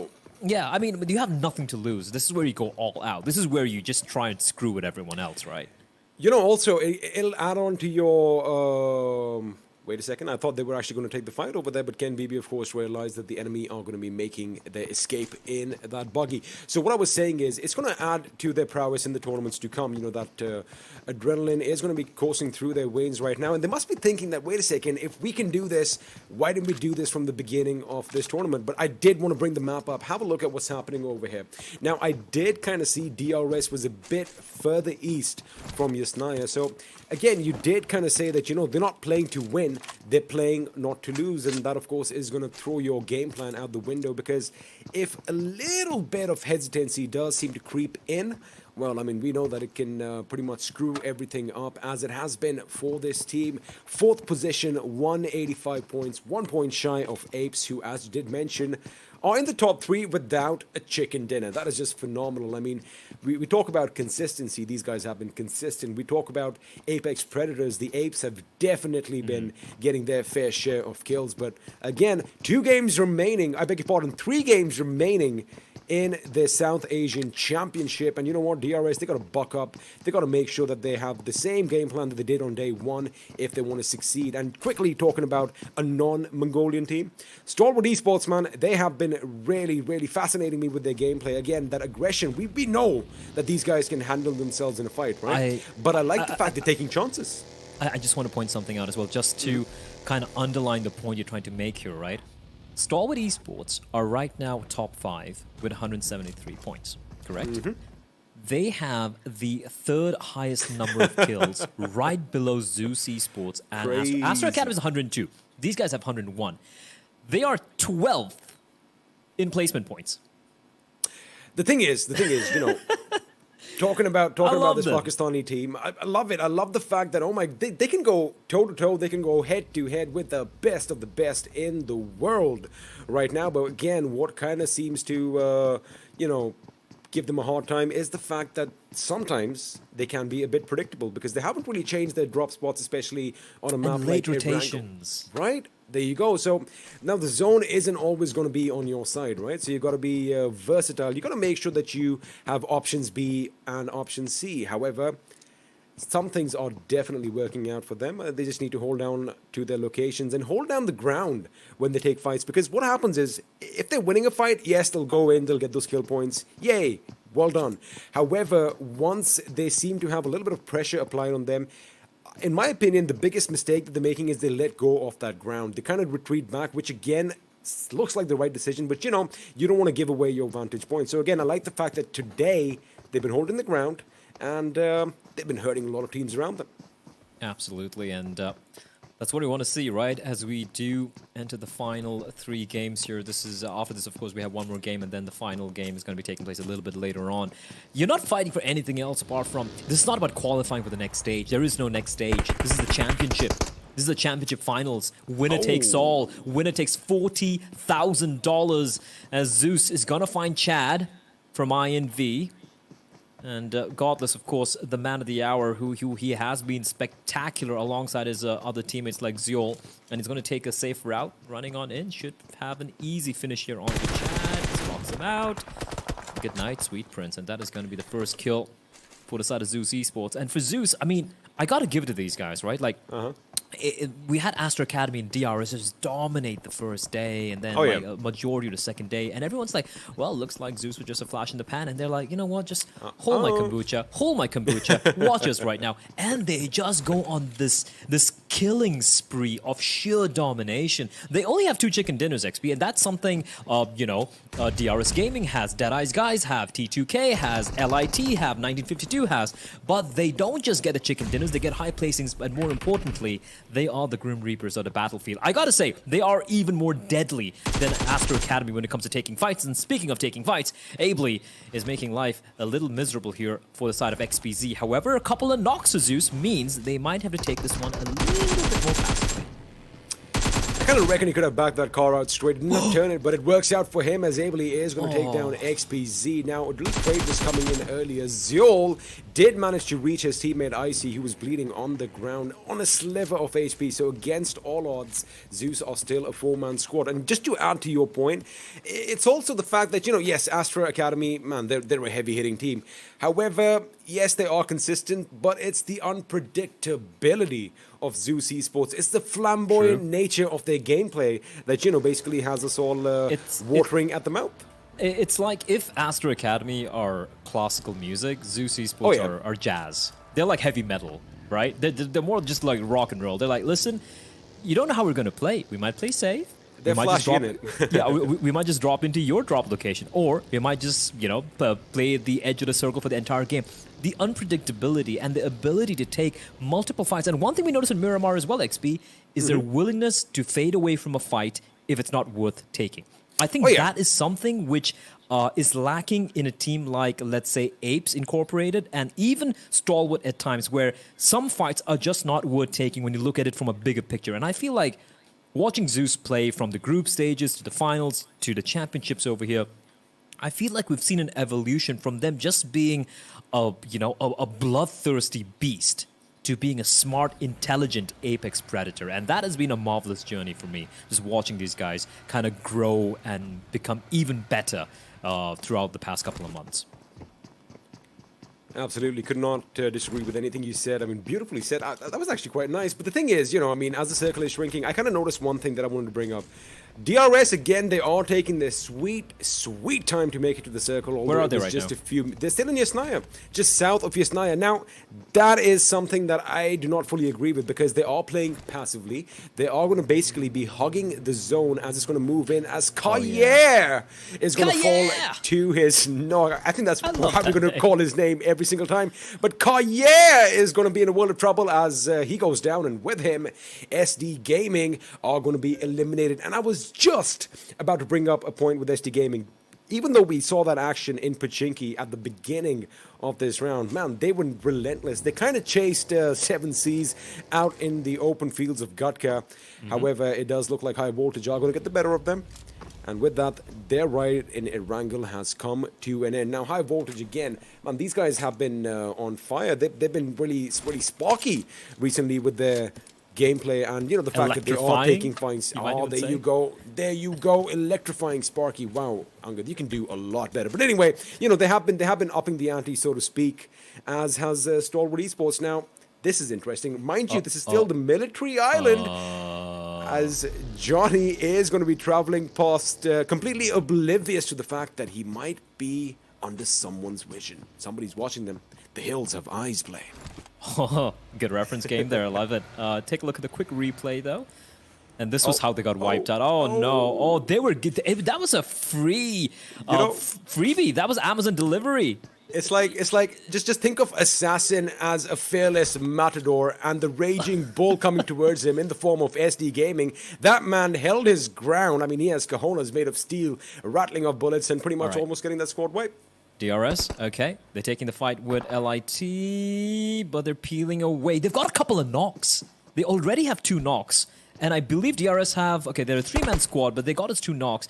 And they're not really going in. Now, Wano's done for. So he will bleed out in the Omen. Nima's going to find V, even though he got the res. And there we go. DRS with a kill, even though they have suffered a casualty with V knocked down. This could be a play for DRS. They could move on in and wipe out LIT. And LIT opting not to stick around and fight. And that should be a confirmed second kill coming in for DRS. much better from the boys. Like I said, XP, like you pointed out, XP, they've only had 6 points in the past 5 games. That is quite shocking, but they are going to be making up for this now. One thing that actually worked for DRS right now was, mind you, LIT had this hill before them, right? Because they came in really late, as Vanuo is going to be put out of his misery, as is Ziv, as he has a car rolling over his head, and his skull goes crunch, right? You crunch the skull, you crush the skull under the wheel. Well, either way, the man is no longer in this game. But, you know, I like the fact that DRS, they didn't do what they do, or they didn't push in the fashion that they normally would approach the situation. Normally, they'd go guns blazing. They'd be like, you know, might is right. This time, they had a couple of players, Nima especially, was on the back foot, making sure that the left and the right flank is secure, and it was a coordinated attack. Oh. But the thing is, the circle has taken the shift up north. Zeus, of course, you would not be surprised to see them anywhere else except at that massive palace atop Mount Olympus. I'm more surprised that Stalwart and Astra, they didn't knock each other out, right? Like, they've managed to cross. Now, Astra Academy, they need to be wary that T2K and Stalwart Esports are there in that, if they follow that particular path. But if they head up a little bit north, they will be able to avoid this. And Stalwart have taken quite a bit of damage from T2K, who, bear in mind, they were looking toothless past the first 2 days, but suddenly there has been a crazy resurgence from Train to Kill. They have looked lethal. And immediately with the circle shift coming in towards the northern side, XP, they're going to relinquish that compound, not opting to stick around and take the fight with Stalwart. And that's actually going to allow a safe entry for Astra Academy, but it is not so safe here for Apes and Nightmare. They're exchanging blows, a couple of knocks going back and forth. And Hong having to deploy a smoke in order to try and protect his teammate, but this is looking iffy. Look at the way Apes are spread out. Hustler hustling away. He is very low. 1 bullet is all he needs to land. Does Hong, but he won't find it. And Kanik, in the meantime, will bleed out into the ground.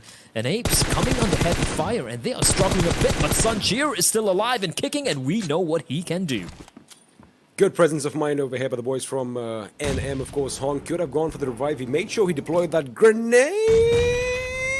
That's going to be big as Sancheer going to get that double knock. Down goes Rose, down goes Ryan, and now the little advantage that Nightmares had for themselves has been dissipated, as INVEsports, on the other hand, are going to be wiped out. But let's just focus over here. Coco is going to try his best to make sure he at least deploys a smoke grenade or two and makes sure that he keeps the enemy at bay. Meanwhile, his teammate Hong, he's going to have that upper ground just a bit left of our screens. We can't really see them right now, but look at this position by Apes. Sanjeev's position up top on that rooftop is going to be pivotal, as his teammates are going to make sure they patch themselves up.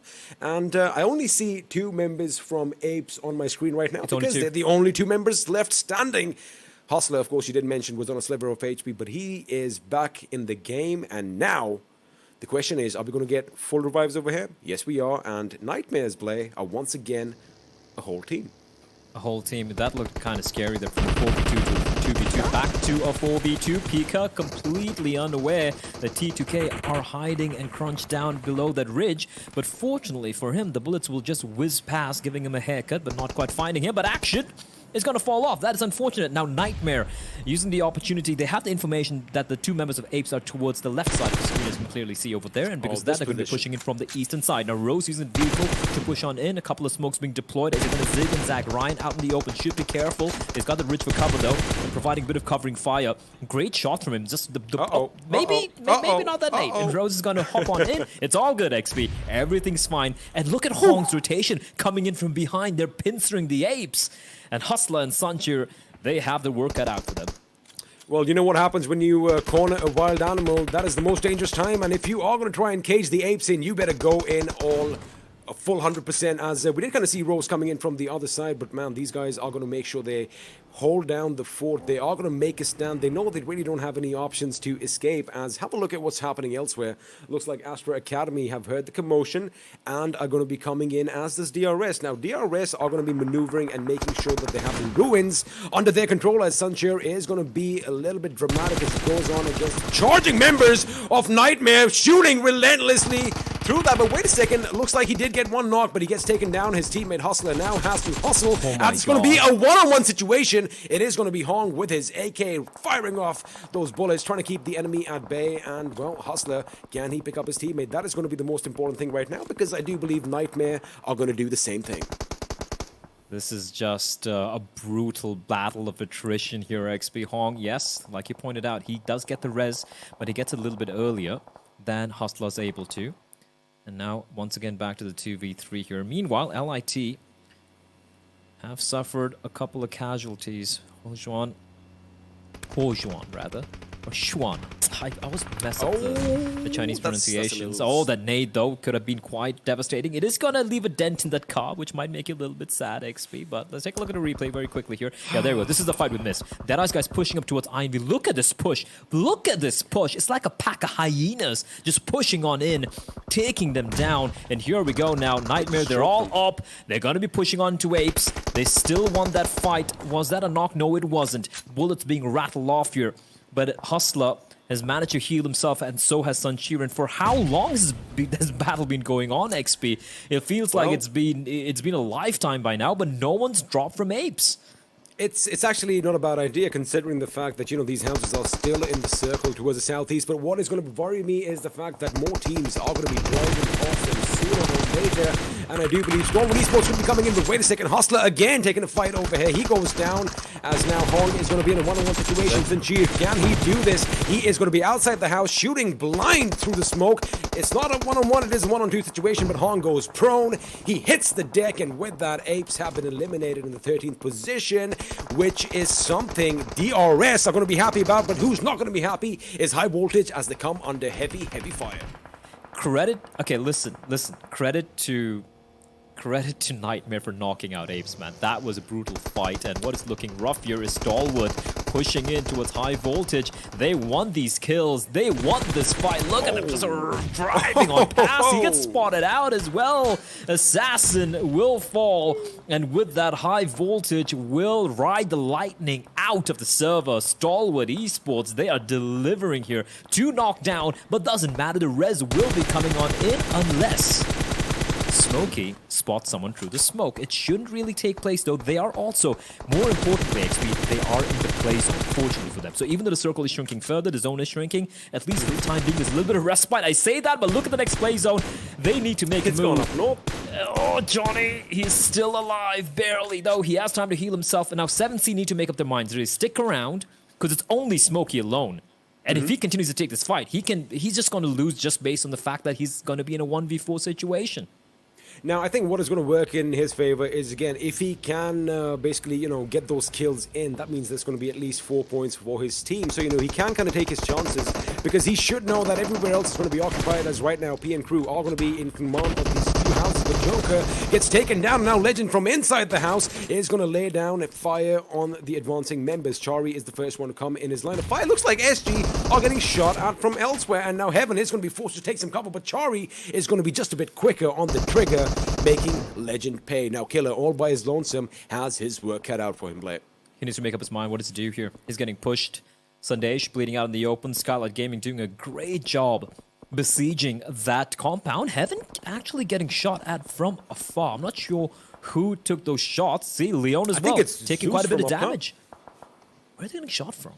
Zeus are going to be making the transition down the mountain, and I think they are going to go just north of the ruins, if I'm not wrong. And while doing that, they just laid down a few shots over here as Stalwart Esports, the fearless men that they are, just drove past the battlefield, and surprisingly, no one really took any pop shots at them. But now Skylightz Gaming are going to be moving in. Killer, once again, we did kind of mention he's the last man standing. P and crew are going to be in a bit of trouble. Sandesh again is going to probably bleed out unless Killer can do something drastic right now, but I guess that's the right call. He knows a barrage of grenades are going to be coming in, and good thinking. He gets out of the house. He is prone. Smokes have been deployed. He does have cover, but can he strike from the smoke without being seen? The question is, well, I've already asked the question. Is he going to be able to do it, Blake? I don't know. Right now, for the Skylightz Gaming, they need... Oh, there we go. He pushes out, swings out a little bit too wide there. And for Skylightz Gaming, getting this kill quickly was very crucial, right? The circle, the zone is shrinking in further. They know they're going to have to start taking fights with other teams. And the fact that one player is going to stick on around, to be alive for a long time was going to be a problem. So they eliminate him. 7C as well, the final member will fall as Stalwart Esports are coming under heavy fire from the Mongolian Zeus. with some spicy nades, knocks down Oh, Blade and that's a good Crypto. one! And that is beautiful. That is perfection from Icy.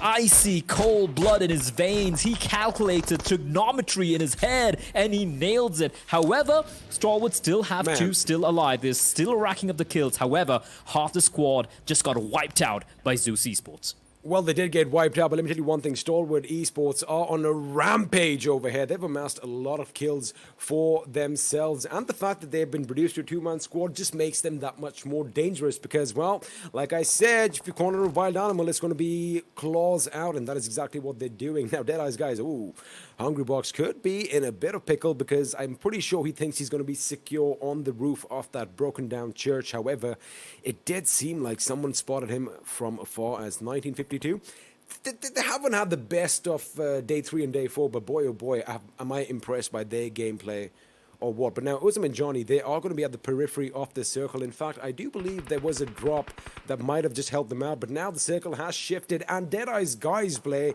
Smack are center. the only team. They're the only team directly in the center. They're the only team with any concrete fortification as well.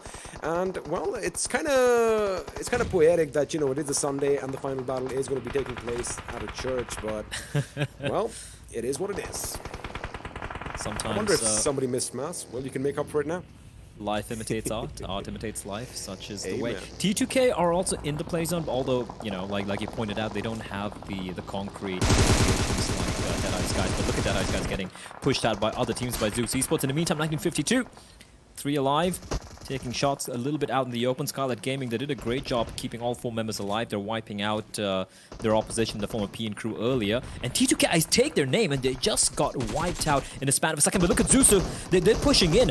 They don't want to give this compound to Deadeye's guys. Yol with a wild spray, having to switch his weapons. But Deadeye's guy, they hold their ground. This fort is theirs. This church is theirs. The church of Deadeye's guys. And they still keep 4 alive. The onslaught from Zeus will be stopped in its tracks. I wonder if a new cult will form, the Church of the Deadeye's guys. Kind of sounds sinister, and I like it, but amazing defense coming in over here. It did kind of seem like Zeus kind of penetrated those defenses. However, Deadeye's guys, they have their sights set on holding this place down, and which they did. Massive grenades coming in, top, in fact, blowing that Waker to smithereen, and I was kind of afraid that SG would be blown sky high along with them, but Shifu is going to get that knock on Chari thanks to that explosion. Now 2A, I mean, have a look at that position. Not the best place to go in, and once the smoke dissipates, they are going to be visible for everyone around them to take pop shots at them. But right now, 1952, they are on the hill. It's going to be tricky for them coming down. Mind you, Play, DRS are still in the picture, and you know what? I like their position. They're being very, very quiet. Very, very quiet. And look at Leon. He's mowing the grass with his rifle, and he's going to be rewarded for it. A couple of kills, and that's another team which will be eliminated. Astra Academy still in contention, though. That's 1952 getting knocked out with 0 kills to their name. And Skylightz Gaming, as you pointed out, XP, all they had were those smokes to work with, and because of that, they will be eliminated as well. They had 4 members alive just a few minutes back, but that's how the bodies are falling amongst the ruins. They will meet their ancestors in their graves. Astra Academy, though, is still out in the open, but they're lying prone, and their position isn't perfectly known by DRS. DRS in the ruins, and of course, Deadeye's guys on the inside of their church. Now, they will inevitably have to move on out. You can see the play zone. It's actually favoring kind of all 3 teams, so to speak. Top's position seems to be known. So, yeah, it's kind of like a waiting game right now. But if they push into the middle, there's just a few trees for cover. So it's about which team is looking to be a little bit braver here. For DRS, this is a fantastic opportunity for them to kind of turn things around, right? It's looked miserable for them for the last few games. But looking at a man advantage, Deadeye's guys in the House of God, 4 members alive, DRS amongst the ruins, and Astra Academy, Top and Scry, the 2 men surviving. And there's one thing you can never count out is Astra Academy. May it be 1, 2, 3, or 4 members, you have to be wary of the presence, pardon me. And right now, XP, it's a lull in the action, the silence before the storm, and it's a triangle of death being set up. Astra Academy, they're going to have to move out sooner or later if the zone does kind of shift away for them. DRS, on the other hand, you have a look at those broken walls pretty much in no man's land between Deadeye's guys and DRS. That is where they need to be because they are just at the edge of the circle and looks like they are going to take a few shots. Smoke grenades are going to be deployed, but On Top's position is going to be pivotal over here because although DRS's attention is going to be pretty much focused on the ground floor of said church, On Top could really lay down the hurt from above. But also keep in mind, Shifu is going to keep his eyes on two-way. And talking about two-way, they are going to have to take a fight as Top does find the enemy in the distance. Mr. Boro gets taken down, and AJ in the split second is going to be the last man standing. Again, the smoke should have come a bit quicker. A bit quicker, and DRS getting shot at by both the teams. And as you pointed out, On Top's position, there it's Shifu. That's a great angle. He spots out Top. He knows where Scry is. Top doesn't even have a chance to take out a bandage or even get res there. Scry being left alone. And Deadeye's guys, they've done everything they need to do here, XP. It's a 4v1v1. AJ and Scry. For the time being, they've called a mutual truce between the two of them. Although AJ is going to be hoping that Scry gets taken out first so that DRS are guaranteed a second spot. But Deadeye's guys' positions here, it's unlosable. It is literally unlosable. Hungrybox and On Top ahead, two other members playing way at the back there above that rock, having a little bit of advantage position. It's gonna literally require not just a miracle, but like a hand of God coming in and snatching away victory from Deadeye's guys, because they have pretty much sealed the deal, and I don't see any parallel like reality or a parallel world where Astra Academy or DRS are gonna get a chicken dinner here. It does look like it's going to be DE's game. 13 kills, and who can really blame them? They've been playing phenomenally, and in fact, the defense has been on point. But right now, Scry is going to make sure he stays alive for as long as possible. But DRS making a little bit of a comeback, like we did mention just prior to this game. 6 points in 5 matches is not what you expect from a team in the top position, but it does look like they are going to be overtaking APES as Scry does have a grenade in his hand. And again, Blay, one good grenade could spell trouble, but looks like AJ spots him out and adds another point to his killing. 7 kills for DRS, as now they are finally going to be snuffed out in a well-deserved victory for Deadeye's guys. That was played to just perfection, right? And then how many kills? 13 kills before the final 2? 14, so that's yeah. like, so now they have like 15 kills, if I'm not mistaken? I think it's 14 because I do believe Scry went down to AJ from DRS. Oh yeah, that's right. So 14 kills, 15 points. That's 29 points in total. Right now, the standings is 171. They hit 200 points. And that means this is a potential top 3 right now for Deadeye's guys with 2 games remaining. They have just managed to push down APES. But DRS Gaming getting a second position could make things interesting. But one thing which is guaranteed is the fact that it is really heating up, right? The pressure is on. And we touch upon DRS initially, XP. We touch upon the fact that they have been languishing at the bottom, struggling for such a while. Getting a top 2 finish is definitely going to help matters, but we can talk about this forever. So we're going to be cutting to a very quick break, and we have a much smarter gentleman on the desk to break everything down.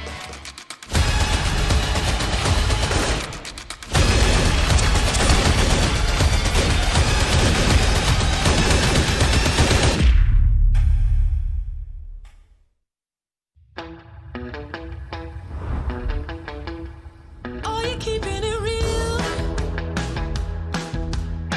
I'm calling shotgun, wanna see my baby run. Oh, what's the word on the sea? Kicking up the dust, if you know what I mean. We got a good thing going.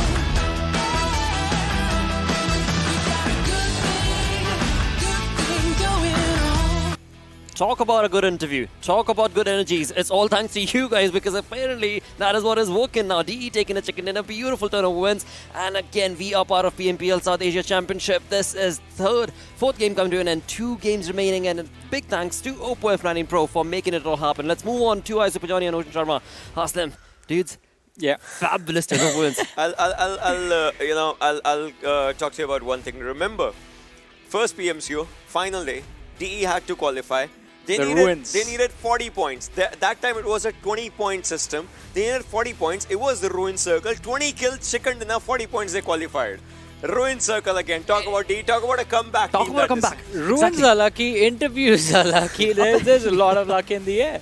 Well, that is good. That is really good because that is what we want to be able to see when it comes to the entire saga. Now, with that, move on to the MVP. We've got Chari from Skylightz taking the lead in this with 4 kills and that 1 assist.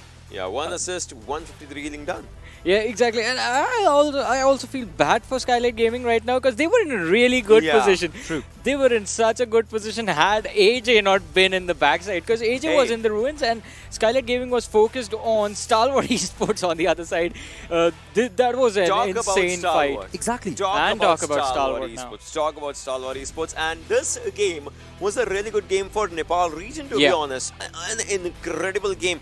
I just wish upcoming games are in the similar fashion, because talk about it, right? Stalwart Johnny on top and Chari from DE and Skylightz. Well, these players have been doing decent. I see 3 kills. He has his own MVP fight going on as well. True. Yeah, I mean, it was an insane push as we were talking about. Like that was a YOLO moment. You just run towards the players of Deadeye's, guys.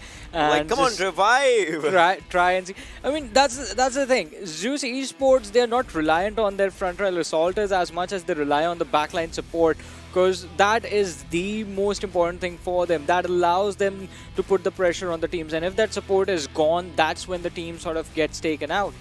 That's true. But moving on forward, 25 utilities used by Heaven on top with 3 assists. Last time also he was with 3 assists there, as you know, yesterday. 4 kills, that's the highest number by Shifu. So yeah, players have been doing good, but still it comes down to one thing, and that is the number of points that they're accumulating. Yeah. Now, in that conversation, Astra Academy is doing something that is pretty neat. I mean, they've got the lead, and slowly and steadily, even if they don't get consistency. Right, exactly. And they are just keeping that lead working for themselves. Yeah, exactly. 12 points for them. 29 for DE, that's nice. 19 for DRS, 14 for Skylightz. Stalwart with 13. So I would say right now, these top 5, these teams, they impressed it. But Zeus, they are also, like, their lead is with DR. Like, they are also trying to maintain that. But APES, now they're down 2 games. What's it going to take for APES to come back to the 3rd, or maybe DRS is going to just stay there? Exactly. Every single good game that DRS has is going to be a really bad one for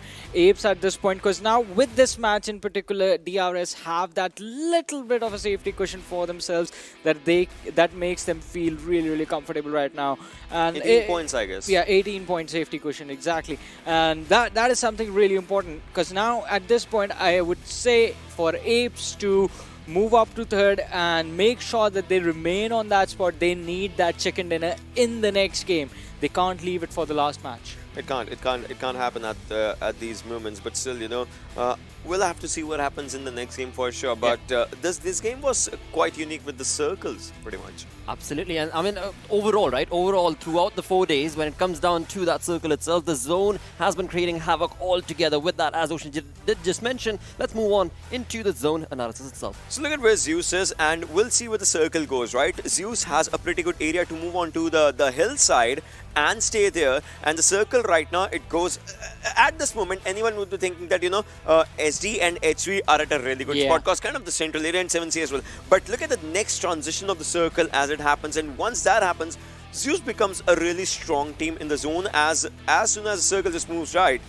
You'll see Zeus has his zone, INV is moving up, so it kind of becomes a good area to take up all the fights onto that side, and every team on the right side had to, look at this, every team on the right side had to move in. Exactly, the hard shift towards the side of Ruins. And while all this was happening, I wanted to focus on these 2 teams in particular that were outside the circle on the edges. One, in fact, in the blue zone, that was Astra Academy and Stalwart Esports. They were in such a chaotic position, and still they managed to make it in a really wonderful spot, getting those kills, getting those fights, and also moving up inside the circle.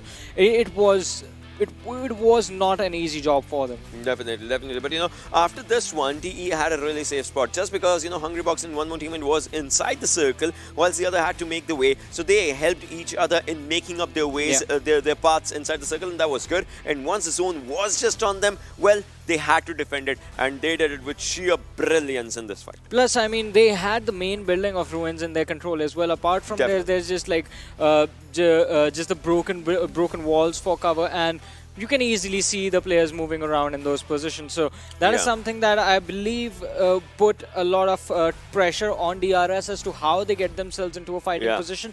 But there was a Alright. lot of noise being made by Astra Academy, SG, STE in the front, and that sort of kept DE's attention away from DRS, helping them get inside the top 2. I just, as much as I love numbers, a previous game there was a team with 888 damage. This time there's a team with 444 damage.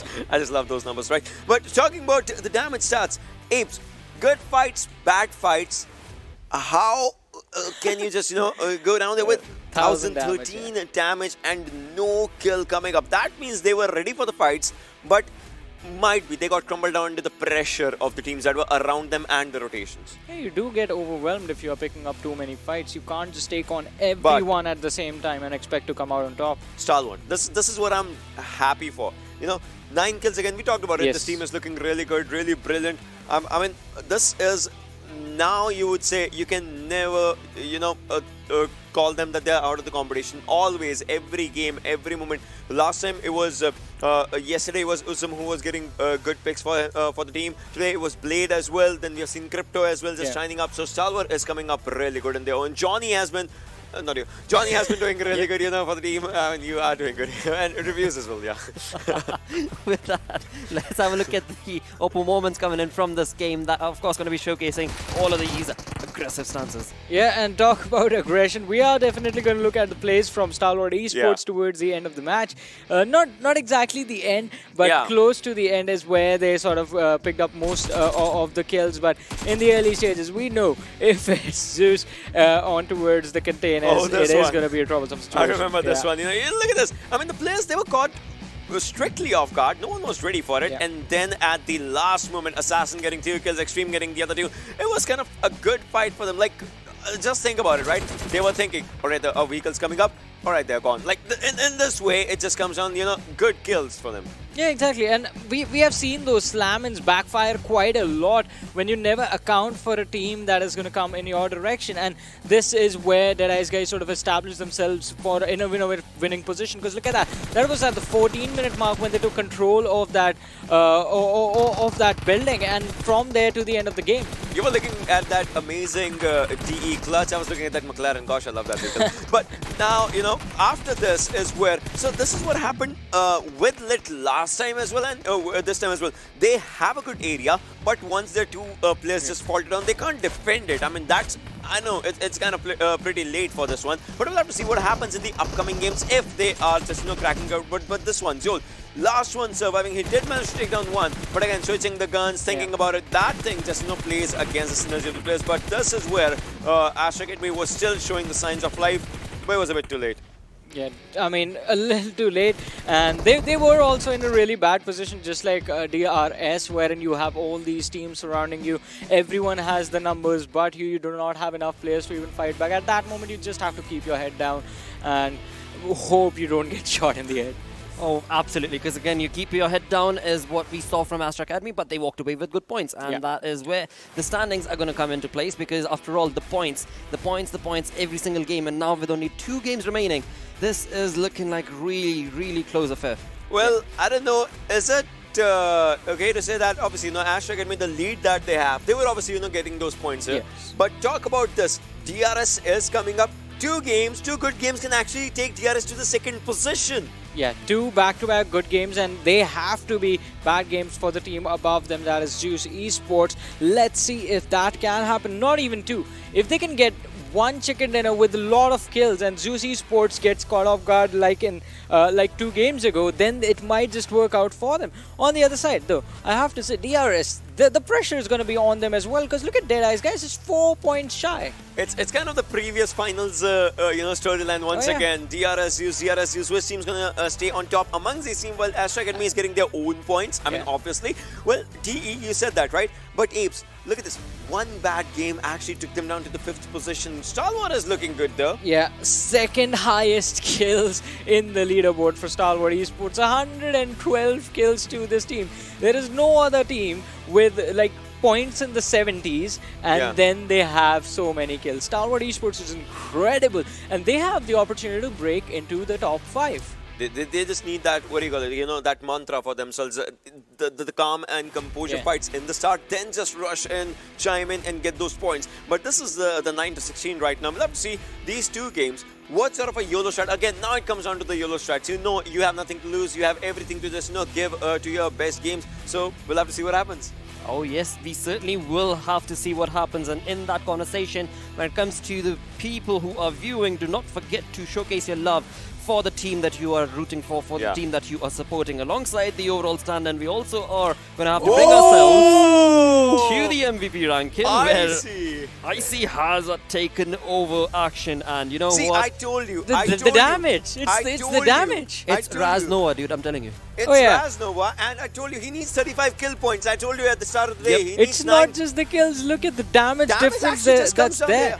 Kills is just 20% weightage. It's kind of a thing. 2014, 2104, I know. Well, 7801, 9441. Well, Icy is here. I'm telling you one thing though. It's still a close affair. It's still a close affair. If Action, with that damage point, if Action still, you know, gets to 8,200, 8,300 damage with the same number of kills, he'll get the lead again. I think even 8,000 might be able to do the job, because if you are going to be able to dish out extra 200 damage in a match, then I mean, you are getting those kill points as well, and well, taking down those players. And we've noticed Astra Academy, the most aggressive performance from their side comes down towards the end of the game. So exactly, that is going to be the thing. They're always working towards those placement points. It took 4 days, like second last game, to take that one player down. Well. Let's continue on with the day itself. Let's move on to the schedule, which is now going to bring us to the final two games. Miramar coming up next. And again, I have to ask you guys, I mean, you have spoken about PN Crew. And the map. What do you guys think about that sort of a conversation? I would say now it comes down to the YOLO strats, the YOLO gameplay for PM Crew, if it is. But I would still say I would want to see what DRS does. I would want to see what DRS versus Zeus comes up, because the point difference is not that much. And what Astra Academy does, if they want to go YOLO for once, because they know they have a safety cushion. Absolutely. I guess I agree with them. Astra Academy, they have put themselves in a position from where they can do whatever they want and well still be happy with the results. On the other side though, there's a fight for the third position and the second position right now, and in that fight we have APES, we have DRS.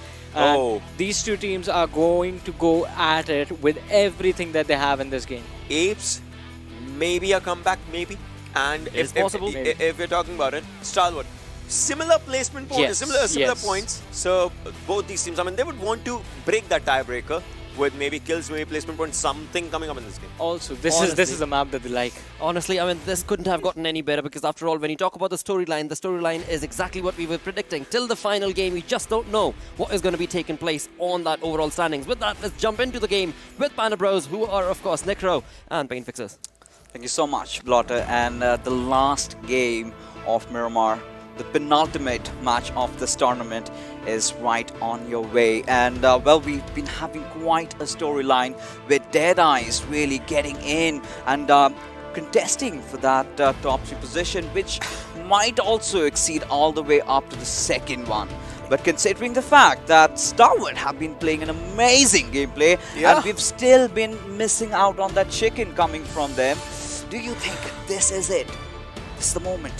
I mean, look, man, they have a lot of kills for themselves. Like, I feel like they're literally second highest in the kill board, but just the placement points are lacking there, man. A little bit more effort from the lads of Stalwart, a little bit more teamwork can put them up to these lads, you know, can put them against these lads who are fighting for the third spot. Let's be honest, the third spot is like pretty much under contestation for now, and it's looking pretty, you know, easily takeable as well.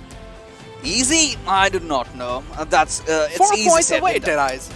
Yeah, but you never know. I mean, it literally took 4 games for DRS to, you know, get those 5-6 points for themselves. So easy is definitely the right word over here. But either ways, you know, talking about the game.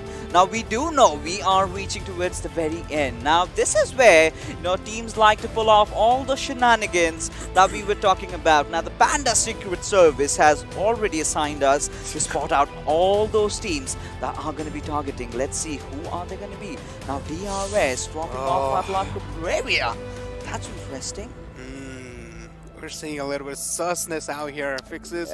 This is, well, some new kind of changes being applied by teams. I mean, 7C going off to their, as always, spot in Torre Muda without a doubt. On the other hand, all these teams seems like, yep, High Voltage and Ilpozo pretty much expected drop locations, Montenuevo, Zeus. So, not really a lot of things being changed from the other squads, but DRS, a curveball. A curveball, yeah. Now this all comes down to how the circle is going to pan out, right? Now, considering the fact that DRS have dropped on the peripheries of the map, it's going to be a really tough time for them to rotate and get into the center of the circle, like we have already anticipated, and we've seen this trend happening in Miramar, right? We get those default circles, nothing to really throw you off your seats, and that has been pretty much the tell over here.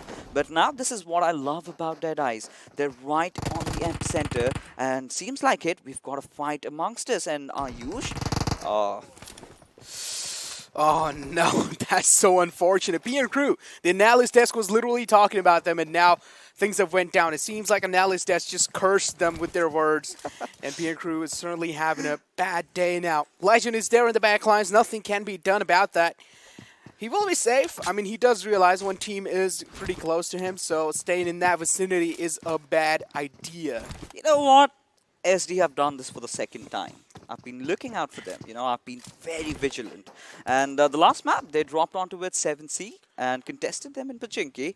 This time, getting the better out of PN Crew. Now, Legend. I actually like that what they're doing. It's like they love already that. know it's final day, you know, there's nothing can be done. They're already in the bottom leaderboard. So they're like, we might as well go for a big game here. We might as well go and start, you know, taking teams down early off, because this is where teams usually do struggle in those battles. They don't really have the equipments they need for a suitable fight.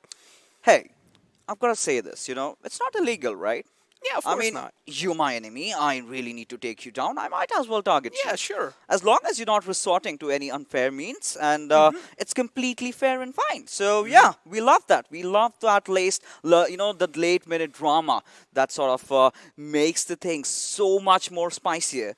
As you know, we've got already PN Crew taking the bullets out onto it themselves, and not really a kind of a start that they would have wanted. But Astra Academy, let's be honest here, like, I mean, this is going to be the truth. I don't think any team can really make it up close to them. I mean, the kind of a lead that they have, it's really going to be a very, very daunting task, even for the likes of Zeus to cover up that gap that they've created. Yeah, definitely. They do have like a breathing space for themselves, at least for one game. If they even manage to screw this game up, the next game they should, you know, try and play at least decent out. And just to maintain those points, you know, just to top it off with a little bit of sprinkle of that seasoning there. And it will be good for them. They will have that pretty much solidified. On the other hand, I see spotting out a lot of DEADEYES. Do On Top have any idea? There is a member of Zeus right next to him, and he is the kill, and he's the top of the kill leaders. Ooh la la. Now that's interesting. On Top, definitely not in the right neighborhood, is he? Because IC is definitely one of those players who's gonna hurt you a lot. Now, it somehow is a 1v1 skirmish. He fell down, oh no. Yeah. But at the same time, On Top does not really know that Oh, he's here we going to go. encounter him. And On Top, where are you looking, buddy? As IC is just going to send him down to the depths of hell. And DEADEYES off to a nightmare of a start. Target acquired and terminated instantly. IC. Well, this is what you expect from a man like IC. You don't really expect any kills being slid away from his hands, any kills being slipped away. You expect him to take him down easily. And I like, even though he's doing so good, he still waited out patiently. He didn't show that overconfidence overall his gameplay, and I like that. I like how Zeus is overall approaching the game as well. Look at this. Straight up inside the circle, bold rotation from the Lance of Zeus. They're not scared of anyone. This is what they're trying to show. You know, this is a really important game for this, for Team Zeus, and I'm really losing my chain of thoughts. The way things have started now, 7C going after DEADEYES. Hungry Box all by his lonesome, needs some support from here, but Memo is somehow keeping the fight alive. Now Hungry Box needs to reposition, but True Love chimes in, and DEADEYES, oh my goodness. Well, as we talk about the team that was going to take the third position, and you did say it's not easy. You literally did say it's not easy. It seems like Fixes You curse DEADEYES out as well. The Costas curse is real. It's coming into play. And now SD Kaye goes down. That's going to be pretty unfortunate for SD. I mean, a man with a good name goes down just like that. And then we have Ken as well falling apart. Yeah, I mean, SD, they've been somewhere struggling down those bottom lines, so nothing much to worry about them right now. We've got bigger problems to deal with, especially Team Deadeyes losing out on two of their best players.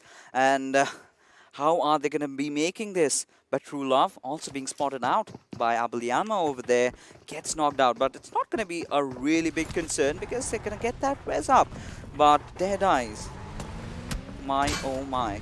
What has gone wrong for them? They should have seen this one coming. I mean, you make such a loud noise, and it was bound to happen. That's for sure. Look at this. On the other hand, Chuan is right on the hilltop, standing at a still position. Seems like he did hear PN Crew coming up on the top there. This is an easy kill. There's no way he messes this up. And yes, he does get him down. And confirmation as well. Killer YT going to be following it up. He is pretty desperate to save his lad, but not going to be successful this time. And this is pretty much looking good for LIT here.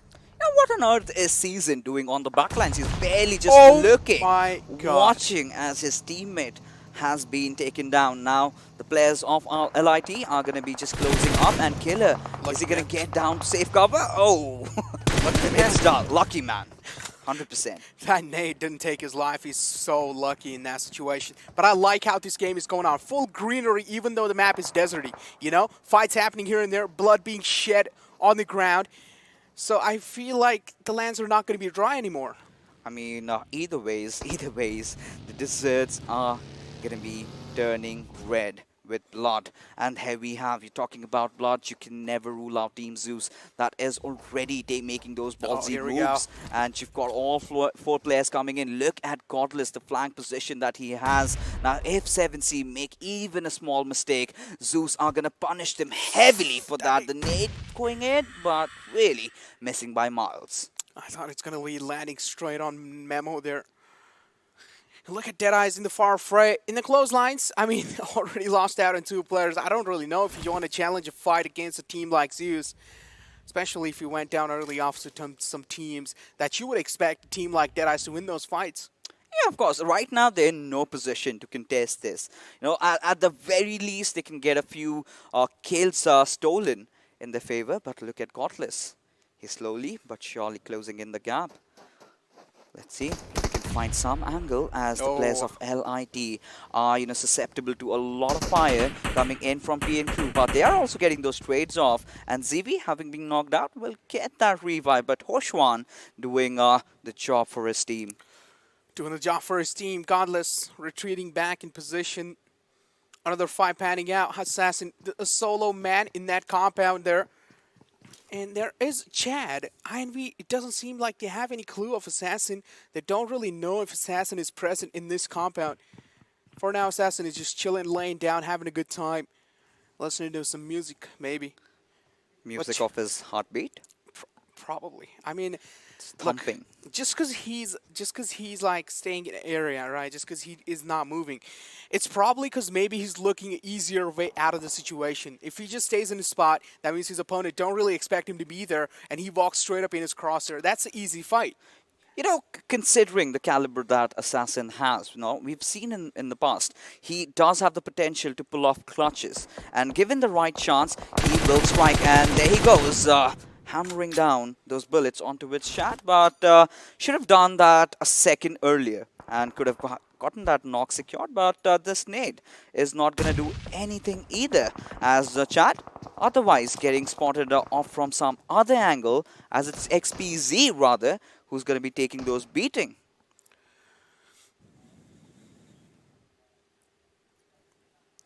High voltage. Two members are still on the back lines. The cover is there. The backup is there. The assistance has arrived. But again, they just directly cannot aggress in there, right? I like how they position themselves as well. They have the high ground, but they did get spotted by Chad. And Chad has some eagle eye. He certainly does. And at times like this, you need to anticipate all of it happening. Right now, Assassin is making those moves, going in up close and personal. And he's just searching for the right moment. It's spot out chat, but missed his chance. But can get again as INV are caught out right in the open with their pants down. And Quite is going to be taken out of the equation over here. There's no chance that he's going to survive the onslaught by the boys from High Voltage. But INV have somehow managed to retreat. Now, they'll be trying to provide that cover fire from the backlines, but cover fire for who? Well, for the retreating vehicle. You know, maybe if they get shot, he will just try to do some suppressive fire. Maybe those bullets will scare your enemies away. They'll go back in the cover. That would buy them enough time to, you know, get back in cover as well in a safer area. I like how Astra Academy has positioned themselves. This might just be the position for success. You know, I really was rather curious to see Zeus pushing on to with 7C. And in that moment, I really felt that they were sort of scared because usually on other days, they would have directly gone in. But this time, they did take that back foot over there, just, you know, waiting for the right opportunistic moment because they do, for a fact, understand that they cannot lose any numbers. They cannot afford casualties right now. And taking a quick gander at the second airdrop that we have, M249. Now, I really have, you know, expressed my opinions about that gun, and I'm still in doubt as to why on earth it is still an airdrop. I mean, just make it a common loot, because what you've done, added 50 more bullets, why on earth do I need that? 100 was way too much. And, you know, just reducing the rate of fire, something for which we love that weapon, that's abysmal. Yeah, I don't really get the point in, you know, nerfing a gun like M249 there. I feel like pretty balanced. Yeah, I personally feel like that as well. I mean, it's a care package weapon already, and most of the people don't really go for that. So I mean, if it's a care package weapon, it should have some kind of speciality in it, and this is what M249 gave it as well. But still, you know, we did see in the past as well, not each and every single players prefer the M249, even though it was in the previous stages. Yeah, it certainly was, and I could understand why. But then again, you know, before the nerf, I really loved that gun. Right now, it's absolutely trash. I have to call that out again. As much as I hate to do so, that's a reality, and even a lot of players have been complaining about the same. I mean, you are going in for that care package, you getting an M249, it's a disappointment. It's become even worse than the AUG. I mean, AUG overall, I feel like it's more kind of like a beamer, you know? Yeah. It just beams the enemies out, and the feel that you get is just really good. You feel good using that weapon. But on the other hand, look at the circle shift, a drastic circle shift. I did mention this as well. Astra Academy has positioned themselves for succession. Yeah, I think this is looking really promising from Astra Academy, as Zeus having spotted the players of Nightmare. And if you take a look at a replay of a certain fight, it's going to be Apes Memo, in fact, being taken down by White, and he's not going to survive that. Spicy. Yeah, I think it's still understandable, right? Because 7C, they have not really been doing good. They have tried to recover, but Bay, he's in a whole world of trouble. The entire Horde is just lobbing those grenades onto its direction, as blah blah blah will also be chiming in. But for how long can he hold this as it's burning? He's absolutely on fire, and quite literally has also been taken down from the equation, with SDGaming ruled out of the game on the 15th spot. The fact that the odds were looking so bad in his favor, he still managed to take out one player and get Jane down to half HP.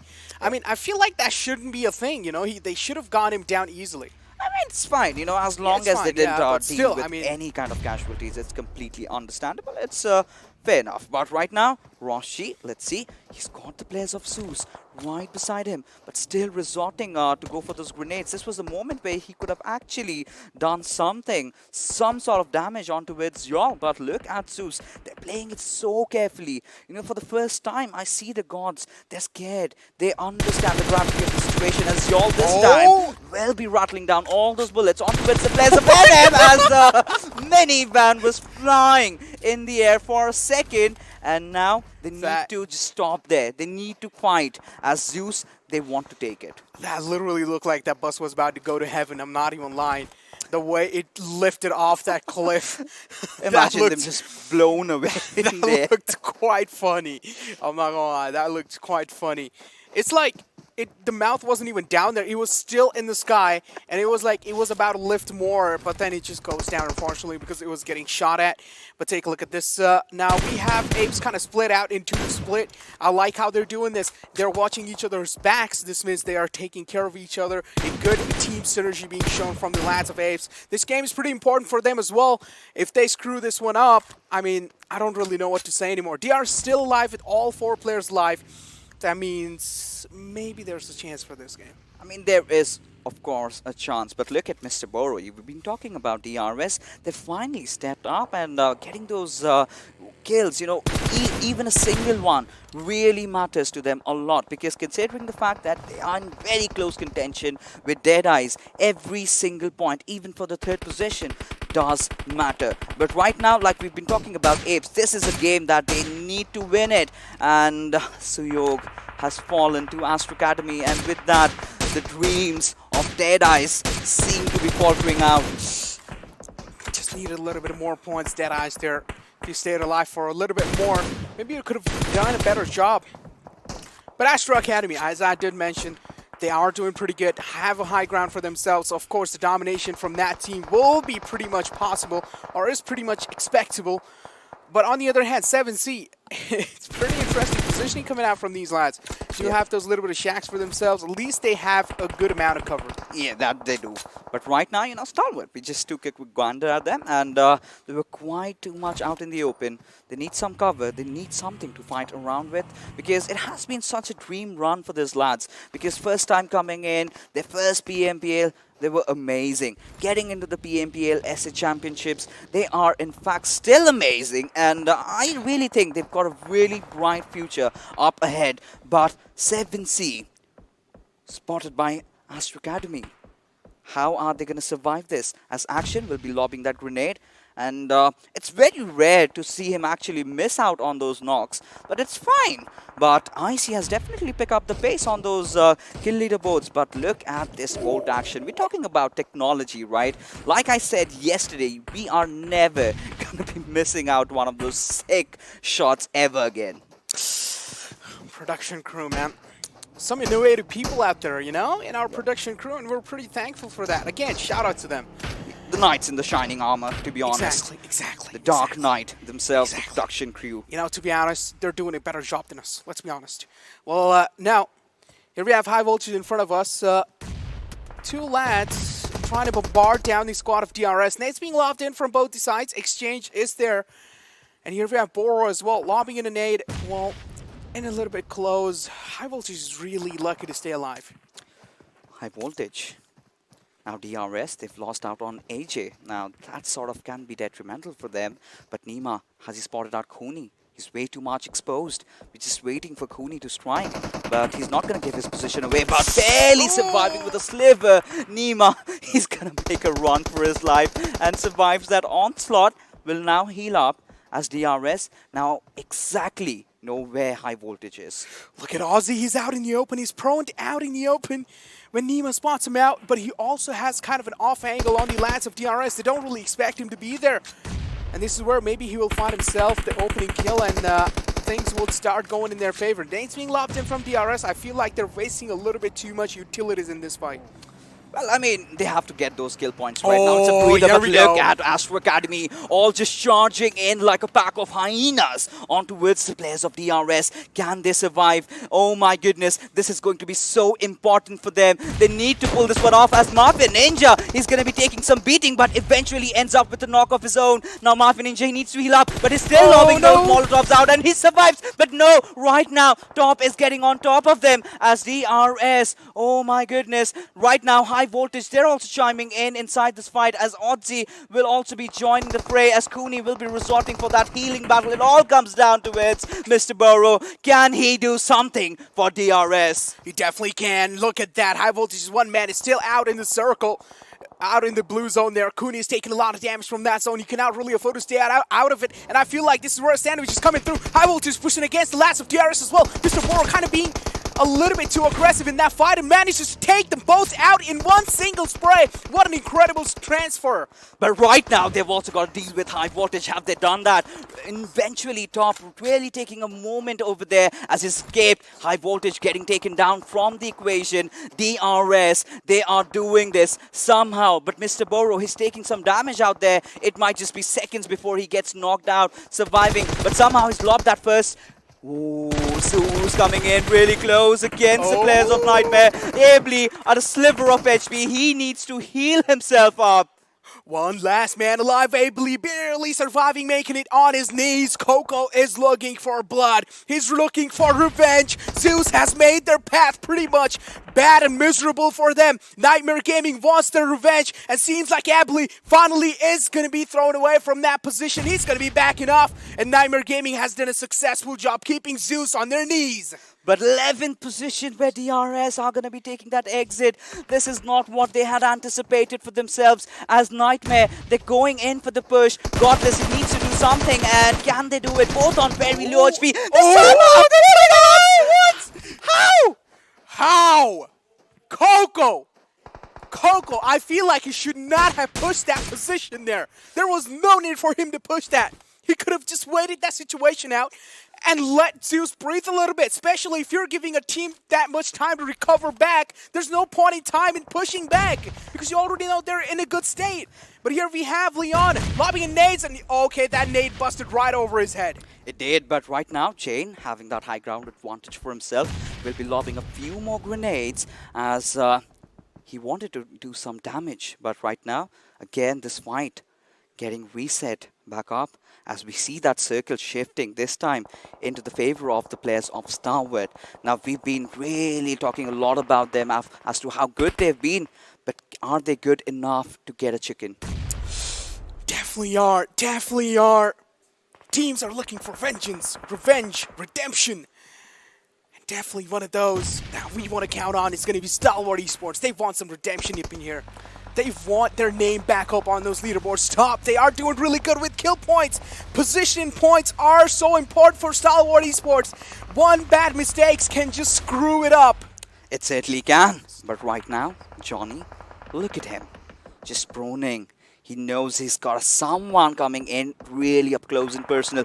This is where their fight might just break down. Uzum having that high ground advantage, but from the far fray, it's Godless having spotted him out. Any single moment. Uzum is so much out in the open, but Frankie, in the meanwhile, will be taking Johnny down with a Vector. And in Miramar, we really do not see this quite often, but here it is. What a spectacle to behold as Uzum is the last player surviving from Stalwart. The question is, how long can he do that? Interesting choice of weapon. Of course, Vector is an absolute shredder in those close ranges. Look at this. TDK's getting third party now. Things are not really looking good on their side. Stalwart Esports is finally getting some help. Uzum might just see a hope of light here. And TDK Frankie is still there in the close lines. Blah, blah, blah's kill has been confirmed. Jane goes down as well. Things are certainly flipping apart for TDK. Their tables have been flipped. But right now, they will be getting those res back up onto it, Shane. They have that breathing space in the meanwhile because Team Zeus, they need to take their time to get inside the circle. Now, considering we have Team APES taking that high ground advantage for themselves. But Leon, wow, you beauty, taking down Connect with that bolt action, just blowing his head up. But I think the revival will, of course, be there. Chat. Meanwhile, Jane, no! Oh, just slapping him right in the face. Chad taking him down, confirmed the kill as well. Pretty much hungry at this point in time. You do want to make sure you're confirming each and every single kill. Needs to move inside the circle. The zone is pushing him inside. Frankie is there. He wants that kill. He's taking a third-person perspective. And it seems like Chad is just going to be winning this fight because his movement is way better. But here we have Rated striking at the right time. You know, just staring at death right in front of his face, going greedy, but eventually punished by Rated. As Apes do have that high ground. Now, it's still, the circle does favor them. Now, this is it, ladies and gentlemen. We have been talking about the chicken dinner coming in from Apes, and this might just be it. But Zeus, they're still inside the circle, still holding on. And considering the fact that Astra Academy had taken an early exit, Zeus, this might just be the perfect game to make a comeback. Exactly, Apes do have that kind of high ground for themselves as well. Zeus is right below them. They're getting burnt. They're getting burnt like roasted chickens. They don't really have anything else to do. Apley went down. The kill must be confirmed anytime soon. And yes, it is. Godless, the last man alive. Apes still don't really have any clue that Molotov can be pretty close. The spreading flames might just catch Godless barely an inch. Oh my goodness, what's happening? White, in the meanwhile, has gotten down, and that's a really wise option. But Charvi, he spotted Connect right out in the open. Hustler, he's been spotted as well. And Scarlet Gaming, they do have 2 players alive. Heaven and Chari, can they pull off a miracle? They have to get inside the circle. It's going to be a rather very daunting task for getting them coming in at so open. Oh, no. But right now, Heaven does manage to find Hustler in the process, but will get traded right off. But look at Uzum. He is still doing it for Stalwart. He is still playing the survival game. Connect in the meanwhile will get the final kill, and down goes Scarlet Gaming. Overcommitting from the side of Hustler there. He did get punished instantly for that. The trifecta of death comes in again, and it's going to be Stalwart Esports, Zeus, and Apes. This game is important for Apes. It has to be one of the most important games because this is the contestation for the 3rd place. Now it is coming down to the 1v3 situation. It's Godless. His position has been completely compromised. Now Apes, they are definitely going to be going in for it. But we know this man. We know he's a legend. Can he pull something from his sleeves? He's a god of thunder. We know this man fears nobody but White. Staring at him, and Apes, they know they've got this in the bag. They cannot mess it up from around here. His position has pretty much been exposed, and here we have Asla taking a look from that ridge. Godless seems pretty aware as well. Here comes an underhand nade from his side. This might be pretty close. Did do kind of decent damage. I feel like Hustler is going to be doing that drop shot strategy, man, and this is going to be a stylish way to end the game if he actually manages to does that. He was trying to, but then his teammate has got it in the back, and it's going to be Apes, and the 3rd position is pretty much taken by the Apes. Finally, after 23 games, they get it, and right now, bring themselves back right into the competition for top 3. Yes, the Mongolian domination is what we have been seeing so far. But that being said, it was of course a pleasure to cast all these games along with, of course, Panda Bro number 2. But eventually the journey for us has of course come to an end, and it has been a delight. And before we just head off, anything that you want to say? Well, I mean, I have missed this, man. This was an absolute pleasure to be here, an absolute honor to be here, especially all my co-casters and all the buddies are doing an incredible job, and keep doing what you guys are doing. Production crew as well, a fantastic job. Hats off to you guys. Everybody has put in so much, including the players, but we still do have that one game remaining that will decide who gets into the top 3 as we head into a quick little breather, because the analyst desk is coming right after this to break the fights down.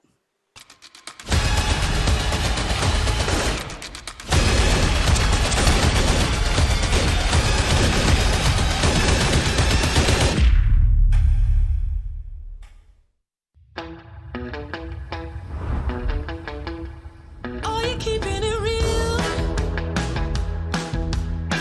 I'm calling shotgun, wanna see my baby run. Oh, what's the word on the sea? Kicking up the dust, you know what I mean. We got a good thing going. We got a good thing going on. Welcome to the battlegrounds. It's simply the battlegrounds right now, because again, when it comes to the competition, it is getting intense, it is getting fierce, as we were talking about at the start of the day number 4 right here at South Asia Championship. It is turning down exactly to the same conversation, but alongside that, it is a huge thanks to OPPO for sponsoring the entirety of the event, and hashtag Wook Up Your Fun. Now let's take the conversation over to Super Johnny and Ocean when it comes to the day. Yeah. Well. One game. And I have to say one thing, I mean, I'll disagree with you. This is turning out to be better than we expected. It has, and therefore the battleground's getting intense. Yeah. I told you Abe's gonna get it right in this one. I already told you. And Khalik, well, this is the thing, right? 4 kills. 1174 damage by one individual, 3 assists as well. I mean, that's definitely a team player. Yeah, True. I mean, amazing performance from him. And White as well, let's not forget about the man who was able to close out the job and not just do that, deal with Skylightz Gaming. That was the team that was doing a lot to put Apes in a really bad situation. The legend said, watch my gameplay. To the lads who remember the older squads. Yeah, the guys who remember the old PMC wildcard regions. Well, Kanik, White, Hustle, these players were brilliant. Who was run from Lit was brilliant as well. Just think about it. Yeah. Whilst the other lads have 25 plus minutes of survival time to get to the top players, this guy has a 20-minute survival time to get here. Yeah, and still a pretty lit performance from him. I mean, not allowing a single chance for his opponents to get back up on their feet. Efficiency, look at that. 428 damage, 4 kills converted from that. An amazing performance. Also, I mean, I have to say it was incredible to see how T2K also took an approach to this game. Yeah. Quite unfortunate that 2 of the lads were caught off guard and it was just one last player surviving in the end. But still, they tried the level Oh best. my god, look at this Mongolian domination in this match. Yeah. Just think about it. Able with 15 utilities, top with the longest skill, and then it's Kanik all over the place. I have to say that's the first time we have seen Godless from Zeus just take a backstep and decide like not to fight, not to go aggressive. It was a 1v4 situation. They were stuck in that corner underneath the cliff with Apes just nade out nade, Molotov through, literally throwing everything that they have at him. Well, 25 points coming up for them, and I can't see DRS in top 8 right now. That means again the top 3 position. You know, it's from the teams from Mongolia. Zeus 18 points. Well, Zeus is coming up. I want to see the difference in Zeus and Astra Academy right now. I know it's going to be quite a bit. True. But one game, like, is it doable? That's going to be the question. Exactly, and while all that is happening, let's not forget Stalwart Esports. They are still in the fight. Yeah. Somehow managing to bring themselves those 11 points in this match. We are always talking about DRS, Apes, Zeus. Stalwart Esports is in the top 5. Do they forget that? Stalwart is there, and they're like, you know, all right, you don't talk about us, our gameplay does, and it is doing. True, absolutely. I mean, again, based on that situation that they were in, right? I mean, it was just kudos to Johnny and then making that position count and just staying alive. It was, again, thanks to, I would say, Skylightz Gaming, you know, because they just kind of took that They ignored Uzum in the end. Like, they were so focused on Apes on the high ground. Right. I get it. Like, there was so much pressure from Apes. But Uzum, like, he was smart as well. He was like, all right, I just have to stay here. You guys leave, and then I get out. But talk about reading the zone itself. I mean, Apes had a perfect placement when it came down to that zone, and that worked completely in their favor. So let's go on to the zone analysis. I mean, these circles, as long as you can see the circle, you can see a lot of teams are already going for the center lines. But DRS, this is what it is, right? DRS wanted to stay onto a backside. They wanted to play this game with utmost focus, and also, you know, just knowing all around the areas that they do not go in a bad fight. Well, they did try for a while, but after that, you know, if a team gets caught off, that does happen. Because most of the times, I would say, till this circle, a lot of teams, like almost every team was inside the zone, but now comes the rotation. Had the circle gone left, DRS would have actually had a really good performance for themselves. And again, it's a tricky situation as to where you go because you can't challenge Apes' position. They have the high ground advantage. You try and challenge them. I mean, Zeus got the closest right underneath Apes. And apart from that, everyone either had to take the side towards San Martin and Power Grid, the other side outside the circle right now. Either you take that position or you move towards the side of Picado. And both those positions are going to be those low ground stances that you're going to be on. And then you are going to be dealing with a lot of pressure. But talking about pressure, I mean, T2K, as we are talking about them, I believe that was the squad from which one lad arrived, peaked a ridge, got 2 players, and then he was like, all right, I'm out. Well. Talking about those moments, those clips, let's of course cue in the OPPO F19 Pro moments, which are going to be showcasing these wonderful skilled players and their kills. Yeah, right off the bat, we could see the fight just going on with 1 minute on the clock, and the fights did start. Then, you know, the 5-minute marker, that's where a lot of fights were happening. But still, like, everyone had their safety cushion. That is the circle. If you wanted to run away, you could, and get a new, location in the zone. That's where the teams were trying to go for. First circle, second circle, third circle, still decent. fourth circle is where a lot of the chaos did start happen, and we'll be seeing those fights for sure. Yeah, definitely. I mean, the chaos is going to be there, but I believe that's going to be around the 20-minute marker where everything, all hell breaks loose inside the game. And this was Memo from the side of 7Cs getting caught off guard mid-rotation. T2K, they had some phenomenal fights. The assaulting game that was brought to the table from T2K in this game was incredible. I wish they would have stayed sort of stuck with this sort of a play style for a longer time. Then we could have seen what an aggressive performance they could have brought to the table. But still, a decent performance from Taint to Kill in this match. This is where we were having a discussion as of fights. Because Astra Academy, they didn't want to move forward. DRS, they did spot them, but High Voltage was a key team. Yeah, High Voltage was High Voltage got taken out, but they still were the equilibrium breaker right there. And I have to say, it was hilarious how Tough actually managed to get away. Because he's driving a bus. We have Puffy and Ninja from DRS running behind him, and him deciding, all right, you just go, I'm going to go my merry way. Our objective is just to survive here. Yeah, that did happen, but this is where we could see the last few moments of the fights that were happening, and we know how it just ended, right? Yeah. And then we have Chad over there just taking down two players of Team T2K. SG versus Apes, that was an interesting fight right there. A lot of crates going back and forth between those two teams. Yeah, but then these four teams remaining, and then obviously we know what happened at the final moments when it was they were trying. They knew where Godless is. Yeah. But still, it just took them a while. Like, and after that, I would love to do that. Yeah, this is how you celebrate. This is how a victory needs to be celebrated. Most certainly. I mean, there was a lot of damage that was dished out throughout this entire game, and in that doing so, these teams are looking ferocious. First time, I mean, in the graphs, you could see like on toe to do with the damage and the kill department. Well, they have 9 kills. That's good, but talk about Stalwart. They did manage to get the placement points as it was needed in this game. So every game, they are getting one way or the other a really good game for themselves. But Apes, these 10 points and 15 combined, it's going to help them a lot. Yeah, definitely. I mean, this is the thing that we said after the last game. They need to have those good matches.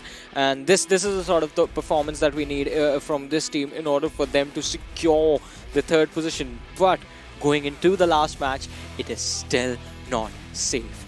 Anything can happen. There's DEADEYES, guys. There's DRS, and I want to see where Stalwart is. Well, with that, let's of course move on with the storyboard itself and have a look at what are we to expect from this final game. Not too far behind, I have to say. Wow. Look at this. Oh my god. 275. Well, 243. Well, third position. 211, 209, 200, 197. For Stalwart, it's still doable.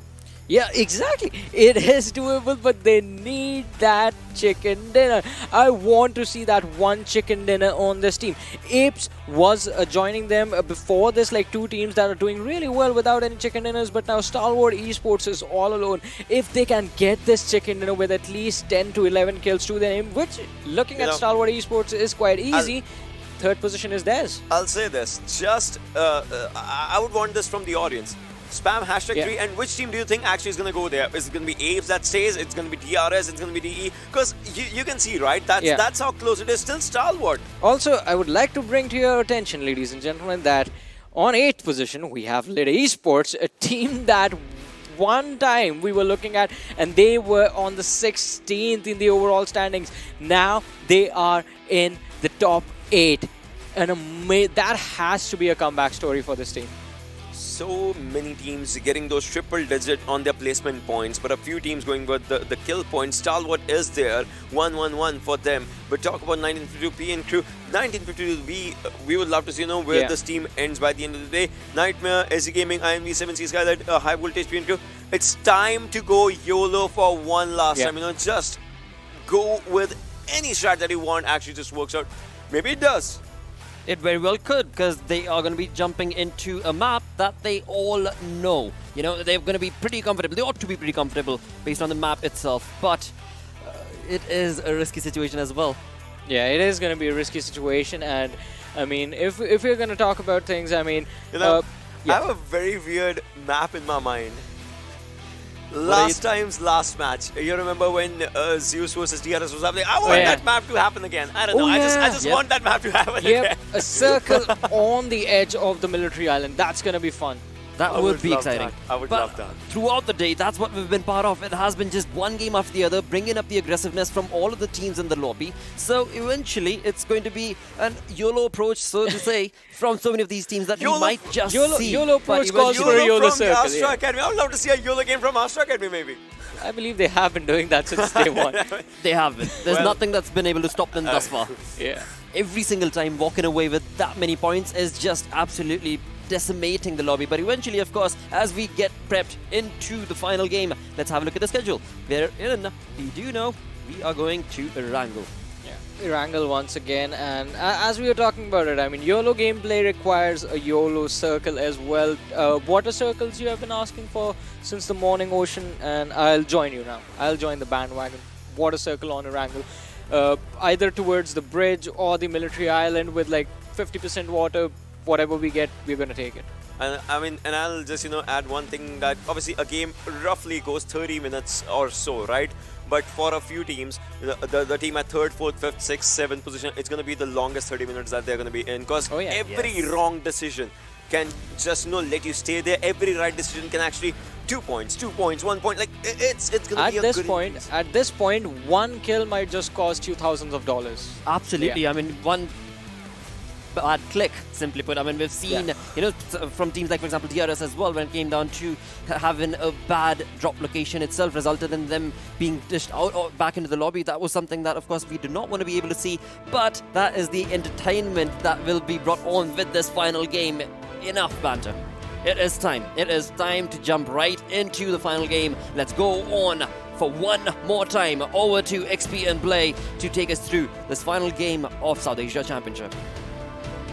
Thank you for that once again, and one final time. Blotter, Johnny, and of course Ocean on the desk doing a fantastic job as usual. And ladies and gentlemen, it is my pleasure, it is our pleasure, and of course our honor to present to you the final game of the championship to decide who is going to be crowned the kings over here, XP. Now, looking at a table, I feel like a couple of names are kind of obvious here, but it's not just about the first spot. It's not just about a second spot. It's about a 3rd, the 4th, the 5th. Every placing matters a lot. Not just because of pride, because of all the cash as well.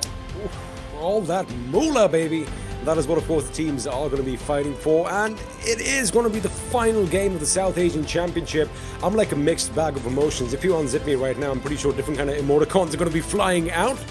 But it is what it is, and yeah, like you did mention, I mean, I'm pretty sure we kind of have an idea who's going to walk away with that big $40,000 US. That's. I suppose you were part of the winning team, Play. What would you do with all that money? I'd probably, I don't know, Get this looked at, maybe. Put it in Doge, maybe. I don't know. All right, I don't know what to do with money, which is why I'm terrible with cash. I usually make someone else handle it. But speaking of teams, right?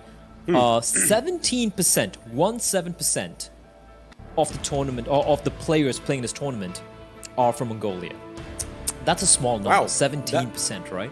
And right now, there is a reality that these 17% might take the top 1, 2nd, and 3rd spot, which means, you did the math, how much money is that? So that is that is $86,000 US. So That's if more than this half the does prize happen, pool.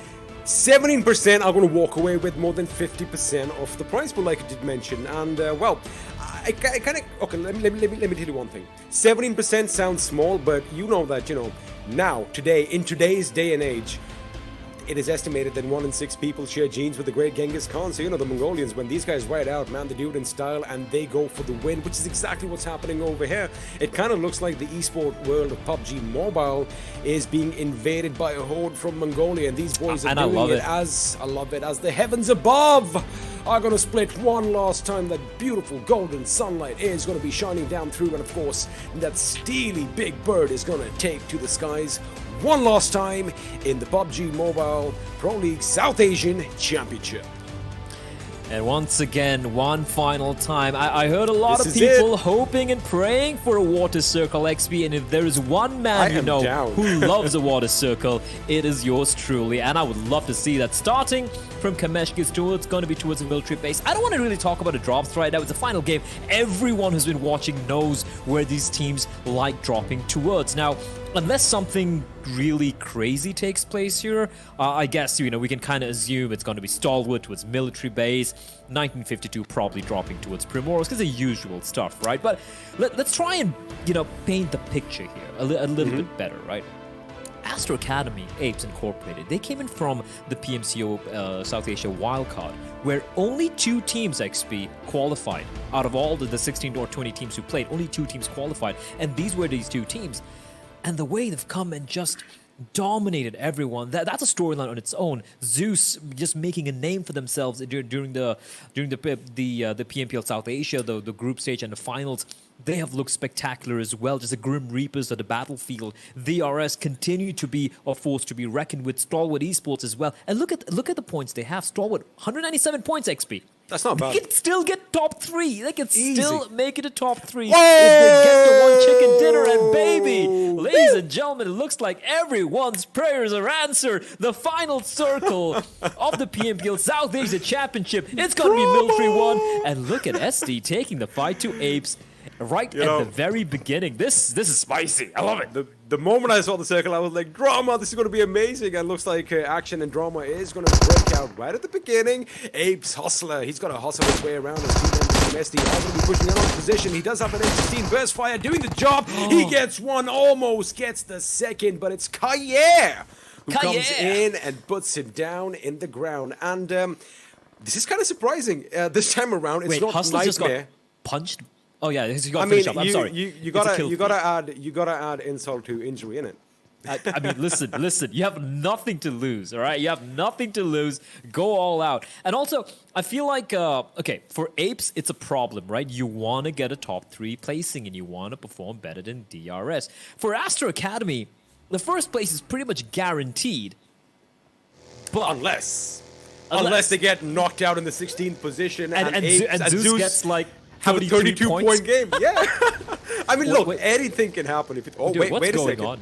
You're not teammates. You guys are not in the same team, but it looks like there's a race for Novo that's going to be breaking out right now. Little do they know, Astra Academy are already over there, and Zeus are hunting them down. Forget everything else. I think we just might see that they know that this is the only chance that they have if they want to topple Astra Academy, as Pika is going to be put in the corner, but Icy reacts just a bit too slow as he gets taken down with the Vector and is finished off with that shotgun. Now Zeus are going to be 1 man down, but Astra Academy realize the threat to the lead at this point. And boy, oh boy, Blade, they're going to play their hearts out as Scry almost gets a knock on Godless. But now Zeus, they are going to make the moves. Pika, still the first man in Astra's line of defense. Yeah, this is not looking good for Pika. He's using all the bandages here. He's got a third-person view. He's going to have to rotate immediately, and he will escape in the nick of time. But for how long? Teammates are providing him a little bit of cover fire, but Zeus are so hungry, desperate for this kill, and they will find him. Vengeance is a sweet dish indeed. Now a 3v3, but a knock does take place. Scry pushing on in. This is a messy fight. Top's kind of low here. There's no real trade possibility, XP. And Scry going in for the kill could be dangerous. Top's gonna... There's a little bit of a delay in the kill feed there, but that's the knock Top got onto Godless. But Zeol with the reply. Knocks are back and forth. Zeol will be able to save his teammate, though. And Astra Academy, despite getting the first kill, it isn't looking very good for them, because action is still far away.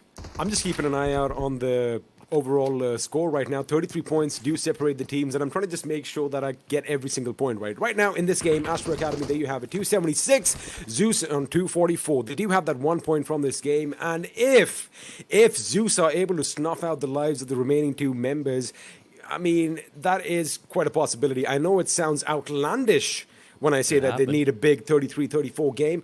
It is possible, Blay. It is possible. And elsewhere, it looks like APES want to cement their position on the overall leaderboard as well, as they are toppling down teams at their own nice mid pace. But Tops is going to come in. I think that Ably was knocked out. It was a little unfortunate because they weren't really expecting them to come out a little aggressive. But now the question is he going to be finished off, or is Zeol going to come in and provide some much-needed cover for his teammate? Unfortunately, I think I've answered myself. But now, Top versus Zeol. 1-on-1, Astra Academy versus Zeus. The problem for Zeol is he needs to contend with Action as well. Action just being a wraith among all the boxes. Godless is there as well, right? So, yeah, 2 separate 1v1 fights. Action going up the stairs at the worst time possible. He doesn't even have a helmet, XP. And this is not looking good. Action 1 point of health, but he manages to patch himself up in the nick of time, lives up to his name. He gets the knock. Zeol now pushing on up. The last man left standing for Zeus.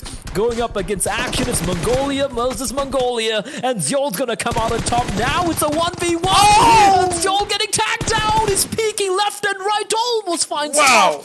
But now both the players at about 30 points of health. The battle to stay alive in the final game of the tournament. They're going to be going in for the res here. Zeol coming on top. Look at him, hunting him down from above. And the footstep sounds being made. Zeol's going in for the kill, but he gets taken down.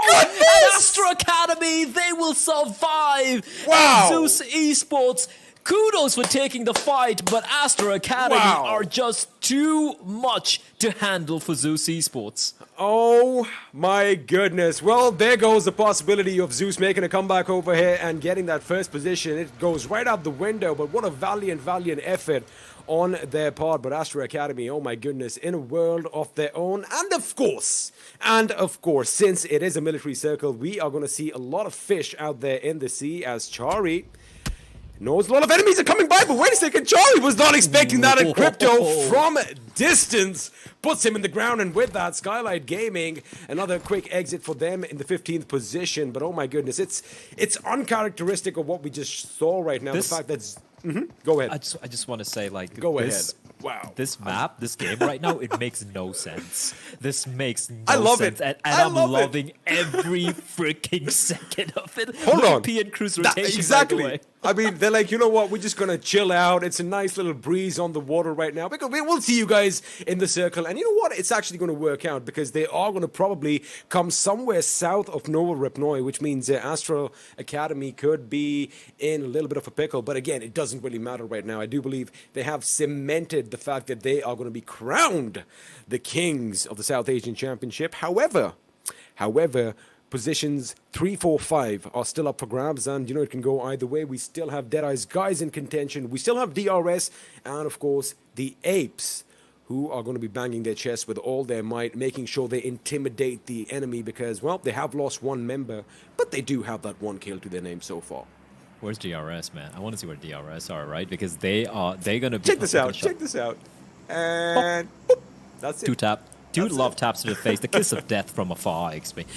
Can we take a look at the map real quickly, ladies and gentlemen? Production, please. Very quickly. I want to see where DRS are. Scanning. Where's the purple? They're swimming across. They're swimming across, as people like to call them, the real swimmers, and they have managed to live up to the name. But more importantly, XP, they are well inside of the play zone, and they found a patch of land where there's no one around. There's literally no one around. Meanwhile, getting back to this fight, DEADEYES guys going up against Ken PP. And they're just saying hi. He will be finished off, though. SD have nothing to lose. Their job right now is to make life miserable for all the teams in the top 6, top 7, top 8. I love that. It's going to be exciting because, well, you do want to see a few wrenches thrown in people's game plans over here as PN Crew. Man, they do look like they are going to make it. I'm sorry. I just want to interrupt you very quickly here before I lose my train of thought as well. Circle are not really going to be shifting much. When I say DRS, jokingly say I call them the real swimmers. I'm not being critical. Whatever it takes to win the game or get the points, that's what matters. Amen. If it means you're going to be camping in a bush for 60 minutes and you're going to get a chicken dinner, good for you. Good for you. If it means you're going to get 30 kills and then get a chicken dinner, good for you as well. Because remember, XP, the reason DRS won the previous finals because one member stayed alive in all the chaos in the water. You remember that game, right? So for me, when I say all these things like, they're swimming, they're just staying behind, they're not taking the fights, I don't criticize it at all. I feel like if you feel that is going to guarantee you the advantage, go for it. Right now, though, be sneaking up. Goodbye. Beautiful. Goodbye, good night, beautiful. And adios, Bay. That was sneaky. It's kind of sad that someone's Bay just came under fire. That is going to be problematic. His teammates are going to be a little angry about that. But yeah, I kind of lost my chain of thought too because, yeah, you definitely made a lot of sense over there. But see, this is a battle royale, right? It's all about surviving till the end, whether you get 100 kills, whether you get 1 kill. Winning is winning. And, I see a lot of words being thrown out in the chat as well as far as camping goes. It's part and parcel of the game. You do have to hold down certain compounds from time to time. And, well, sometimes you got to defend against an enemy approaching you. Or sometimes, Yeah, I agree with you, right? If you're in a 1v3 and you just step out of a house just to take a fight, you're an idiot. That's when you camp. That's when you don't show yourself, right? And I don't get sometimes how people don't seem to understand that these players, they're not playing like a casual game where you'd lose, it's fine, you can just restart the game. No, there's a lot on the line. And some of these guys, these are some of the best on the planet, right? They know what they're doing here. And Extreme is alone. I'm curious why he's all alone. But we'll get back to it later. Stalwart. I like that because what he was doing was, I mean, he was prone on his belly. He got all that information that, the compound ahead of him is going to be occupied while his teammates are traversing across the channel as well. Because the last man for that team was Cooney, who was still on the main island. But again, they are going to make it to safety. XP. Deadeye's guys, 200 points. Stalwart Esports, 197 points. This is an important matchup right now. Now, the winner from this little skirmish could just walk away the winner! And oh my goodness, Hungrybox was not expecting that as that grenade blew up at the right time and just snuffed his life out. Ozim, of course, coming in quick with that DP28 and putting those bullets in his body to make sure that they are going to be raking up the kill points. Now, Stalwart Esports, they do have 3 kills, all 4 members alive. They know Deadeye's guys are going to be 1 man short. And the fact that they have smoke deployed, just have a look at this. Have a look at the perfect timing. That was brilliant. Pristine. But again, that is going to give enough time for Johnny to kind of circumnavigate around Deadeye's position and basically set up a different angle for himself. Or, by the look of things, they want to make sure they are a bit deeper in the circle with more cover for themselves. Makes sense also either way. Smart play. Yeah, they're making sure they have a contingency plan in place. This battle, though, is Stalwart at all? I'm not sure about Ozim rotating like that. That is very risky, Ozim, and he's very fortunate that the bullets won't really find its mark. Now, for Stalwart, if they knock out Deadeye's guys here, guaranteed top 5. Guaranteed top 5. So there's so much on the line. And looking at the play zone, you are right, XP. Stalwart making a play for the play zone. And that means they don't need to take the fight. The fight is going to come to them. Deadeye's guys have to push into their direction, which is a fantastic call coming from the Stalwart. However, Deadeye guys going in from a different route altogether. Do you see what I see? Yeah. Exactly. No? I was actually going to talk about APES right now. They are trying to look for Astra Academy as well, because have a look at that. They are going to be chilling in Nova Reploy. Of course, Circle has kind of shifted out. So, oh my goodness, Astra Academy, they do have the target painted on the back. It's all about bragging rights right now. I mean, everyone knows that, they are going to be walking away the winners over here, but that little brag that you can, brag to your friends about, hey man, I'm the guy who kind of knocked them out in the last game. You know what I mean? So of course, all of this is still going to be in effect. And of course, you want to make sure that you keep raking up those kills and cement your position, as it does look like INV have taken a fight with 7Cs. As Rig is going to be knocked down in the open. His teammates a bit too far away from him, which means, precious time is going to be wasted. But talking about precious time, Turulov did the right thing, knocks him out the moment he dismounts from his vehicle. And it did it in style as well, XP, with the weapon of choice of yours, of course. Meanwhile, DRS going up against Stalwart, looking at a kill feed here. And Stalwart Esports, they have a lot on the line. And facing off against DRS, it looks like they are going to be losing a couple of members. Hopefully, we can take a look at that particular firefight. Ayush, in the meantime, just tapping away calmly. I thought that buggy just came in at the wrong time, and had the driver been rendering, he would have been out. He's so low. So low, XPZ, barely alive. But they will pull off the great escape in the winter, and XPZ heading into the play zone, where, at least for the time being, a bit of respite from the bullets whizzing past. But I really want to take a look at what's going on between DRS and Stalwart Esports here. As we see, there we go. Right now, this is the shot. This is the shot. All right, let's have a look.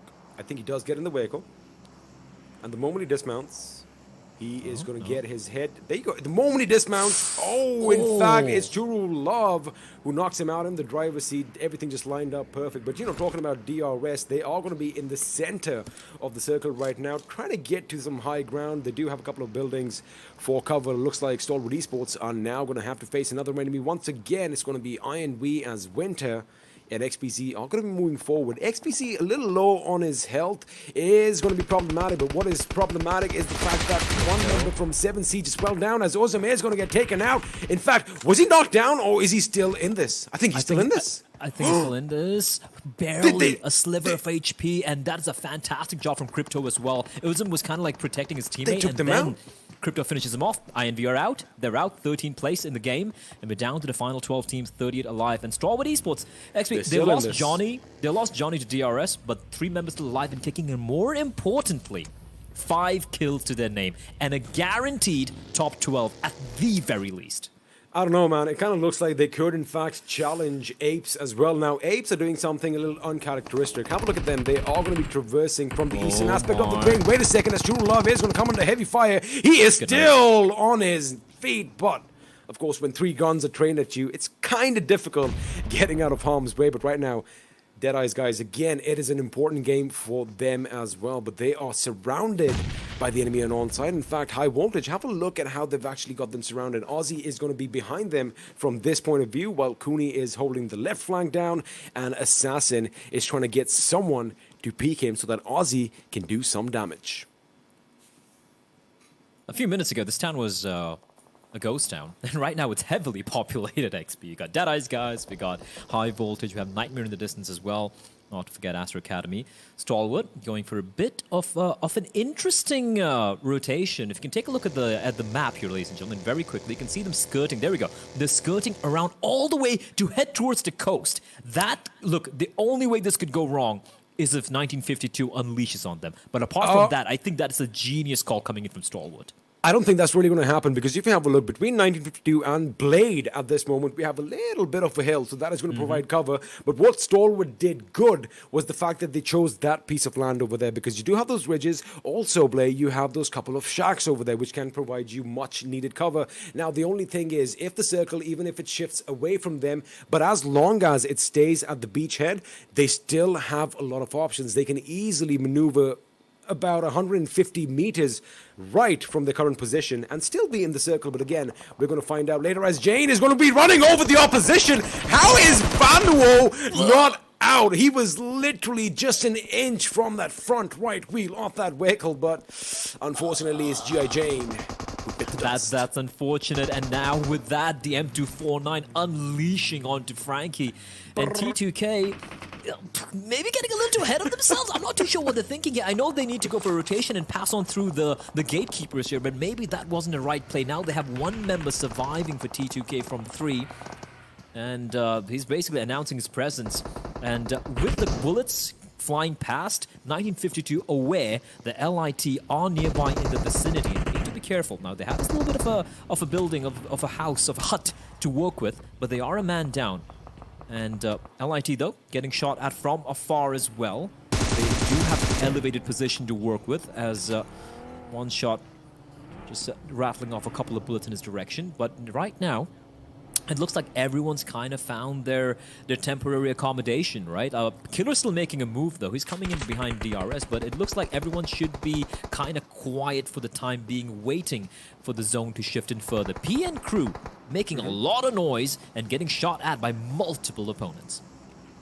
Well, it's about time right now, because they did take a really unusual course into the circle. They in fact came down from the south of the military base itself, and now they are going to be facing off against DRS and Mafia Ninja. If he cooks this to perfection, it could be problematic for them, but he had to just change his little game plan over there, as Vanuwo from the distance put a few shots in him, and he is one lucky man to still be standing. Now, the problem for DRS play is the fact that they have a lot of open ground to traverse, and PN Crew, although both teams are outside the circle, and although if you have a look at the minimap, oh my god, the zone. Oh my goodness. Forget the mini-map, because the zone is doing what it does best. It's going to be playing spoil sport.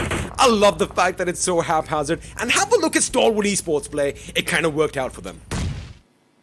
And listen, the most important thing right now for DRS is, like, they want to get a top 3 spot. They better start taking fights right now. And I believe, like, these sort of fights, right, when they have the player advantage, they need to push on up. And also, as we spotted out, they need to first encounter PN Crew and LIT. That's the first knock. Nima finding Ayush.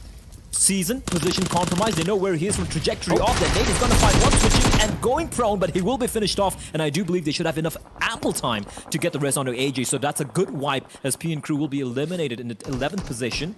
And for the side of DRS, they have a couple more kills to their name. 5 points, and all 4 players still alive and standing. That's very good for DRS if they want to still compete with APES. I think they are going to take the competition right till the last second over here, but now DEADEYES guys are going to be in a little little bit of a pickle because the circle has kind of shifted up north, if you do remember, and Aussie is outside the circle as well. But remember, they are going to be surrounded by all sides. Their Extreme is going to be taking his attention towards another team, and LIT are going to be lit up as a couple of them do fall to their knees. But Nima, from the distance, is going to lay down some cover fire, inadvertently helping the other team out. But again, every single kill, every single point, every single second counts for them, that team, because again, the top three, the third position in fact, is still up for grabs. Now the Apes have been silent so far as Deadeye's guys are fighting for their lives. Excellent. Real quick, pick a team. Who's going to win? Who's going to get a chicken dinner? Come on. Oh, baby, High Voltage. I don't know why I feel High Voltage are in the best position High right now, Voltage? the way they're playing. High Voltage or Stalwart Esports, one of them. Stalwart or High Voltage? I'm going to go with Stalwart as well. I have a feeling. I have a feeling the Pakistanis, the final game, they're going to step it up. I got a feeling. Let's see if it's going to really come into fruition, though. Astra Academy and Apes Incorporated, both down to two-man squad. Speaking of Astra Academy, Action's going to be finishing off white from Apes and Kanik as well. Apes getting eliminated. Astra Academy have taken down both the Mongolian squads. They're like, no one's coming for this crown, baby. It's all ours. Nightmare Gaming That is a as well. statement. They will fall. 7 left alive in the play zone here, XV. 7 teams and 22 are all that remains. That Astra is Academy a don't statement. care. They just want to kill care. everyone. I mean, now they can even say that, all the Mongolians are going to be in the top 3, perhaps, but it does look like Astra are definitely head over shoulders above everyone else. The Deadeye's guys are going to come with the heavy fire. Aussie finally coming up behind him. Can he make it to the circle? No, he cannot, as he is brought down to his knees, but he did the damage that was necessary to keep Deadeye's guys just a little bit out in the blue for just a little bit longer. And you know what? Like I said, every second is going to count. If they do get knocked out of this position, it may very well be that the Apes could run away with the third position. But now High Voltage, they are going to reassess the whole situation because DRS, mind you, are going to be pushing in as well. And in fact, DRS did take out one member as Action now takes the fight to Stalwart Esports. But the fact that they are entrenched along that cliff, along those ridges, is something that is going to work in their favor. If Uzum can take down Astra, if he can take down Action, he's got control. Take down the He's got amount of control action it. and that's it, right? Yeah, if you can take that action, you've done a job. But the thing is, if Storm can hold on to this cliff, right, they can just mow everyone else down coming downhill. They can rack up the kills. They can steal away the top 5 spot, even the top 4 away from DRS as well. And maybe even Apes, if I'm not mistaken. Listen. Storm with 197 points. Apes Incorporated with 211. And look at this. The bullets will be unleashed. But Crypto, in fact, is going to get the knock. And look at them just tapping away, farming the kills. But the kills might be stolen by LIT unless they're very, they don't confirm these kills quickly enough. Hojuan getting spotted out. Blade trying to scan the ridge. On top in the meantime, getting helped out, I believe, as Extreme will be knocked on down. And Deadeye's guys still in contention. Still 3 alive. But they need to cross this hill and look at the number of bodies. The number of players lying in wait. The circle is shrinking in. They need to make a move. LIT getting into the vehicles. It's a mad dash for safety. But Crypto and Stalwart are keeping everyone at bay with their rifles. This is going to be a bloodbath. It is going to be a bloodbath, and the fact that Stalwart Esports, again, lovely decision to make it to this ridge, as now Hojuan is going to come under fire. Those little taps from that M4 finding their mark but not doing enough damage. Action is still in a scary position for Stalwart Esports because one good grenade could be devastating, as Hojuan has the same idea. Mafia Ninja is going to have a grenade go off in front of his face. Luckily he's still alive, but that Uzi is going to put him in the ground. Deadeye's guys play the way they pushed out, taking advantage of the promotion that happened when High Voltage came under fire was beautiful, as Hojuan gets the knock but is taken down instead. And I do believe that DRS getting eliminated as well. DRS getting eliminated, and Deadeye's guys, 2 players out in the open, knocked on down. Crypto being tagged down as well. And Action, you pointed him out, he's still there. He's still there like a wraith. And if he finds Crypto, it could be massive. But it's not going to be him who's going to find him. It's someone else. Action still lurking around. V getting shot at by Uzum in the smoke. We're down to the final 3 teams, ladies and gentlemen. Stalwart Esports, they might actually get the chicken dinner here. 3 players left alive. They have patched themselves up as well. Nades being tossed on in. LIT above the hill, but they need to move down. Action's gonna find Uzum. He's finally gonna strike Astra Academy's Action. I do believe the lone man standing, indeed he is. And he is single-handedly taking the fight to to Stalwart Esports. He wants that final chicken dinner, XP. And if he's going to do everything all by his lonesome, he's going to do it. He spotted the player out. He knows where V is, the vehicle, the only thing providing a semblance of cover. He is getting shot at from multiple directions, has to go prone, and is going to patch himself as LIT are now going to unleash onto Blade. And the taps from Crypto is going to find checks in. This is too hectic to call. It's going to come down to a 1v1v1.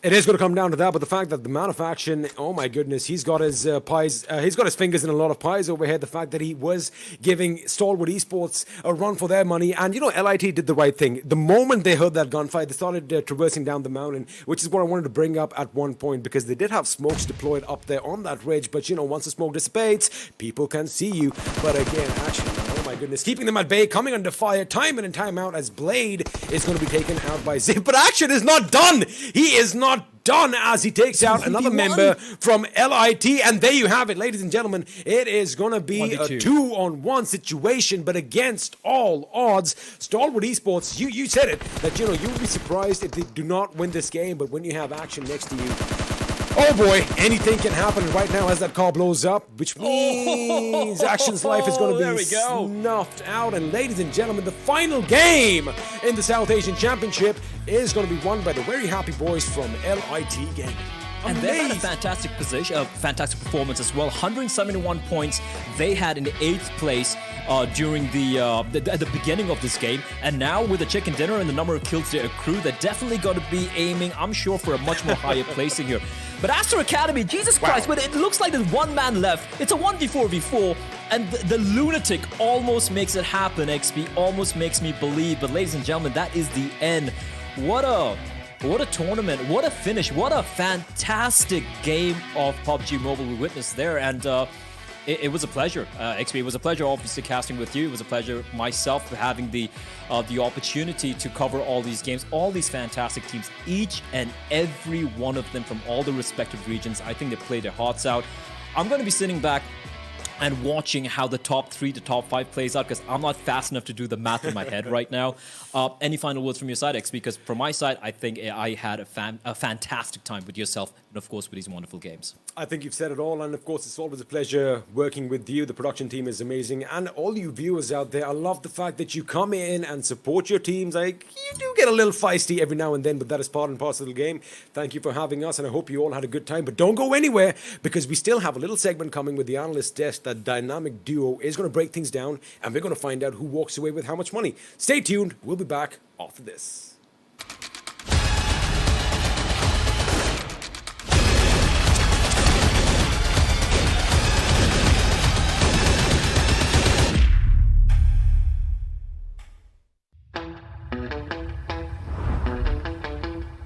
Are you keeping it real?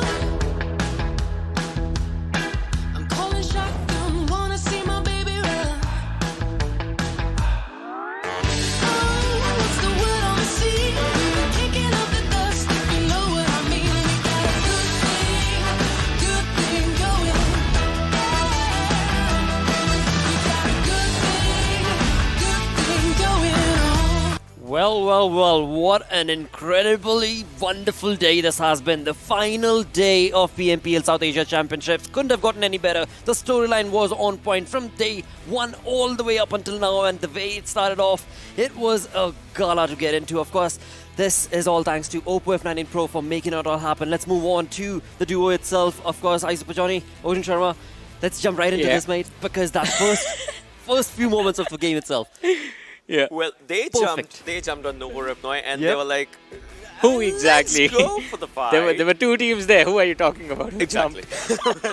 they all went for the fight. But in everything, you and I are going to agree on one thing. Stalwart. Brilliant performance from that team. Brilliant performance. But there's one lad that's going to, want to stay on top. That's going to be Action. 6 kills, 747 damage, no assist, 485. Obviously, if you're 2 players surviving, you'll have to heal a lot. But here's the thing, though. Action is the MVP for this game, but is this enough to get him the MVP for the entire tournament? True. That is a really, really big question right now, because we know before this game, IC had taken him over, and Then this match starts. Zeus Esports drop to Nova Repnoi. Oh my god. They have a fight with Astra Academy, and Astra Academy lose 2 players. And then the 2 remaining players, Top and Action, they go on to But- get the second position. Talk about Usman Crypto. Well, amazing performance coming through these lads as Yeah. well. 24 minutes, 29 seconds survival time by Crypto. 619 damage coming up from him. Zev 11, 660 damage and 4 kills coming up from him as well. So these 3 teams, I mean, Astra Academy, Stalwart and Lit, these 3 had an amazing end to this. Yeah, Like the final fight, amazing. Like everyone could spot everyone, but if you actually take him down, your opponent will take you down. The recovery that Lit Esports have shown in this tournament has been Phenomenal. incredible. I mean, like losing out completely on the first day, and then day 2, they Wow. move up a little bit. Day 3, they try and maintain the position. Day 4, they blow out the competition. Well, Blade coming up with maximum assist, that's good. And talk about Mafia Ninja, going with the most utilities used, it's good. Yeah. And with that, let's move on along and, of course, have a look at the match ranking coming in from this game. Yeah, well, talking about match ranking, right? 12 kills coming up and 15 placement points for Lit Esports, 27. Stalwart with 21 points for themselves, Astra Academy with 20. So this is, where it is. These 21 points. Where are these 21 points going to take Stalwart? DRS, 14 points. Where will it take them? 12 points for DE. Where will it take them? Every team. Specifically, all the teams that were there fighting for the third position, the third, fourth, and fifth. Those are the 3 teams that are there in the top performing teams in this game: Stalwart, DRS, DEADEYES guys, and APES. And along with that, I mean, it has been an incredible game. A lot happened, as we talked about. Astra getting taken on early game by Zeus Esports.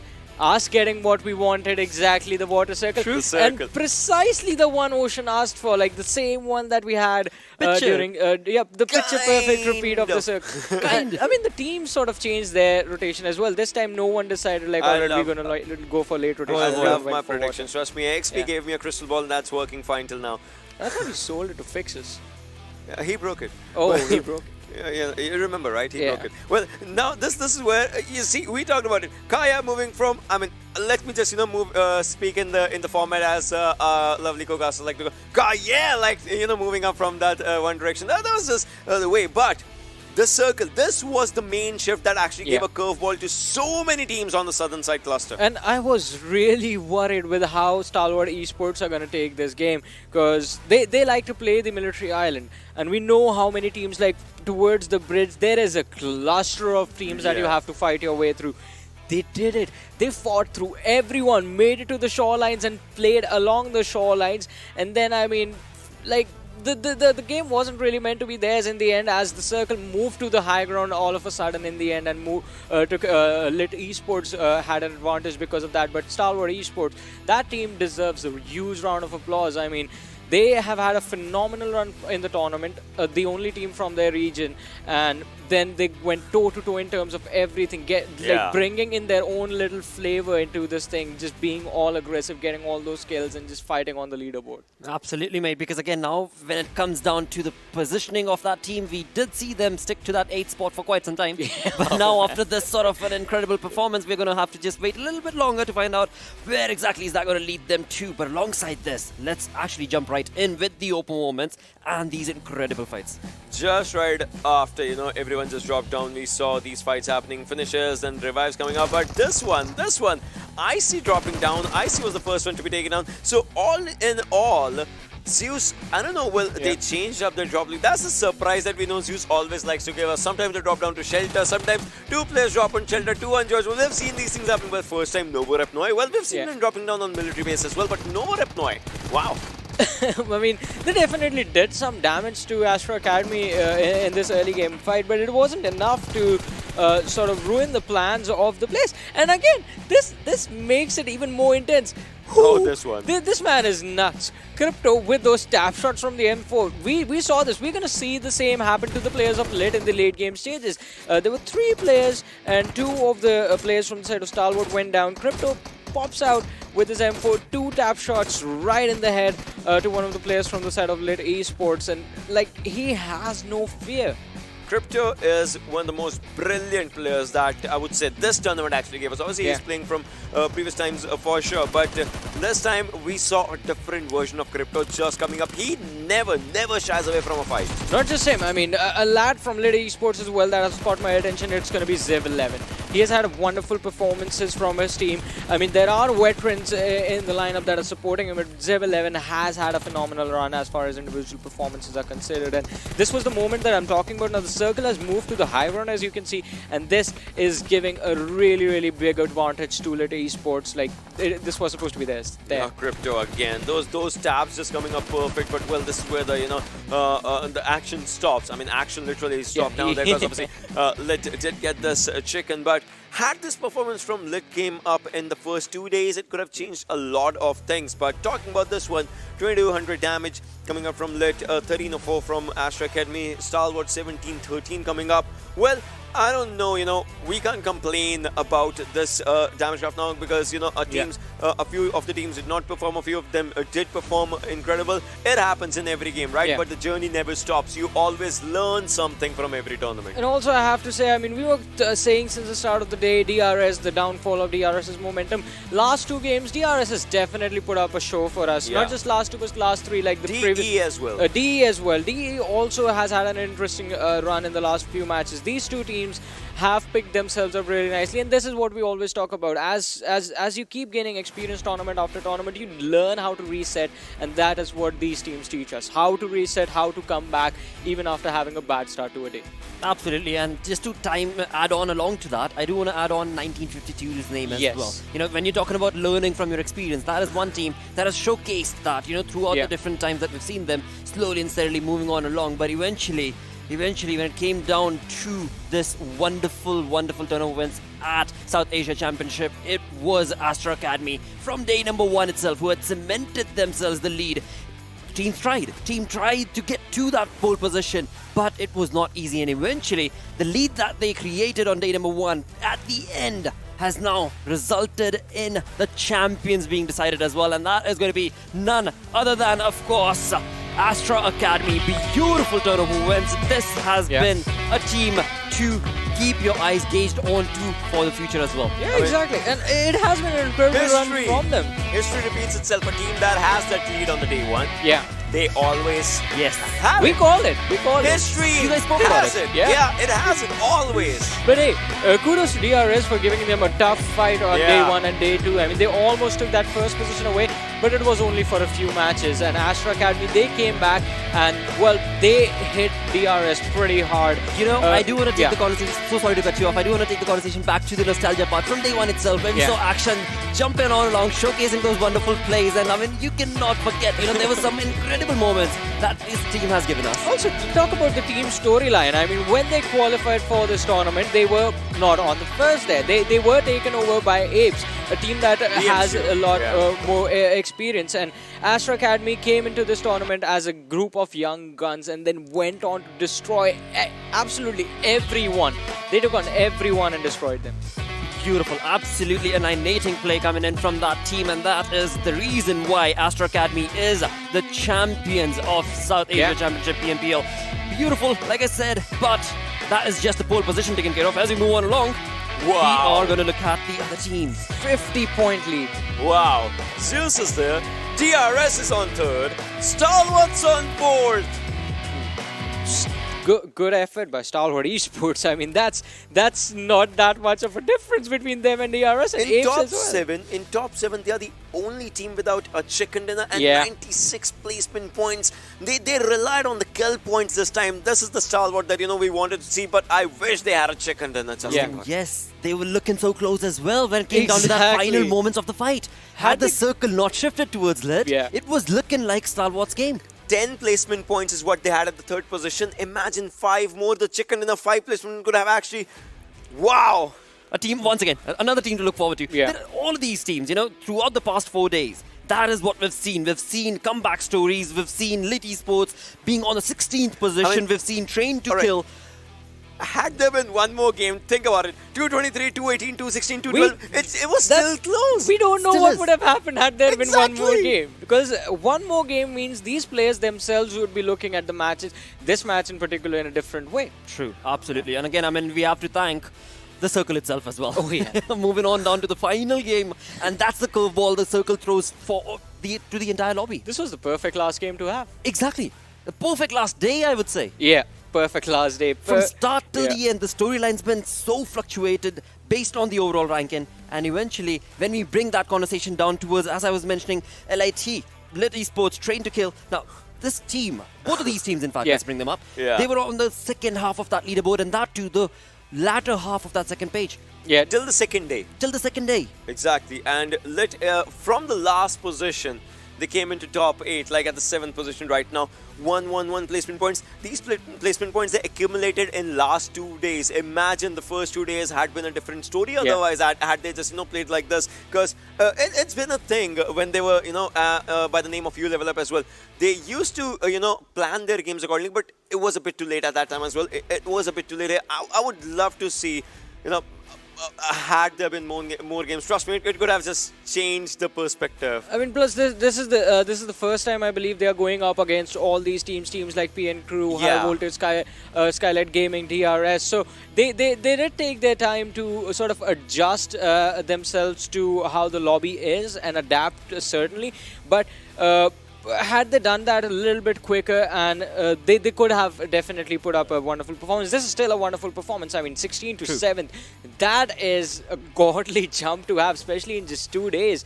So nothing taken away, but still, maybe next time. So just think about it, right? There have been number of times when you see a team getting the first position at one major tournament and then dropping down to the latter half, coming down to 12th position right now, Skylightz. Previous tournament, PMPL, they were the champions. Now they are at the 12th position. I mean, Season 2 champion. Yeah, it just changes the perspective as for. So that means, Astra Academy is at the top position here. The competition evolves around the winning team. Next time, Astra Academy will have to just look forward to every other team, because this happened with Skylightz right now. Yeah. Well, champions of season 2 falling It certainly did. But again, I mean, that is going to be a speculation based off another day, based for another day, because right now it is certainly for them to just bask in the wonderful, glorious moment that they're part of, Let's not take that away from them. But yes, with that, the question is not yet answered. We do know who the champions are, but we still don't know if Action's final play with that 747 damage, is that going to lead him the MVP? 51 kills! My God. 21 assists, 51 kills. All right. That's the thing, he had the survival time working in his favor. He still somehow managed to maintain that overall high survival time. And obviously, he has a massive lead in terms of kills. Kills, well, 51 kills. I mean, I wish we could see, all the kill leaders and everything had we had a chance. Because Crypto also got a lot of kills in this one. And talking about all the other players, I mean, that would be good. But this guy, So what is it now? 42,000 for that man? Hey, Crypto's there. 40 kills. Right, he is there. That's nice actually. On the 6th position. Yesterday he had 30 kills. Today he accumulated 10 precious kills for the team. But think about it. Apes, 3 players of Apes. Yeah. Zeus, 3 players of Zeus. Astra Academy, 2 players. Wow. And these are the 2 lads from Astra Academy that were surviving in this game as well. Also, I have to say, it is that survival time. 8 out of 12 players of Mongolia are here in the top 10. Yep. Yeah. Absolutely. Another player that I do want to mention is going to be High Voltage's Assassin. Yeah. Now, this dude has also showcased a wonderful synergy when it comes to, just getting those kills. And this guy, this time around, is part of this, which, of course, is, again, a very, very valiant effort from the side. Yeah, definitely. I mean, Assassin, we talked about him during the PMPL South Asia Season 3 as well. He had an incredible run during that tournament.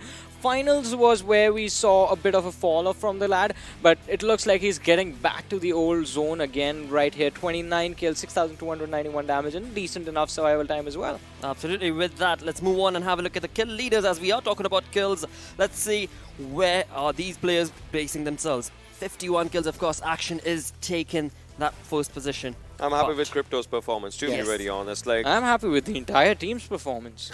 That's true. That's true. But talking about the kill leaders, right? 40 kills, that is what he has. Zul has 39. I see. Last time, if you remember, it was Godless, Icy, Zul, then Crypto. Yeah. This time, Crypto has cracked the code against Zeus, but action still remains. You could say he's the most consistent out of them all, the players that were there the last time. And one thing as well, this this I know also what you're makes the gonna say. picture a little bit more clear as to how dominating Astra Academy were in terms of their overall performance. These are the three of the most aggressive teams we had in the tournament. And the players from Astra Academy are the only ones in this list with 21-minute plus survival times. They were surviving for a lot of games. Yeah. There were a lot of games where they did not get a chicken dinner. Still, top 2, top 3 finish. It kind of helps them, right? Because there might be a team that has a chicken dinner in one game and then they go down to maybe 9, 10, 11, like any other position. But this team stayed in top 3. That actually helped them. Yeah, I mean, it was an impressive run, and we do have a top Godless, White, and Uzim on 5th, 6th, 7th, and 8th position, respectively. A really wonderful performance from these players. Absolutely. Now, as we are talking about these teams, let's also bring up a few memorable moments, Yeah. I would say. How about that 1v3 situation that we see Zeus be a part of, Godless again. Seoul. So- The jump shots from Yep. action. Like every moment that you could just see the target. Leon's 1v3 on Miramar. 1v4. I'm sorry, 1v4, yeah. Wow. And again, to bring it all down, the way this game started off, we finally moved on with, of course, Astra Academy going up against Zeus Esports, which also resulted in a 1v1 situation by the end of it. Yeah. I mean, so many moments took place throughout this entire saga of 4-day affair. But with that, let's bring up the day's summary and we shall see what teams are popping up here. Zeus is there. Stalwart is there. Well, High Voltage is there. T2K. I'm happy with T2K's this stat because they started a day on a really good note. That's one thing. Only team that I would say I'm missing here is, I don't know, obviously that's going to be DE. They did go for a good comeback. They had 2 decent games, but obviously it was a bit too late. But still, like Zeus somehow finds up 1 or 2 ways to just win. Deadaeyes, guys, and that's always damage in knockouts. It is always damage in knockouts. 3 days out of 4. Unless someone manages to take the kills away. This time, I believe it is Train to kill, but I'm pretty sure Zeus is not too far behind in terms of Well, kills in as well. knockouts, first day they were 43, second day it was 40, now it's 39. Still there at the top. But also, DRS. The real soldiers, they've been really consistent as well. So, of course, another name to bring up in terms of this conversation. DRS, I believe the place where DRS actually shines apart from everyone is those survival times that they bring to the table. True. Their form of aggression, you don't really see them going on just wiping out entire teams unless it's absolutely necessary. Usually they pick up a kill and then they move out of the position, just keep the teams guessing as to exactly where they are on the map. And surviving is something that is key to the team's success. True. They like to actually juggle around with those things, and we have talked about it, minimizing the risks. Yes. DRS did do that this time, but it's this thing, right? I mean, we know this team. Obviously, every team out here gave their 100%, but we know this team has been showcasing world-class performance, and this team, it deserves more. It deserves audience's love for sure. Talk about DRS, talk about Stalwart, talk about 1952 as well. Like, amazing teams. Amazing teams indeed. Incredible plays, of course. And that brings us to the end of this 4-day affair. It has been an incredibly wonderful, absolutely breathtaking moments that we've taken away from all of these fights that took place throughout the 24 matches that took place. Along with which, I do want to ask you guys who've been part of this desk for the longest time, have been, of course, giving us your valuable insight. Final thoughts from you lads. I mean, it has been an amazing tournament, and you guys watching us at home, thank you so much for supporting the team, supporting the players, supporting us as well, showing us the love throughout the 4 days. Well, I guess we are going to have to wait for the next tournament and see what happens there. Yeah, new journeys are awaiting us, and obviously, follow us on our socials because I want to be verified. So yeah, please do that. But still, talking about everything. If you're talking about it, they were here now. They're gone. The social. See, even they went away before I said verified. But talking about this one, right? I would love to see what new journey awaits for us and for these teams as a whole. So we would love to see that happening. I wish we had more matches, but 6 is the number of matches that we have per day. Well, Yeah. Well, that is true, Ocean. That does bring us, like I just said, to the end of this entire saga. Thank you once again so very much for rooting and supporting your teams throughout these 4 days, letting them know that you are there, supporting them no matter the ups and downs, the buts and the ifs sort of situations that we saw these teams in. Eventually, it is you guys that made it all happen. But a bigger thanks has to go to OPPO F19 Pro because, well, hashtag Wook Up Your Fun. I've been your host, Blotto, joined in with the amazing talent lineup that we've got. Until next time, take care. Sayonara.